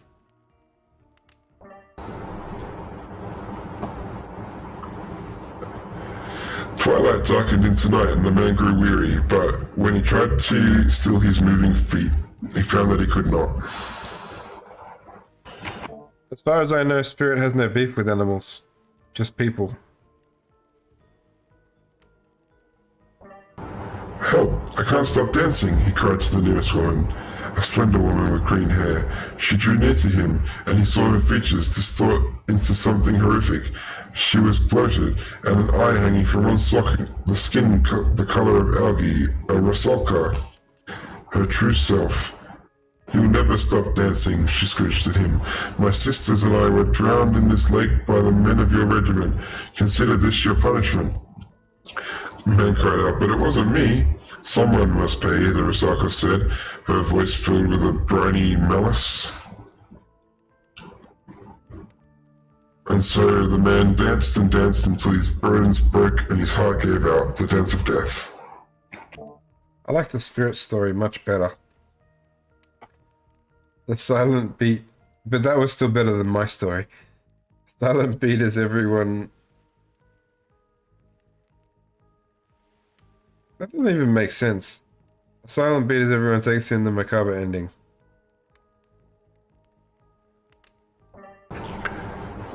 But it's not all bad. Rusalkas are also fertility goddesses. If a lady had stumbled across them, she would have been blessed with a fruitful womb and probably some candy for the road. Damn, does she really think that's a happy ending? I want what Huntress is having. How was story time? A lot of people to take pot shots at A lot of people like to take pot shots at sequels, but I think every good story deserves a follow-up. When you think it's the end, a sequel is almost never as rewarding as the original. That's why I'm much more of a fan of the episodic story style of storytelling. Knowing it's a series a lot of pressure off any individual installment and builds greater sense of community between audience and creator. Honestly, they spent half the game asking for a good review, and now they're trying to beg for a sequel or an episodic format. Come on, man. You've wasted an hour of my life here with that extra stuff. Tell me, Dust, if you could delete any sequel from existence, what would it be? Don't answer that. We don't actually care. We're here to make sure that we seamlessly move on to the next segment without of the. I like that as a question. If you could delete any sequel from existence, what would it be? Trying to think for me. Movies, games, I can't think of any offhand, but it's a good question. I might ask it in the Discord later. Trying to think.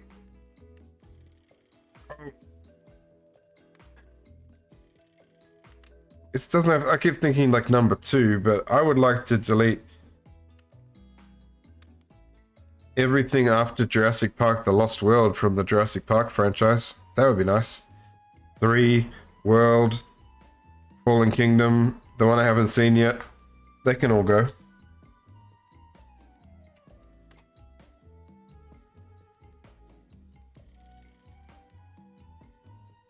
Maybe the Star Wars sequel trilogy. The whole trilogy can just go to hell. Yeah, I like that. God forbid my small talk get in the way of a romantic Twilight moment. Dwight. Swear, and then I need you to shut your yup trap. You know what? We need to get back that thing we do whenever we're not on screen. Okay, have fun tonight, and try not to wink wink end up dead. Why did you say the word wink wink out loud, and what kind of double entendre are you getting at with the end up dead thing? Dwight is physically incapable of winking, not since the accident. And you do know that all of these people are despicable criminals with double-digit kill counts, right? That's true. She doesn't belong here. She's strictly a victim, not a perpetrator. No wonder she's pissed. There you go, she's not a killer. Except she doesn't matter a lot of people.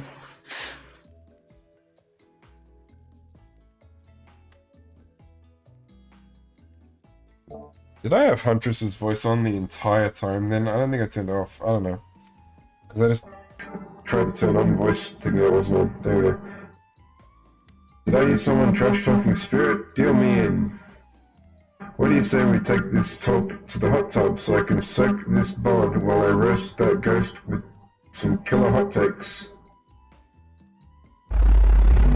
Please, enough talk upon this. Things are lit or getting blazed. That's enough with all these activities that have to be set next to the literal fire. Must always surrounded by figurative flames as well. What if we turned and ran as far away from this place as we could, just you and me?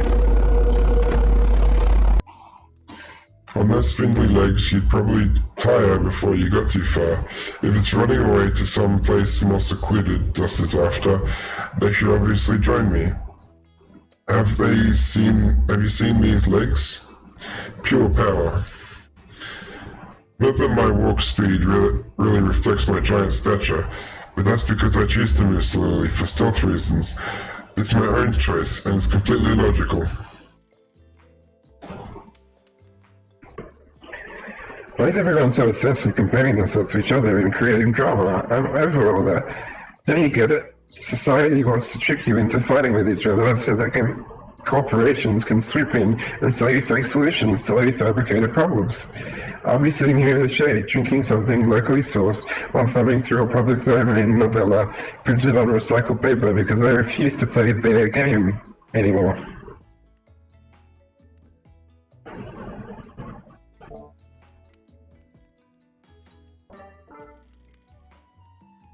It's like she's actively trying to be as unappealing as possible. Does it really turn anyone else on, or just me? Despite Trapper's insatiable appetite, it seems his attention, along with the attention of everyone else, is still on you for the moment.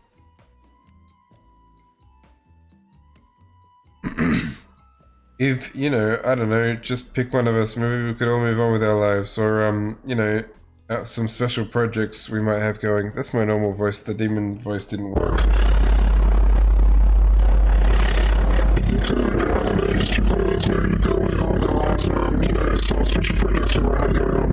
Honestly, I'm getting tired. I've been reading for 3.5 hours, and I'm making a lot of mistakes, and it's a lot of it is nonsensical.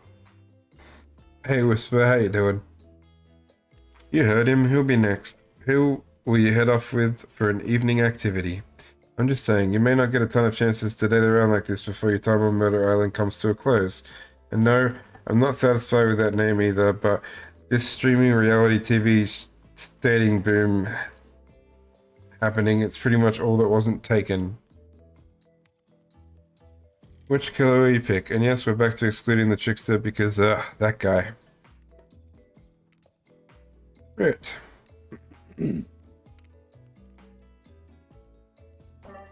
Oh, you picked me? Yay!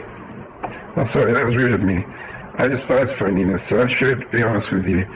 You make for interesting company, and I love the idea of winning over those other killers at all costs, but when I hate the game and the prize... Even when I had the game and the prize, but I had a long day. Flirting, subverting expectations, grinding my teeth as I imagine sweet revenge. That takes a lot out of me. I can't take a break. This was supposed to be a one-off stream. It was supposed to be 2 hours. I need to go to bed soonish. So I gotta get to the end of this. Like, I don't have any plans to restream this, and I don't want to just end it randomly. I want to see if we fail. I think we're about to strike out anyway. Like this, when I looked up how long to beat, it said 2 hours. This is 3.5 hours in. So maybe I'm a slow reader. I keep stuttering and stumbling. But it's I don't know. I'm not really enjoying it. It's taking too long. I think they wanted to make a nice complete game out of it for people who actually like dating sims, but I don't know. I don't know what their target audience was, because Dead by Daylight fans, it's a joke to them. And then actual dating sim fans, I don't know if they'd like this.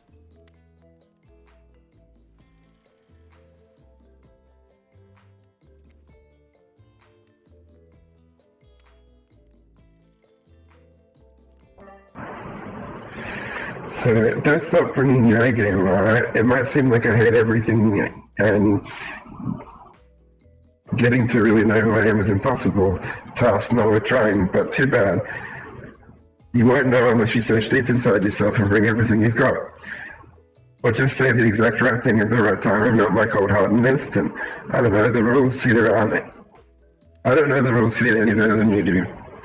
See you at the bar, I guess. You arrive at the bar to find Dwight and Claudette both holding cocktail shakers surrounded by a bevy of bottles for assorted booze. Who's ready? To get wasted.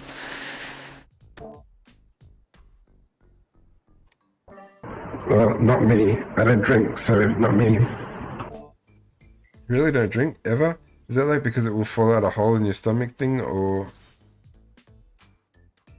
I don't drink alcohol because alcohol is poison of the body and the mind. I don't need to act like a fool to have a good time thing. Then why did you choose a mixology lesson as your romantic nighttime activity? Everyone knows this kind of date. This is an excuse to load up on booze and make terrible decisions. It's true, not a single person has ever learned anything at one of these things. Right, now that's not true. You learned how to tie a cherry knot in a stem using only your tongue. Whoa. Who ordered the soda with a splash of my private business? Because that's off menu. Well, I know what I'm drinking to forget tonight. Mixology is a real thing, and it doesn't require alcohol to be interesting. I'll have you know that I worked at a restaurant before I was violently executed. By your father? No. By your father? On whom you will have your bloody vengeance. Right. Well, so be it. How about you, Dust? Do you drink? Look, I want to win the spirit, but I also want to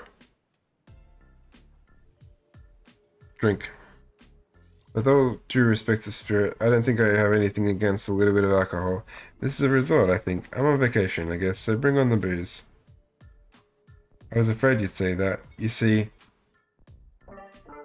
If you and Spirit have a different set of dietary restrictions, that means we're gonna make 2 different drinks with 2 different sets of ingredients. and it's like double the work for the same amount of pay, which is already 0 for a job we both hate. What do you say? Would one of you be willing to bend... Hang on.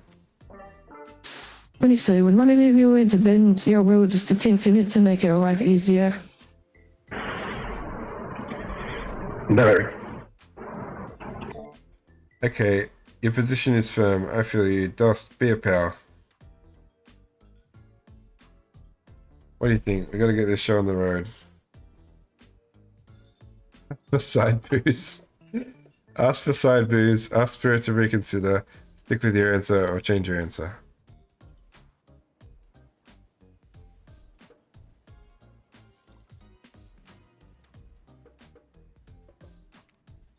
I think she likes it better when I stick to my guns. You've heard that the customer's always right, haven't you? Well, technically that's me, I think. A good bartender juggles lots of drinks at once, for hours at a time. I think the 2 of you together can handle splitting one simple lesson in 2. Chop chop. Spirit rolls her eyes as you explain Claudette's and Dwight's job to Claudette and Dwight's faces. Well, how generous of you, Dust. If you didn't explain what bartending was, I don't know how any of us would survive another night on this island. Oh. Why are you so desperate to get drunk? Is my company not intoxicating enough?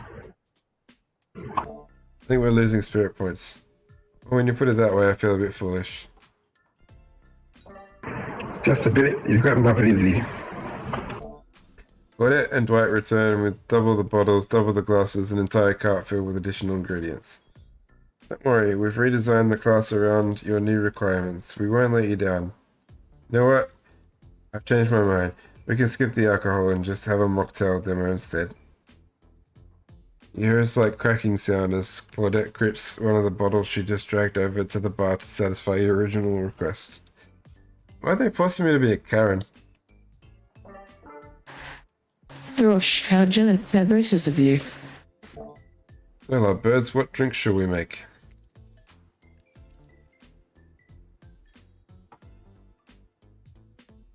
Dark and stormy. How about a dark and stormy drink for my dark and stormy date? Oh, that one is cute. Please allow us to demonstrate how a dark and stormy is made. First, rum, or in this case, rum extract and a bit of apple juice is poured over ice. And then fresh ginger beers. And then fresh ginger beer is added in. Garnished with a lime wheel. And drink. The end. Do you think you're up for the challenge of replicating this recipe, Dust? Replicating rum substitute and ginger beer over ice. Don't forget the lime wheel. Rum substitute and ginger beer over ice with a lime wheel. Not sure I appreciate your tone. Oh, fuck. Not sure I appreciate your tone, but yes, you've got it. You're a natural, a sassy natural. You and Dwight might have more in common than... Don't you dare. Spirit seems to be in a lumbering mood as she sticks out dark and stormy. She's not even rolling her eyes at your petty behavior. Okay? A little dark storm begins to make its way from the ocean. You taste your own dark and stormy as you work the clouds of French. It's quite refreshing. Refreshing?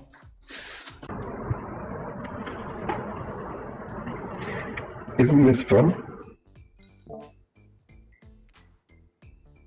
Honestly, it's the most drama-free fun I've had since I got here. I would have preferred if booze was in it. And since you picked a simple and delicious drink, we've got plenty of time left to relax. Want to make out a little? Oh yeah. You breathe in a sip of your drink and immediately begin coughing before you can get a yes out. Lightning strikes a palm tree on the beach and immediately it starts a fire. The activity ends abruptly as Claudette and Dwight usher the two of you away from the bar. Aww. Damn it. The gang's all together again on the volleyball court. Seems like only yesterday you were sitting on the sidelines watching everyone get sweaty. That's because it was. Hey, it feels like I've been here a lot longer than that actually. It's so late that the sun is already beginning to rise. Better get this over with quickly so I mean, you can get some beauty rest. I do not recommend the eternal damnation of perpetual narratedom. Good thing I've really used your time well since then. Really getting to know the gang, the brain, the mogul, the basket case, the psychotic bunny girl. You know, the 4 types of people. Anyway, everyone is gathered on the volleyball court for a new type of game. Pitch your dream date and see who dust chooses. Who's ready for a round robin? How round are we talking? No, not to eat, Huntress. Bitch Killer gets 2 minutes to tell you about the dream date they have planned for you tomorrow. In no particular order, which is a weird way to mention things, right? Almost like the order does matter. Wraith, why don't you go first? You look like you'd hate that. Stop talking. Don't worry. Sorry, anyway, Wraith? I really prefer to just tell us privately. We don't really know how that's going to work with game mechanics. What if it is whispered to us? Wraith considers this for a long moment, too long. That's fine. Without moving, Wraith lowers his voice to a barely audible whisper. Tomorrow we have to find my bell. And then I can finally tell you what I've been working on. It's going to be real special. The kind of thing where we'll really bond. This fucking voice mod thing. It takes like 5 button presses to get the buttons working. And finally get off his arm. Maybe we can go on a real date. You done? Is that it? Wraith nods, proud. Great, Huntress, what are you taking from here?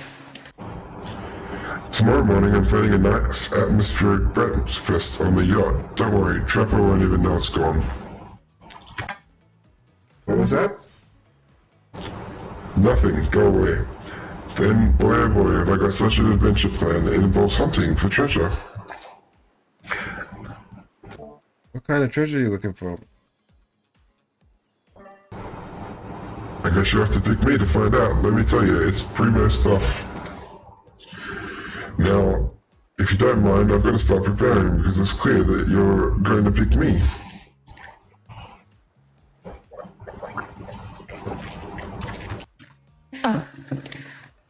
Confident, mysterious, I like it. Kipper, without further ado, would you like to make us all uncomfortable by pushing the boundary of what's acceptable not only in polite society, but within the narrative of this in-world event, and also the larger meta-narrative of day-by-day dating experience? Sometimes you just gotta say it. Why yes, thank you, I'd love to. Say Dust, you're thinking of picking me? Well, this is your final warning. Pick me and be punished and rewarded. Tomorrow will suck, probably. I'm not an easy guy to get along with. I know that. But I can tell you this much. I'm hiding a secret on this island that will make fans shit themselves with excitement. If you like Trapper, you're gonna love it.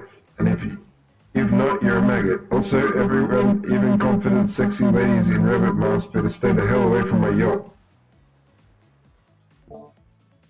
Hit a spirit. I think it's gone in the order I'm doing best with them, hopefully. Figuratively, damn it, Dwight, you better watch your words with these people. Tomorrow you'll spit in the face of God, die, and be reborn anew. That's it. If you're not intrigued by that, I don't want you. Go draw crayon art with Trapper or dig up whatever mystery with Reese. I don't know what those guys do all day. Do you want to at least specify which guard you'll be spitting in the face of? All of them. Okay, so hydrate tonight if you intend to hang with Spirit. Because we'll be doing a lot of spitting. Alright, we're going face spitting. And, oh, it's her. And time's up, everyone. Gosh, you need to dream about these options so you're ready to choose in the morning. Now go dream about all these swing-worthy options so that you're ready to make a choice come dawn. Have a swell night. Did you two forget to mention something? Oh gosh, how could we forget? Before you run off to slumber peacefully, there's one more thing to do. No reality survival... Fucking just... Just one of you speak. The reality survival dating competition parody where you can play without singling out one of the contestants who is already teetering on the edge of psychological break. Give it a little push. Hold up. This has been a survival dating competition parody the whole time, and I'm only now just finding out about it? Come on, the signs were there, you just didn't read them. Welcome to Murderer's Island. And now it's time to eliminate one of the killers. Oof. It's like butchering, but it hurts even worse. You can't kill a killer, but can you break their heart? Do you dare even try? You mean... That's right, tomorrow one of these sexy slicers will not be eligible to take you on a date. Who's it gonna be? Why? Because it's dramatic. Because it's... Because it's surprising. Because it's a classic reversal of fate. And it will hurt someone's feelings. Someone dangerous. What's it gonna be, champ? What's your thought process here? Trapper seems like he might throttle you in your sleep if you eliminate him. That being said, at least you'd see it coming. Spirit could be anywhere she floats, and I hear she could disappear. Hard to track. If you get rid of Race, you might want to cry, although I totally support normalizing men crying and being vulnerable. It just seems like you might be an ugly crier. Huntress, she might pretend to be okay with it, but then you'll start seeing her behind every tree. What I'm saying is, I don't envy you, boss. So, which sociopath are you eliminating? Sorry, Wraith. Look, I'm here and I'm horny and I'm not really getting positive reinforcement from you, Wraithy Poo. Please don't take this personally. It's just my opinion of you and who you are and what you're about deep down as a person and how I don't like it. Like, give me something, you know? A kiss, a wink, hold my hand, finish telling me about this mysterious stuff you're obsessed with. Or better yet, don't. Wraith rises, taller than you've ever seen him, and calmly walks out to the exit. Before he leaves, he turns to you. When you came here, I thought perhaps you would be different. I don't know how my last bit of hope of humanity is snuffed out, but it wasn't. It is now. You are just like the rest of them. There is no hope for goodness here. The only thing we can do is try to escape. Or burn everything and everyone to the ground. He leaves. Pretty badass exit. I was not expecting that. Now that you've broken the heart of someone heartless, you should go get some shut-eye. And don't worry too much about the broken heart you've left behind. Because, of course, they'll be receiving a consolation prize. They might not get to go home with dust when this is all over, but they'll never sleep alone again. That's right, we're sending our eliminated player home with Trickster.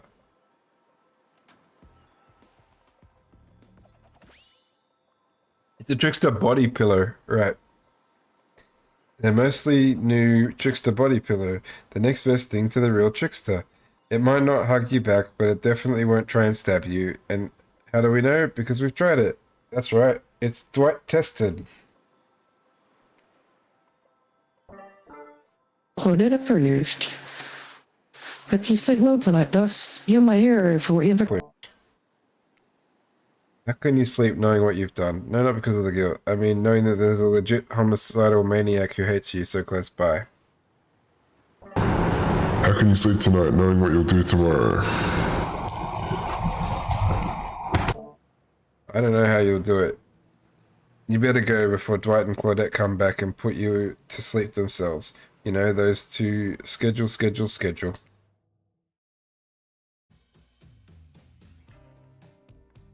This is the last day. I don't know how much more I can take.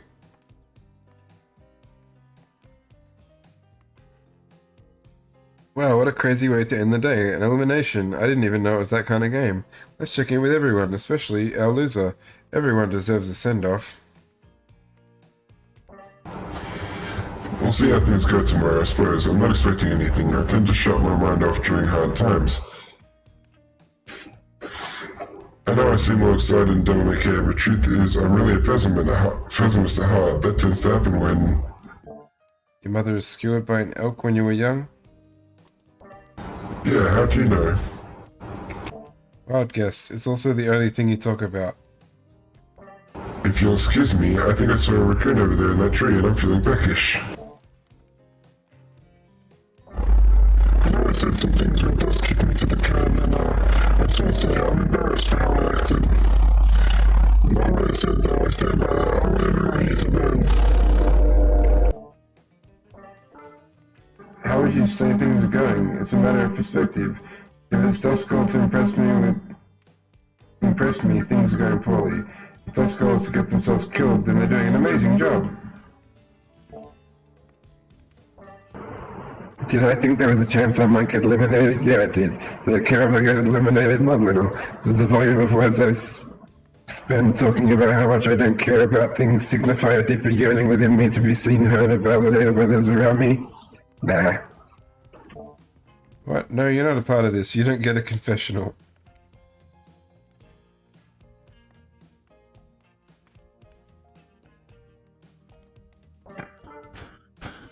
That's common. I'm not proud of anything. I mean, I'm not covered anywhere machine or man machine. This whole thing is pretty cute there. Totally low budget, old school marketing works. The hell or kind of wish everyone's that busy right now. Or definitely be down where reality shows top that in competition with some other elements. Wow.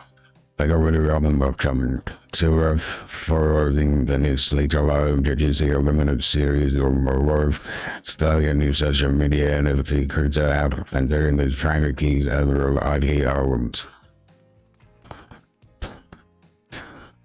My dudes, you gotta come check it out. IP Island is dirt. It's really real killers they are. Fully lawsuits, they're legal jammer, Mo's cigarette.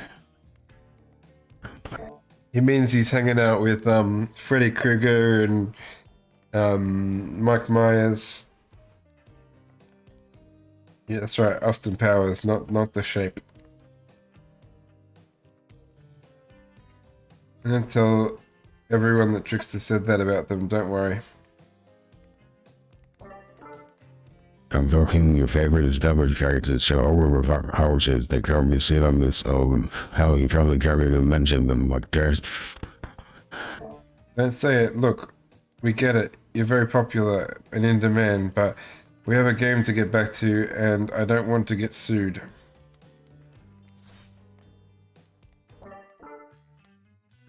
There's this. Come on. Whatever, I don't care. I'm the Jigsaw. Sarah, I'm Dust. You too, narrator. I have a name too, you know. You do? Yes, seriously. You don't pay me enough to deal with you people. Is it my turn? What? No, it's not your turn. You're sentient water. How are you even sitting in that chair? What's a chair? Thing you're getting all wet. Now it's gonna smell like mildew. Okay, rude. Fine, let's just get this over with. It's your turn, Ocean. Do your check-in. Checking, I was just looking for the bathroom. Bathroom, are you serious? It's down the hall to the left. Okay, never mind. Never mind, what does that mean?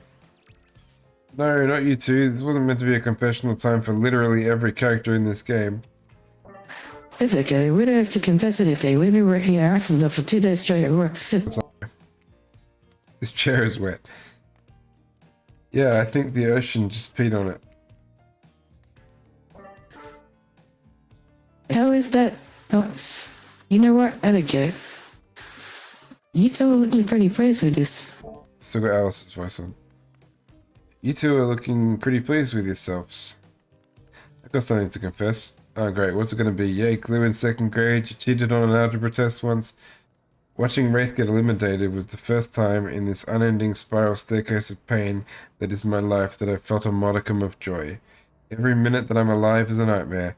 This place is... this sun, this sweet sugary drinks. It sounds fun for a long weekend, but for an eternity? The unrelenting rhythm of crashing waves, the wailing seagulls. It's like a crescendoing song of evil that makes me question the very foundation of the universe. Why am I here? Why are any of us here? What kind of sentient being would do this? Please erase me from this existence. Make it so I was never born. Pull the plug on this experiment and let my soul be free. And please, please get me out of this polo shirt. Oh. Hey, let's get you to bed, buddy. I want to go to bed. Going to bed means eventually I'll have to wake up. Yeah, that was a weird way to end. Well, what are you going to do? Let the camera roll long enough, someone is bound to say something crazy. Anyways, seems like everyone's had their shot to annoy me today, so hit the hay and get some rest. Tomorrow's going to be a doozy.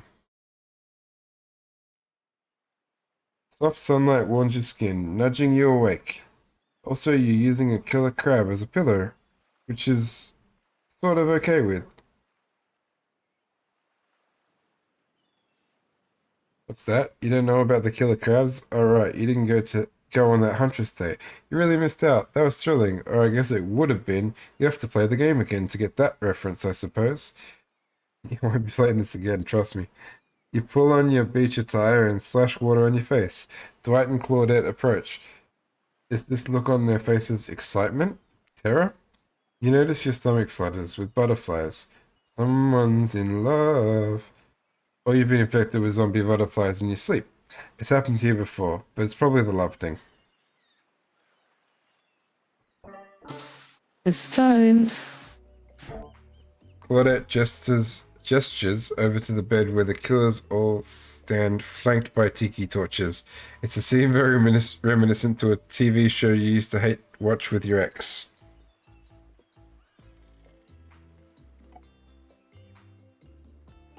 Suddenly, the message is clear. You're going to declare your affections for a killer in front of several other killers.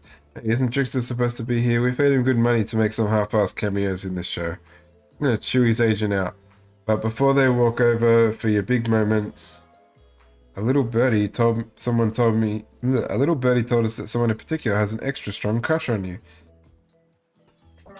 And another little birdie reminded that you've been kind of a dick since you got here, and we reserve the right to withhold that information, even if it leads you to making a terrible decision that gets... So, are you ready? Of course you're not, but too bad, we're on a schedule. You make your way over to the row of hotties.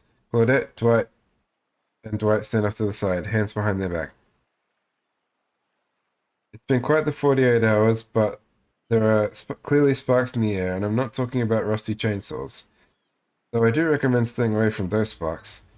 It's time for our newcomer to confess their love. Wait. Do I have a drum roll for this? No, you don't. Who cares? Dust. Who do you choose for your solo date?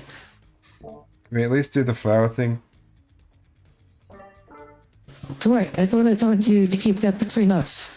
Not that flower thing. The thing where the suitor gets a flower as a symbol of the contestant's love and affection. Ah, the bachelor thing. Alright, I suppose.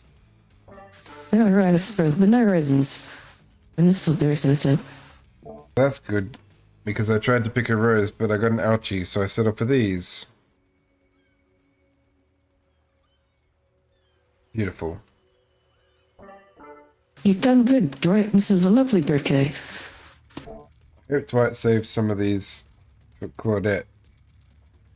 They're a thing, right?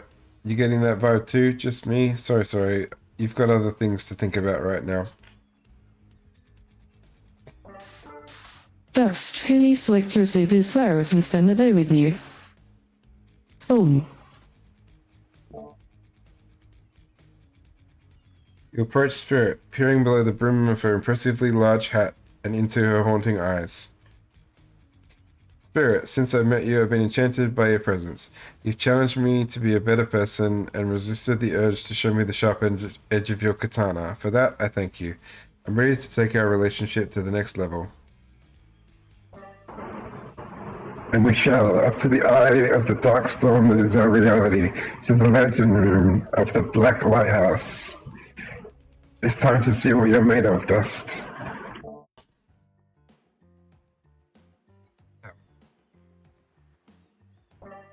I thought it might be nice to start the day on Trapper's Yacht before we head up to the Black Lighthouse. Even if I kind of hate this basic tropical vacation stuff like yachts and snorkeling, whatever, it's good for you to see me out in the sun a little bit at least. There's more to me than what you've already gotten to experience. I know that my whole vibe can be a little dark. The hat, the swimsuit, the plume of floating hair. I wasn't always who I was. I was a normal young woman once, went to school, hung out with friends, even had a part-time job working at a restaurant in town. And then, well, hang on, that's me. And then, well, I know what happened. Your father, he Yeah, he murdered me and I work as an undead avenger. That's not what I'm getting at. Anyway, something else happened to me. I realized I needed to be seen. I don't even know by whom. A lot of the time when you think about ghosts, they're these kind of see-through flickering specters. You imagine reaching out and having your hand go right through them. Ooh, that kind of thing. Like that sort of thing. Maybe there's some warpy effect in the world around you. I don't know. It depends on which movie you're watching. But when I died, well, I dare you to try and reach a hand through me. Not really. That's not an invitation. It's rhetorical. Why did I end up this way? Who brought me to this island? Who knows? I sure don't. I've got my ideas, but I'm not exactly out there digging around caves and dusting off antiques, trying to find clues and analyze their meaning. I don't want to take this experience seriously, though I want to give the process a chance. Maybe a dumb process, and one that I have extremely little respect for as a person. But you just woke up on this beach with no memory of who you are, where you came from, and rather than freak out and simply try and swim away, you're giving this a chance. we didn't know that swimming was an option. It's not. However, the fact that you never even tried, I think that means you've got courage or open mind, or I don't know, maybe you stuck around because you like someone you met here. Maybe.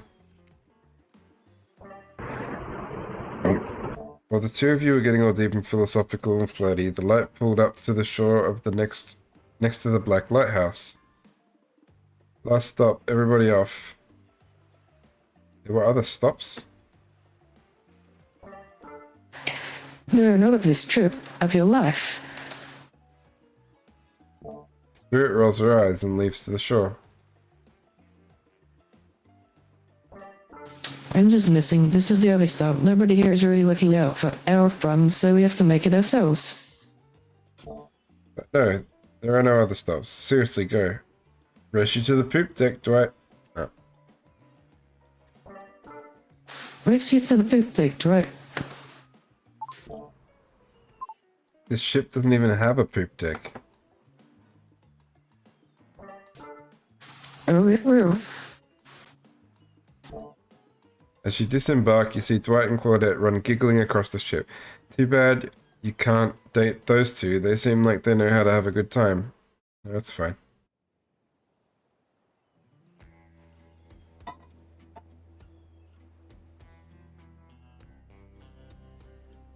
You arrive at the beach near the majestic Black Lighthouse. It's important Its imposing form towers above you. A flock of birds circles lazily, no sense of fear or urgency, as if circling a corpse that hasn't moved in ages. I'm excited about today, see? Spirit places her wrist delicately in your hand and presses her fingers down against her skin. It's cool to the touch, but you feel... Is that the faintest of pulses? My blood is absolutely pumping. What happens now? Now I show you something that no one has ever seen up close before. Well, no one has lived to tell about it. We're going there. Spirit points to the top of the lighthouse amongst the circling birds. What's actually up there? Have you seen it?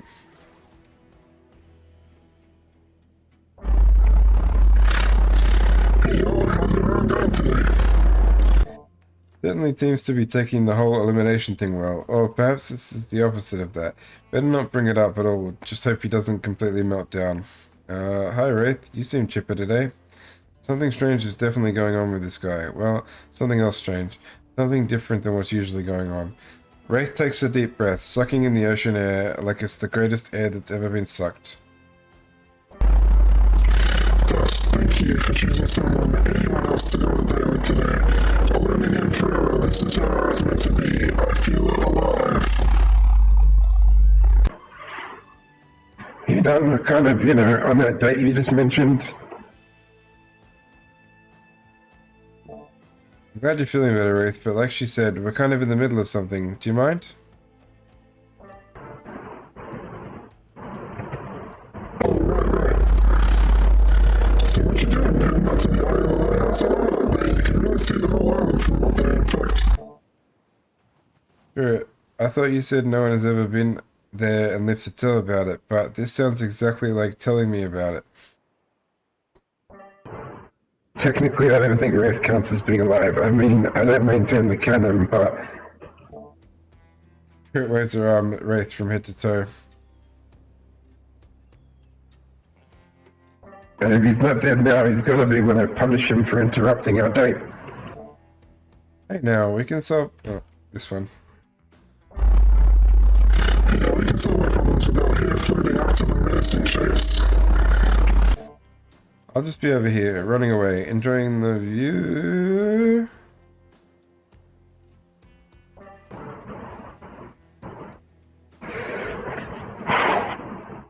I think Race was kidding about that whole being up there. Honestly, the view isn't even of the island. What you can see is mostly ocean on account of it being, a lighthouse. However, that does bring up an interesting point regarding your, how do I say it? Her hands floated up as she scratches her head contemplatively. You don't normally see her at a loss for words like this. What's your mortal status? Because despite what our lanky friend seems to think, the lighthouse is not to be trifled with. It's a beacon of death and suffering that brings doom to it from all corners of the world, if not further. Well, duh, you saw a freaking pirate ship seemingly travel through space and time only to crumble at the rocks beneath the spooky tower. But you decide not to point it out because that wouldn't be too romantic now, would it? I think I'm alive. I'm here with you, walking this beach, feeling the water on my feet, feeling the sun on my skin. Here with me, the spirit. Does that really make you alive? I guess I don't know. If you come with me up to the eye of the Black Lighthouse, you may never return. Is that a risk you're willing to take? Because we have something... I won't deny it. I feel it. I hate for you to simply turn to ash. If we were to commit right here and now to figuring this out as friends, we could put that risk off for another time. Just be friends? Ouch. Is this her way of letting you down easy? I don't know if I want that friendship. I want you. That's why I chose you. I can't decide this for you. I can only warn you that it may not be safe. You might die up there, and there's nothing I can do about it.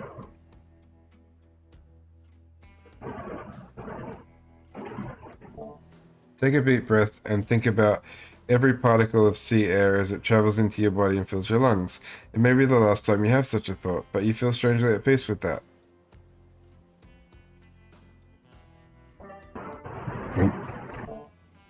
don't need another voice. I want something more. I'd risk my life for it. Spirit smiles a quirky, devilish smile. Right this way.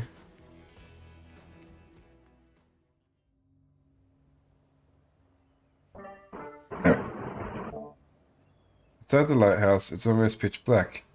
It was seemingly day when you stepped through this door, but inside this place is like a void. The last thing you see as the final rays of sun leave you is a horrible sight. A petrified body laying on the stairs, reaching up at you, but down as if it had been crawling. What you said? Things you do for love. When you arrive at the lantern room, at the top of the black lighthouse, you breathe a sigh of relief. The light is out and seemingly defunct. Dusk cakes the room. I thought that was my name. I thought that was like me as the character. Dusk cakes the room, as though it hadn't been operated in centuries. However, somehow, it was just morning a moment ago. Now it's night.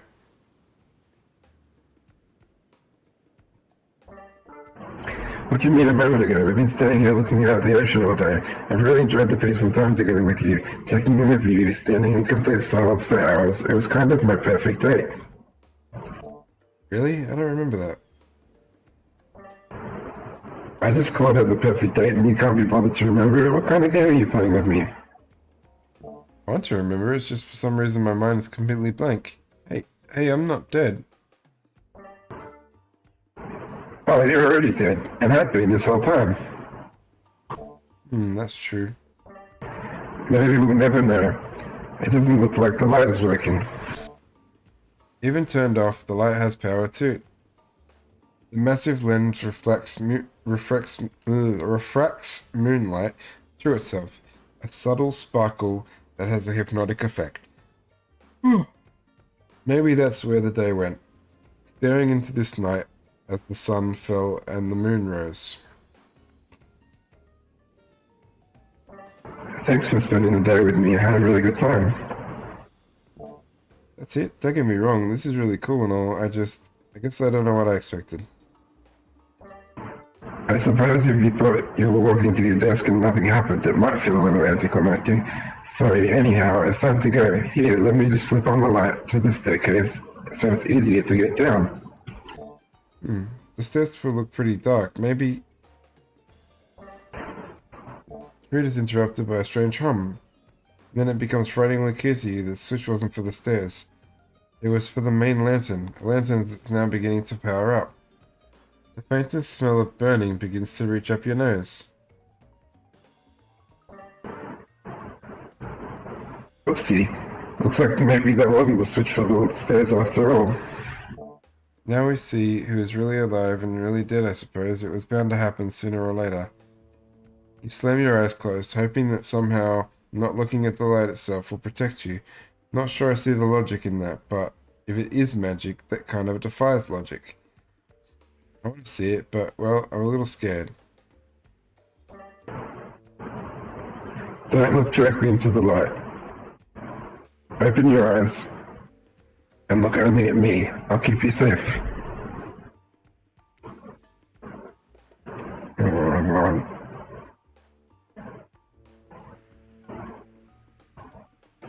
Oh no.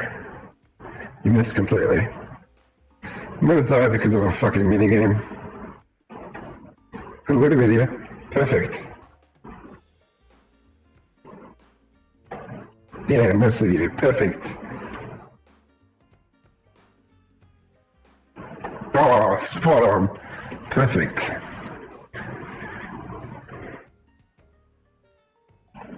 Close. Not bad. Are you okay? Shit, I was talking as her the whole time. Are you okay? You seem okay. I hope I haven't ruined this by pushing you to do something you weren't meant to do. You're so brave. Maybe not so coordinated, but certainly brave. I'm so lucky you put yourself through this for me. It shows that you're real. Despite your attempts to resist it, the incredible force of energy from the black lighthouse Lantern Eye refuses to subdue. No, it can't be ignored, and it doesn't matter if you look directly at it or not. In the end, it was just a trivial game. This is real life and real magic. You stare at it now, and its power penetrates your mind.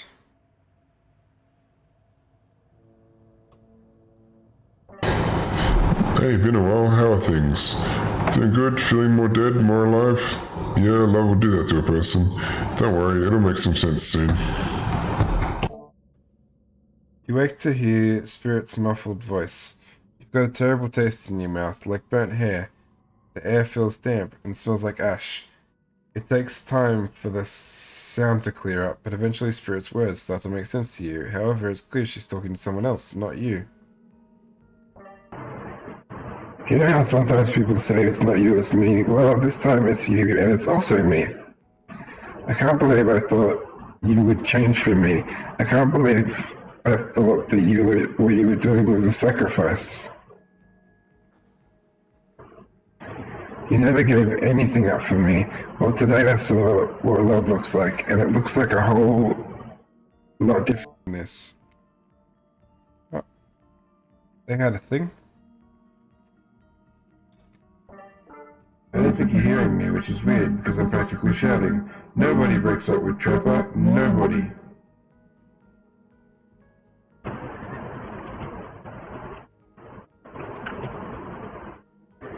Yeah, fine. Nobody breaks up with Trapper, but I'm not doing that. I'm dumping... Let's say it. I'm dumping Evan McMillan, and there's nothing you or he can do about it. It's over between us, Evan.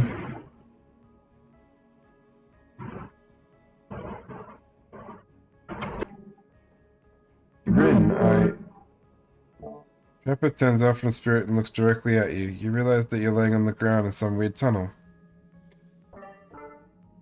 I think you're shouting like up dust.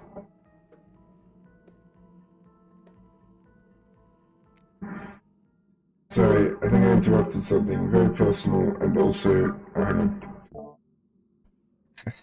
Sorry, I think I interrupted something very personal and also quite scary. I swear I wasn't trying to listen in, but I heard a lot. Probably not everything. I think I woke up in the middle. what did you hear? Just you dumping Trapper. We were never together. I mean, we were together with Wink Wink.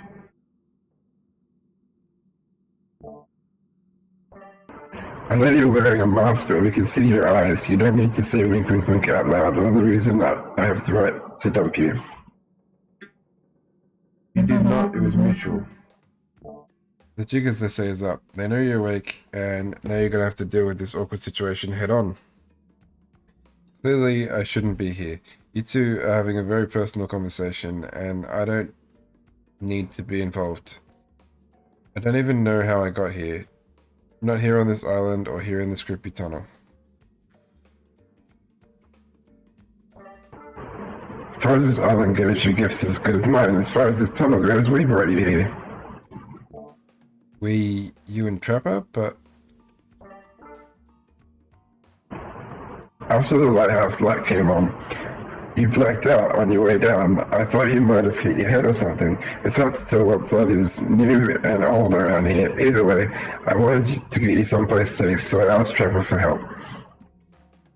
Not that I can't carry you, I just didn't feel like it, you know? I hate anything messing with my shards. Trapper, on the other hand, he loves nothing more than having an unconscious body draped over his shoulder. I could have asked Claudette and Dwight for help, but I don't trust them. you trust Trapper? Like and trust are two different things. You might think Trapper can be a real jerk, and you'd be right, but what you get is what you see with him.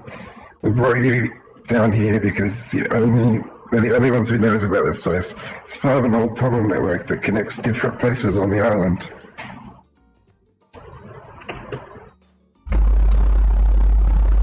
Hello guys, talking about island mystery is my favorite topic. I was just in the so I thought I'd pop in. Trapper, you said this place was private. Don't look at me, I didn't tell him about it. Half the appeal of this spot is getting away from people like him. Oh, jeez, I can see where I'm not wanted. So you three are a throuple now, or because I gotta say, I didn't really get the whole Trapper Spirit thing, but hey, it's not my business, I just stick my nose in it. Another thing, nobody trusts the Trapper, no one trusts, no one relationships. And you realize you're sticking... And you do realize you're sticking your nose in our business right now, right? Well, so hostile, if you don't want to talk about it, just say no.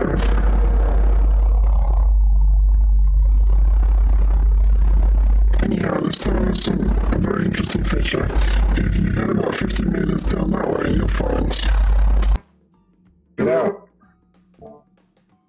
Wraith looks around just to be doubly sure that Trapper is addressing him.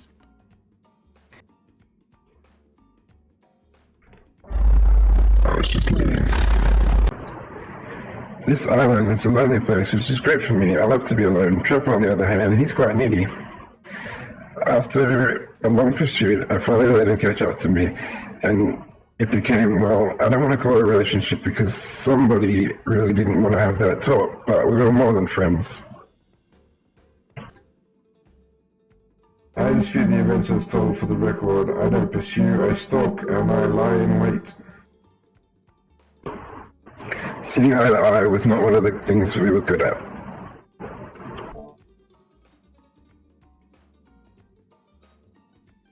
So I hate to ask, but I did just look into a refrigerator-sized death lamp, so I guess I'm a bit more of a glutton for punishment than I thought. What were you good at? Well, for starters... Excuse me, I'll take that question, thank you very much. If you know anything about me by now, it's that I'm on a quest for revenge.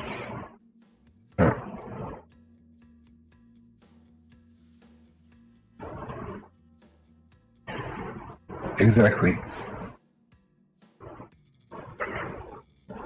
What you might not know, Trapper is a great classical maestro of revenge. Trapper blushes behind the mask. That's one way to compliment a killer. Revenge against friends who had turned their back and betrayed him. Revenge against his father for making him into a monster.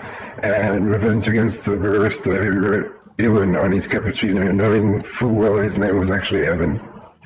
For someone who thinks about revenge as much as I do, Trapper is an inspiration. But they say never to date your heroes. Good advice, but I don't think that's the saying. And then you came along, Just, and showed me that it's okay to be lost, to feel pathetic, to push on and have nothing real to offer anyone. I'm not sure where you got all that from, but okay. You held up a mirror to my own doubts and fears and showed me that they aren't everything about me, that I can embrace those things and not be defined by them.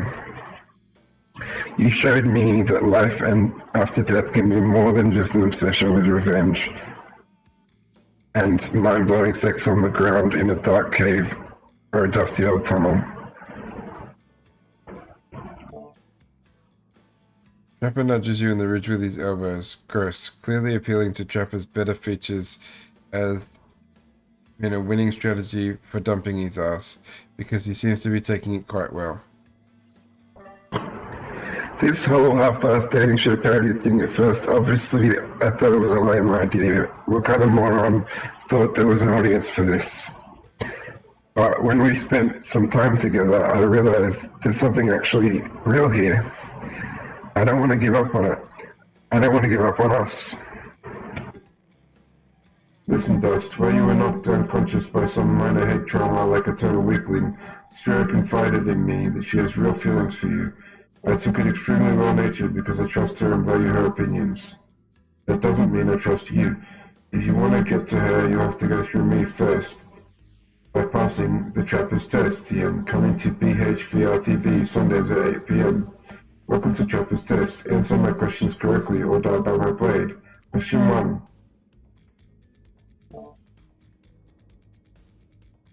Oh shit. What's Spira's real name? The one given to her by her murderous father, the one she only lets her real friends call her. Rin. Okay, you got that one. Don't celebrate yet. Question 2. What lives inside Spirit? A dragon. Sure, everyone knows that, but they won't all be this easy. Question 3. Where did Spirit work back when she was a normal college girl before she was hell-bent on revenge? A restaurant.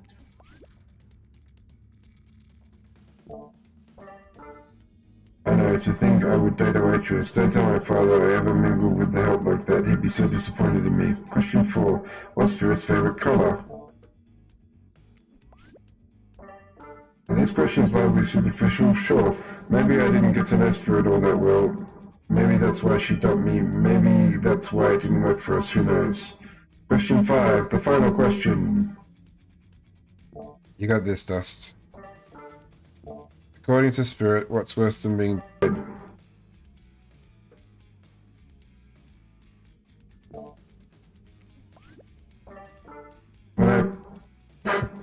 When I pitched Trevor's test to the suits at BHTRPV, they told me there was no room in the budget for a new car to be given as the final prize for winning, so I killed them, alright? Here on the spot. While killing them didn't solve any of the budget problems, it sure did feel good. I'm telling you this, A, to brag, and B, to explain why the only thing you're gonna win is me saying congratulations for passing Trevor's test.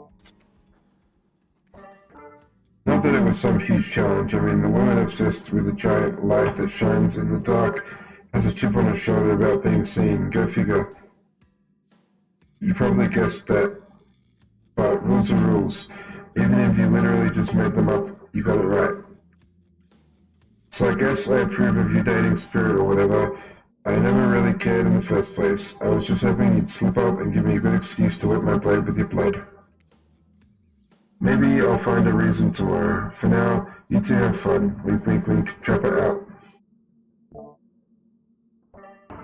I'm sorry you have to endure that. What, 5 measly questions? It was nothing.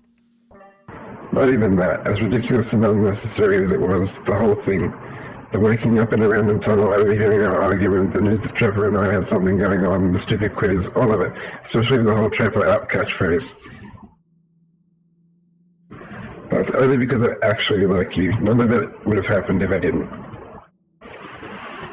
And I like you too, Spirit. Call me Rin. Oh, wait. Please, call me Rin. Rin.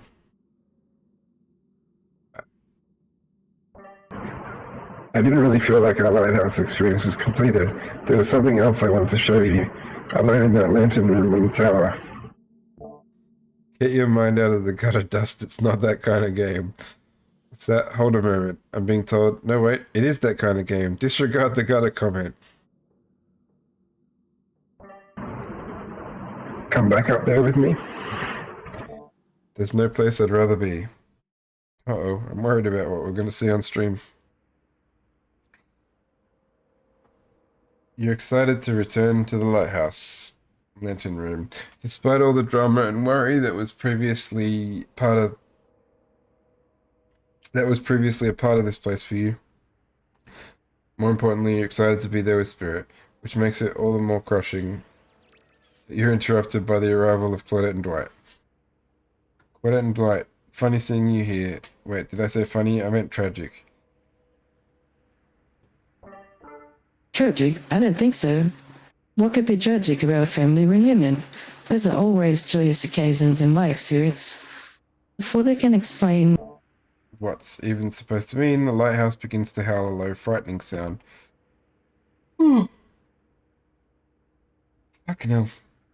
The lens begins to glow a now familiar way. You prepare to shield your eyes in case something bad happens to you again. Now, this isn't time for any reality show adjacent shenanigans. Dwight, Claudette, shield your eyes. We don't know what the lighthouse will... Now, please don't interrupt. you think after we've done, you know we've got your best interest in mind. Wait, of course, no, I don't think that I... Got wax in your ears, friend? I asked you not to interrupt. Too late. The black light flares the darkness. You see something horrible and strange. In the place of Claudette and Dwight, two ghoulish silhouettes. But before you can focus on them, the light passes and the two survivors are returned to their normal state. It's Jersey up here. I should have practiced swimming. What in the hairy hell? Hey, watch the language. You shouldn't speak that way. Oh no, the Oni. Around. Around your elders. Oh my god.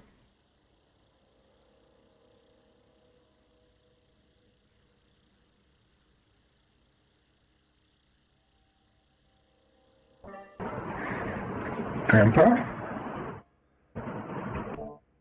They just couldn't let me go. I need one more voice. What have I got?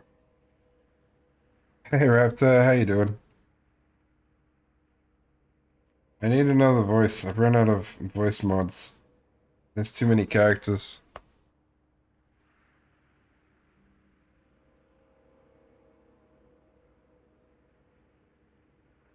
I'm spent. I've been reading for 4 hours and 20 minutes. And the game just keeps going.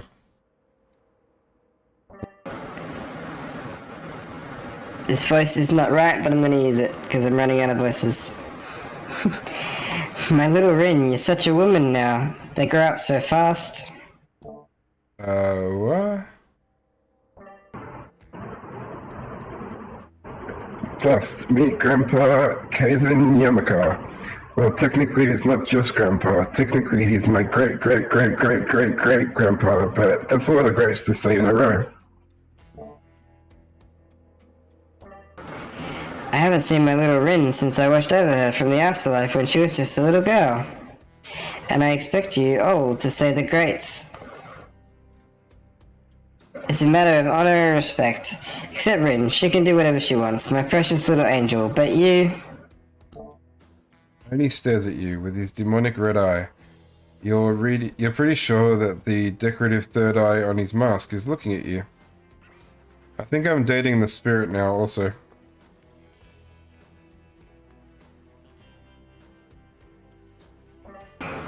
You mongrel, you must treat me with respect.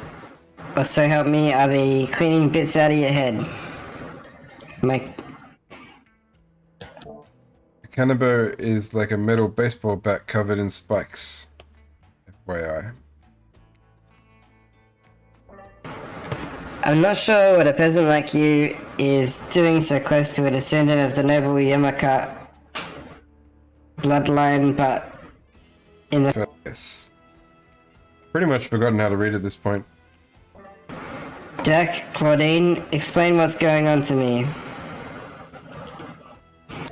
It's Dwight, sir, and Claudette. Remember? We explained to you that you were going to come meet with your great-great-great-great-granddaughter's suitor and to give or withhold your approval.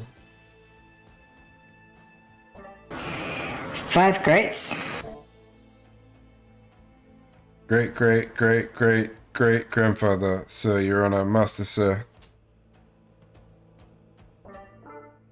He's a samurai, not a judge. Grandpa, they must have summoned you here because they think you have great judgment, and because if they summoned my father, I would be too distracted by torturing him for all eternity to continue with the rest of the whatever this is, show, game, experience.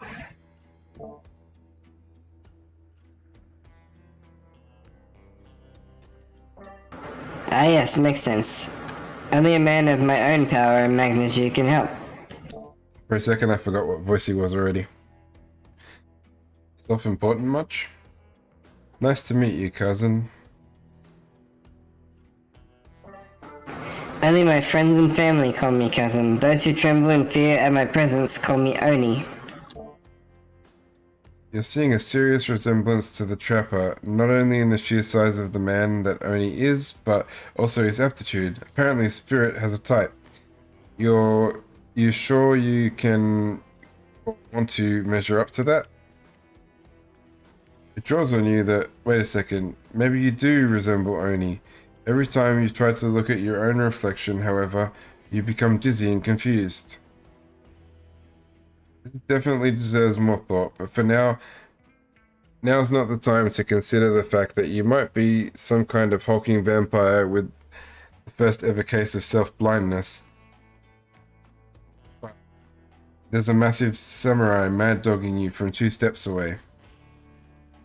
Well, you don't scare me at all, so I'll stick with cousin.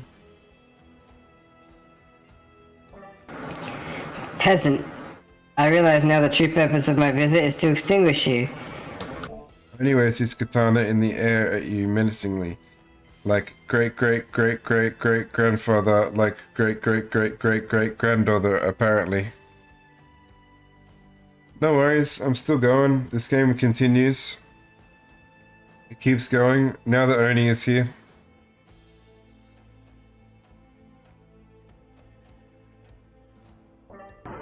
Hold up there, Grandpa. It's not so fast. You're only supposed to kill them if they deserve it. First, you should get to know them a little better. Young people these days. Always wanting to kill people, insisting they must deserve it. Back in my day, you did what needed to be done because your nobility depended on it. In his day, for such an imposing presence, he sure is giving off serious old man yells at cloud vibes. You see, when I was a young man, we didn't have foreigners in our land. We didn't need them. We had an abundance of culture already. A little too much, if you ask me, but I didn't make the rules. The rulers did exactly how it should be done.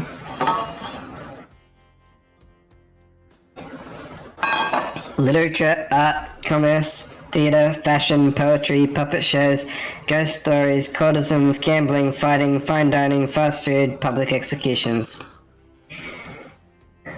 What were we talking about? Spirit giggles at a great. Okay, I'm not saying all those greats every time. At Oni's forgetfulness. You wonder, does she even like this guy? She sure hates her father, so... Listen up, old man. We don't have time for you to list every activity available to a samurai in the entirety of the Edo period. Silence, peasant. You're showing your ignorance. Samurai were forbade from many activities that didn't benefit the Bushido Code, such as entertaining certain theatrical performers, for instance. But sometimes, however, a samurai would put on a disguise in order to seek out entertainment. Now, I'm not saying I did, because I had honor, but a body built like an entire castle, that is quite hard to hide. But clearly you have neither my honor nor my physique. You don't even know about the ins and outs of the shifting rules of tradition of Japanese samurai etiquette, you fool. Rin, what would you want with such an uneducated admirer as this? You find it hard to believe that any contemporary person knows all that much about who was and wasn't allowed to do what leisure activities over 100 years ago. However, you're really not sure how to handle this massive demonic old man. Oh wait, I get it. Sweet Rin, my beautiful descendant. You've invited me here to do what you're too kind to do. Bash this jerk's head in. Claudette, Doris, fetch me my cannibal. Rin, wrap your robe around this mongrel's hands and hold them still. We'll splatter their brains on the bench, together, as a family. Grandpa, no, that's not why I invited you here at all. In fact, I didn't invite you. Claudette and Dwight did.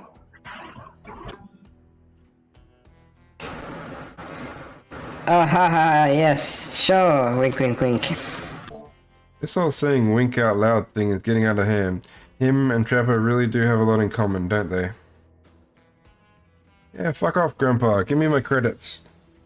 I want to end game. I swear, Dustin's a good soul and the heart of a warrior. They fought for my love in their own way, faced down death more than once, and put up their fair share of nonsense.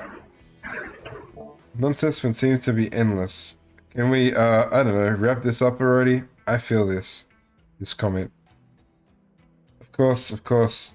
Who am I to expect anyone to wait around for my approval? No, I forgot to put the voice on.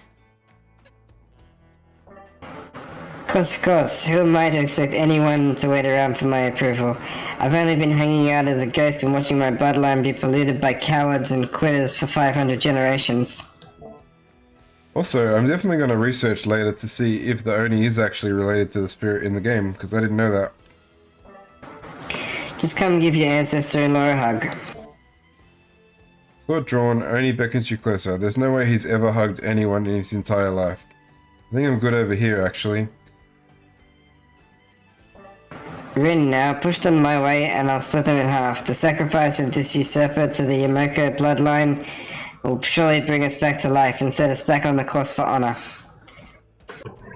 You're so silly, Grandpa. We both know that only one sacrifice can get our family back on track. Revenge on my father, your great-great-great-grandson, traitor to the Yamoko name. The lust for violence in your voice, it fills me with cheer. Never forget who I am. I suppose this is the person you want to be with, to go on your journey of bloody revenge with. I should trust your judgment. The strength inside of you blooms from the same cherry tree that was planted centuries ago by our shared ancestors.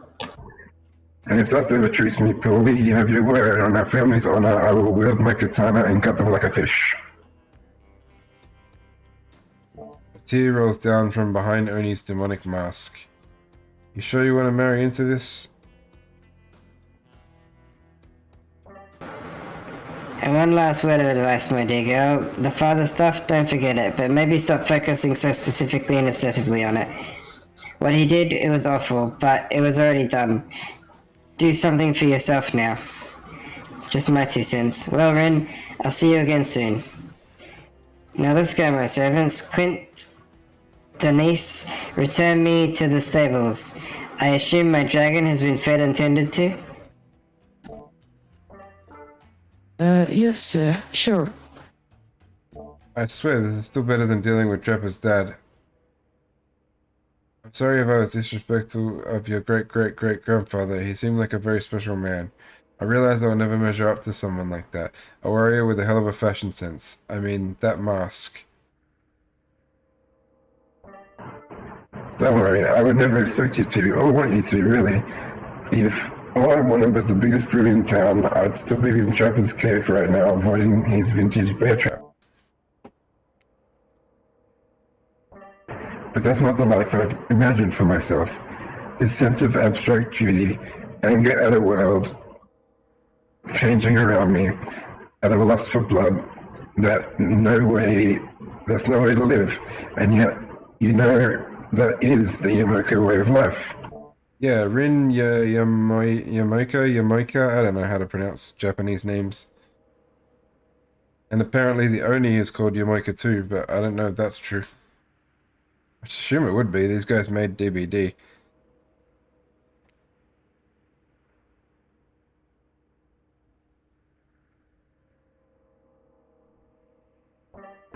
Forever I'm cursed to battle against the dragon that lives inside me, or at least maybe I was until now. Just call me the Dragon Tamer, baby. You haven't won this game yet. Please don't ruin it. Sorry, I have no idea where that came from. I think we've spent enough time on this lantern room. We should get back to the beach. I don't go anywhere else. I just want credits. The moonlight sets a romantic mood as stormy clouds roll in and surround the black lighthouse. You know, the sun might have set, but if we wait long enough... I'm using the wrong voice. You know, the sun might have set, but if we wait long enough, we'll see it rise again. Spirit removes her sheer robes, showing you her strappy black bikini. Her pale skin glows under the light of the moon. Maybe you could help me get a head start on applying tomorrow's sunscreen. Again? I mean, yeah, of course. Last time was, well, I've definitely felt more connected to you afterwards.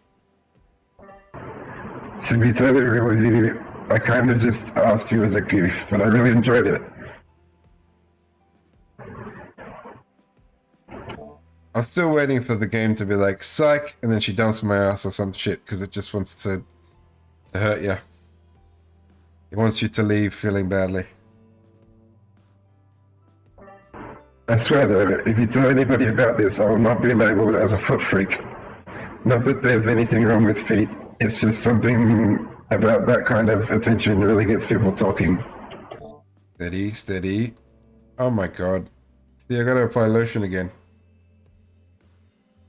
Alright, we got it. This is the same minigame for every fucking... Yes.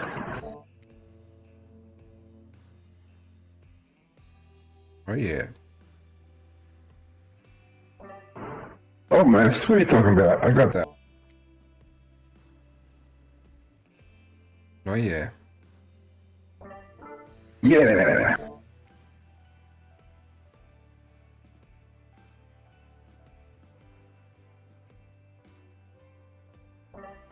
Yes. God, that's so damn hot. I love feeling your hands sliding up and down my feet and between my toes. My skin has never been more moist. It's...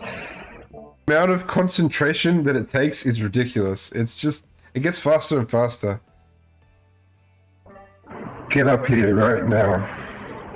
Before you can find a towel to wipe your lotion tan, Spirit grabs you and pulls you in close. Her lips lock onto yours. They're surprisingly soft and warm. The sensation is incredible.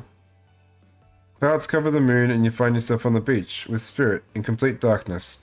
You can feel the narrow straps of her bathing suit come undone and come to life, snaking through the air, wrapping around your body, lifting you up and off your feet. Come here. So this is what it feels like. I don't know, they could still, you know, after she gets some, maybe. Fly. As Spirit pulls you close, you feel the bits of glass press into your flesh. Pain and pleasure mixed together wash over you like the ocean. Salty air stinging your skin as you writhe against your undead lover. Hey 97, how you doing? The lighthouse howls. The darkness, you're pretty sure that the spirit let the dragon inside of her take over. If it kills you, you're pretty sure it will have been worth it.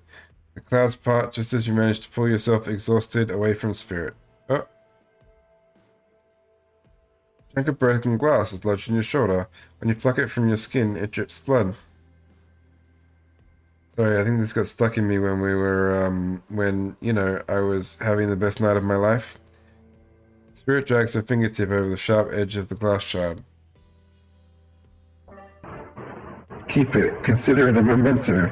I've got plenty more where that came from. Memento? Why? Where are you going? You've arrived at the beach to find Claudette and Dwight waiting for you. Will this game just fucking end? Oh my god. I'm gonna complain to How Long to Beat. It's been so wrong about everything. It was super wrong about Carry On. It was super wrong about this, the website, because this said it would take approximately 2 hours. This is nearly 5 hour stream now. I want to see a manager. It's stuck. I forgot to take the voice off before I finish my complaint. Because it fucked up and I have to do three carry-on streams now. And now I didn't want to have to do a second stream of this, but it looks like I could have done one. There is the time dust. Your destiny. Actually, about that.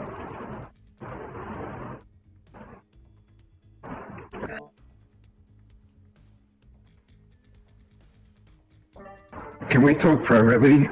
Maybe not here, maybe someplace else would be better for this talk. You know how we feel about schedule, Spirit. Very strongly. And you know how I feel about you telling me what to do. I told you she could still dump my ass. I'm not, you know, successful until the credits roll. Don't do it. Like I said, I'd rather have this talk with us privately and not... It's not right to do it here in front of everybody. She's gonna leave me for Trapper, I told you. I never trusted that whole fucking bullshit in the cave. My revenge doesn't burn hot enough for her.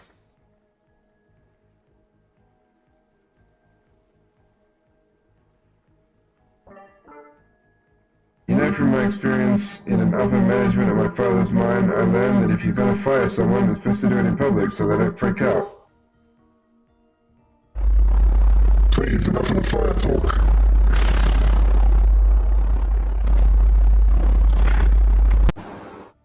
Wait, you think... No, she couldn't be. They seem so in love. Well, I mean... Not really, the spirit is still a spirit. But if I tried to imagine the spirit in love, I suppose she hasn't attempted to murder Dust yet, so... Okay, fine, your guess is as good as mine, but... That girl is very hard to read. Word of advice though, if you're going to end it quickly.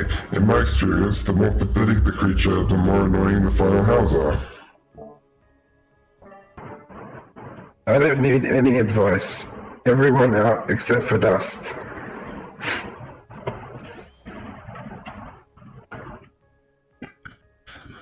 So far, girls, the current mild buckets there, right? Especially you, out. Main. Alone with spirit, you feel something awful hanging in the air. More awful than the lingering smell of that cleaver body spray. That gag. I'm gagging. We're all gagging for cleaver body spray. I don't know what that's supposed to be. Spirit? Rin? I don't know what you plan on saying. Before you say anything, just know that I really enjoyed my time with you. Getting to know you over the past few days helped me get to know myself. For that, I just wanted to say thank you. That's sweet. You're welcome. And you know what? It's the kind of thing that shows me that you've got a good heart inside of you. Too good for me to carve out and toss into the ocean, but also too good for me to love. I need someone who shares my interests, someone I can connect with, someone jaded and dispassionate, only driven forward by desire for revenge. But that's me. I'm jaded and dispassionate and driven by desire for revenge. I need someone who isn't so warm. I feel cold in comparison. I need someone who isn't you. Can we just be friends?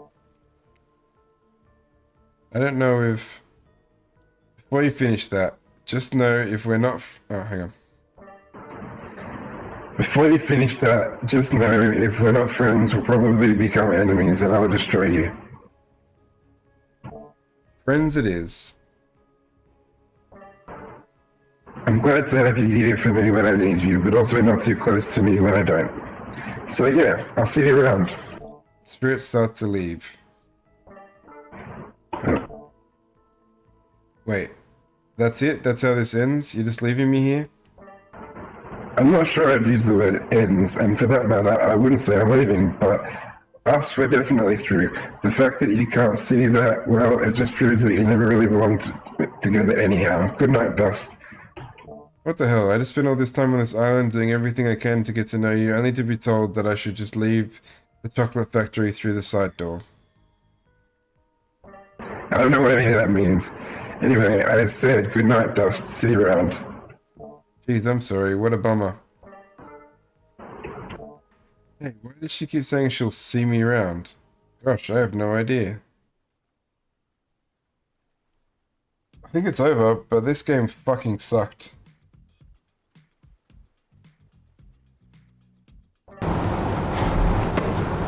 And so my precious killers lived happily ever after, as they should, learning to love themselves first and foremost. Whilst trapped forever in a never-ending cycle of torture of my design. Wait, did I just spoil my true identity? You made it this far, you probably should know that you have to play again for me to find out. Goodbye, Dust. See you again later, and again and again and again, forever. Fucking finally the end. Well, they honestly think I'm playing it again. They needed to make it a lot less than 5 hours long. Like the ones that I've seen people play that they replay to make different choices are like 2-3 hours long. It is too fucking long, and it was fun for about half an hour. Oh my god. That was torture. Nearly 5 hours of reading.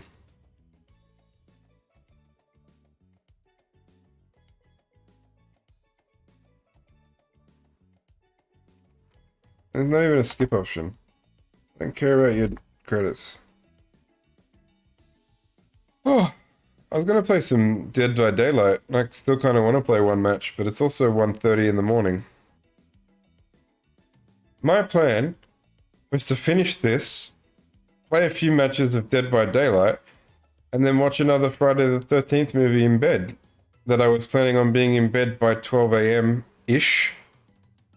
Maybe 12:30. It's now 1:30. I don't know, my plan was ambitious. But, what time are you free now, Welsh Girl? Because, Sarah and I are gonna not stream a story game tomorrow. We're just gonna play some games. So if you're free, you should come join us.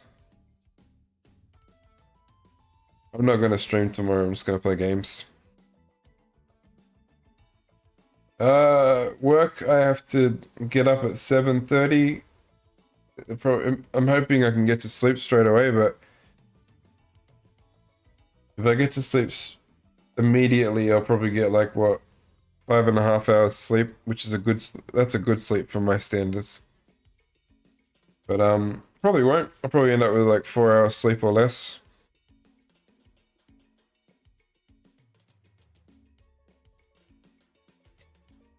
I just want to get to the ends of the credits in case there's some sort of content after the thing, but I'm not playing this again. I like how they think I'm going to replay it.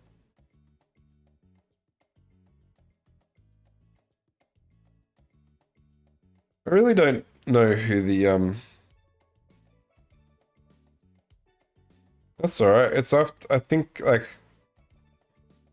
Is that, like, similar to when you played Phasmo with us the other day? Because that's when I get home from work. I can't change that.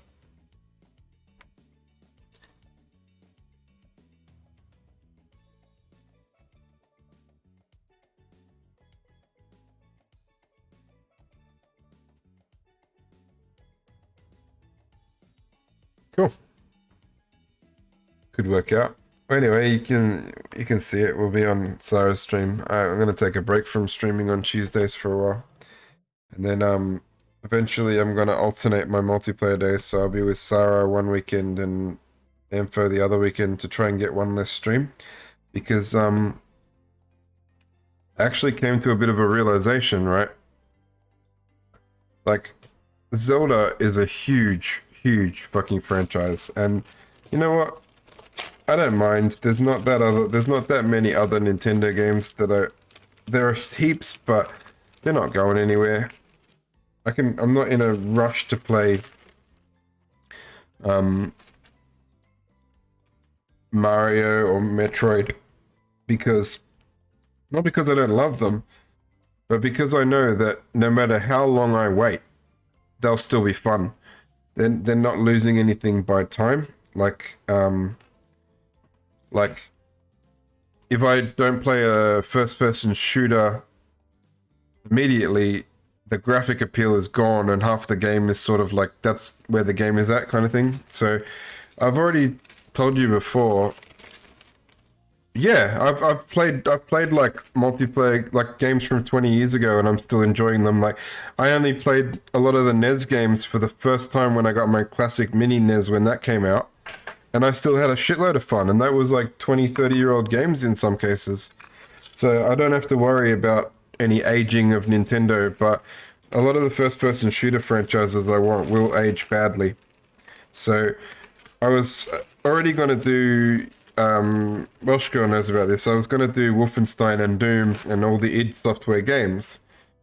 And I thought it might go a lot smoother and a lot quicker if I did both at the same time. So if I have each week a Wolfenstein night and each week, the same week, I have a Doom night. I think that'd be cool, and I think it would be a better way to keep up the yeah, I played it on Xbox 360, Thought it was pretty cool. Tried to replay it when they did the remastered, and I was just like, this is kind of boring. Nothing really happens for a lot of the game, and then you get murdered and you just step out of the closet and continue. You continue exactly where you left off. I didn't really like it the second time, and I kind of wished I didn't replay it. And it's funny, both times I never made it to 2 or 3.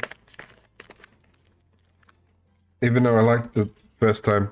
But yeah, I really wanna get through the first person shooters because I think there's a lot of first person shooter franchises that are dear to my heart. Like I wanna play the Far Cry games, I wanna play all the Half-Life games. There's a couple of other like long-standing first-person shooter series. Like I want to do all of the Call of Duty campaigns at some point. There's a lot. There's a lot of everything. There's a lot of fucking Nintendo games, but as I said, there's no rush on them. So I was thinking of I'm gonna move my Tuesday streams with Sarah out of the way because I also wanted to start like having a day where I can do video editing and stuff because I'm not getting any of that done. Making other kinds of content that I have ideas for but never do anything about. Because at the moment I've been streaming 6 or 7 days a week most weeks, and then even on my day off I usually play games with people because they want to play games with me, and I'm always too polite to tell anybody no. So that's my plan, and this is the fucking worst rolled cigarette of all time. But I kind of knew that would happen. Because I wasn't really paying attention to what I was doing. But yeah, so I wanted to shift things around. So instead of 2 multiplayer days, it'll be 1. And then once I move out of Doom and Wolfenstein, because that really is a truly huge undertaking, what I'll do after that is I'll keep the 2 days, but I'll make 2 Zelda days. Because at the moment, I don't want to play Zelda 2 times a week with Spirit Tracks because it's exhausting playing that DS game. You got to sit weirdly and you can't play it for long.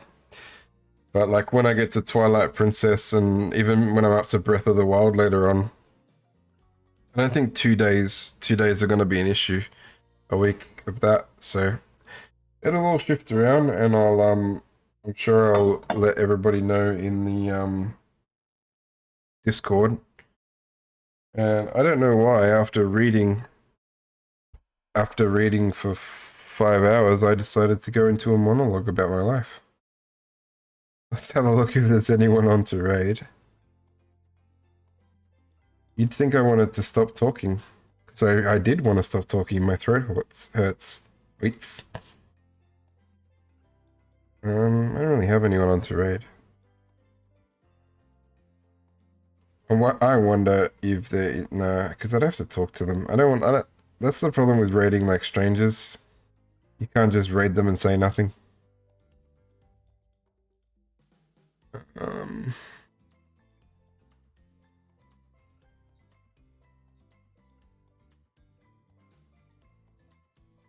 Nah, I'm just gonna end. Sorry guys. I've got nothing as a raid target, but I think that's pretty much the nature of how I stream now. I don't think anyone's particularly on when I'm ending. But yeah, I'll catch you guys. My next stream will be, I'll be with Sarah's stream tomorrow at some point. But my next stream will be Wednesday. I'm gonna try very hard to whoop the ass of that Halo Wars mission I'm up to. And we will see if that becomes a reality. Anyway, see you guys later.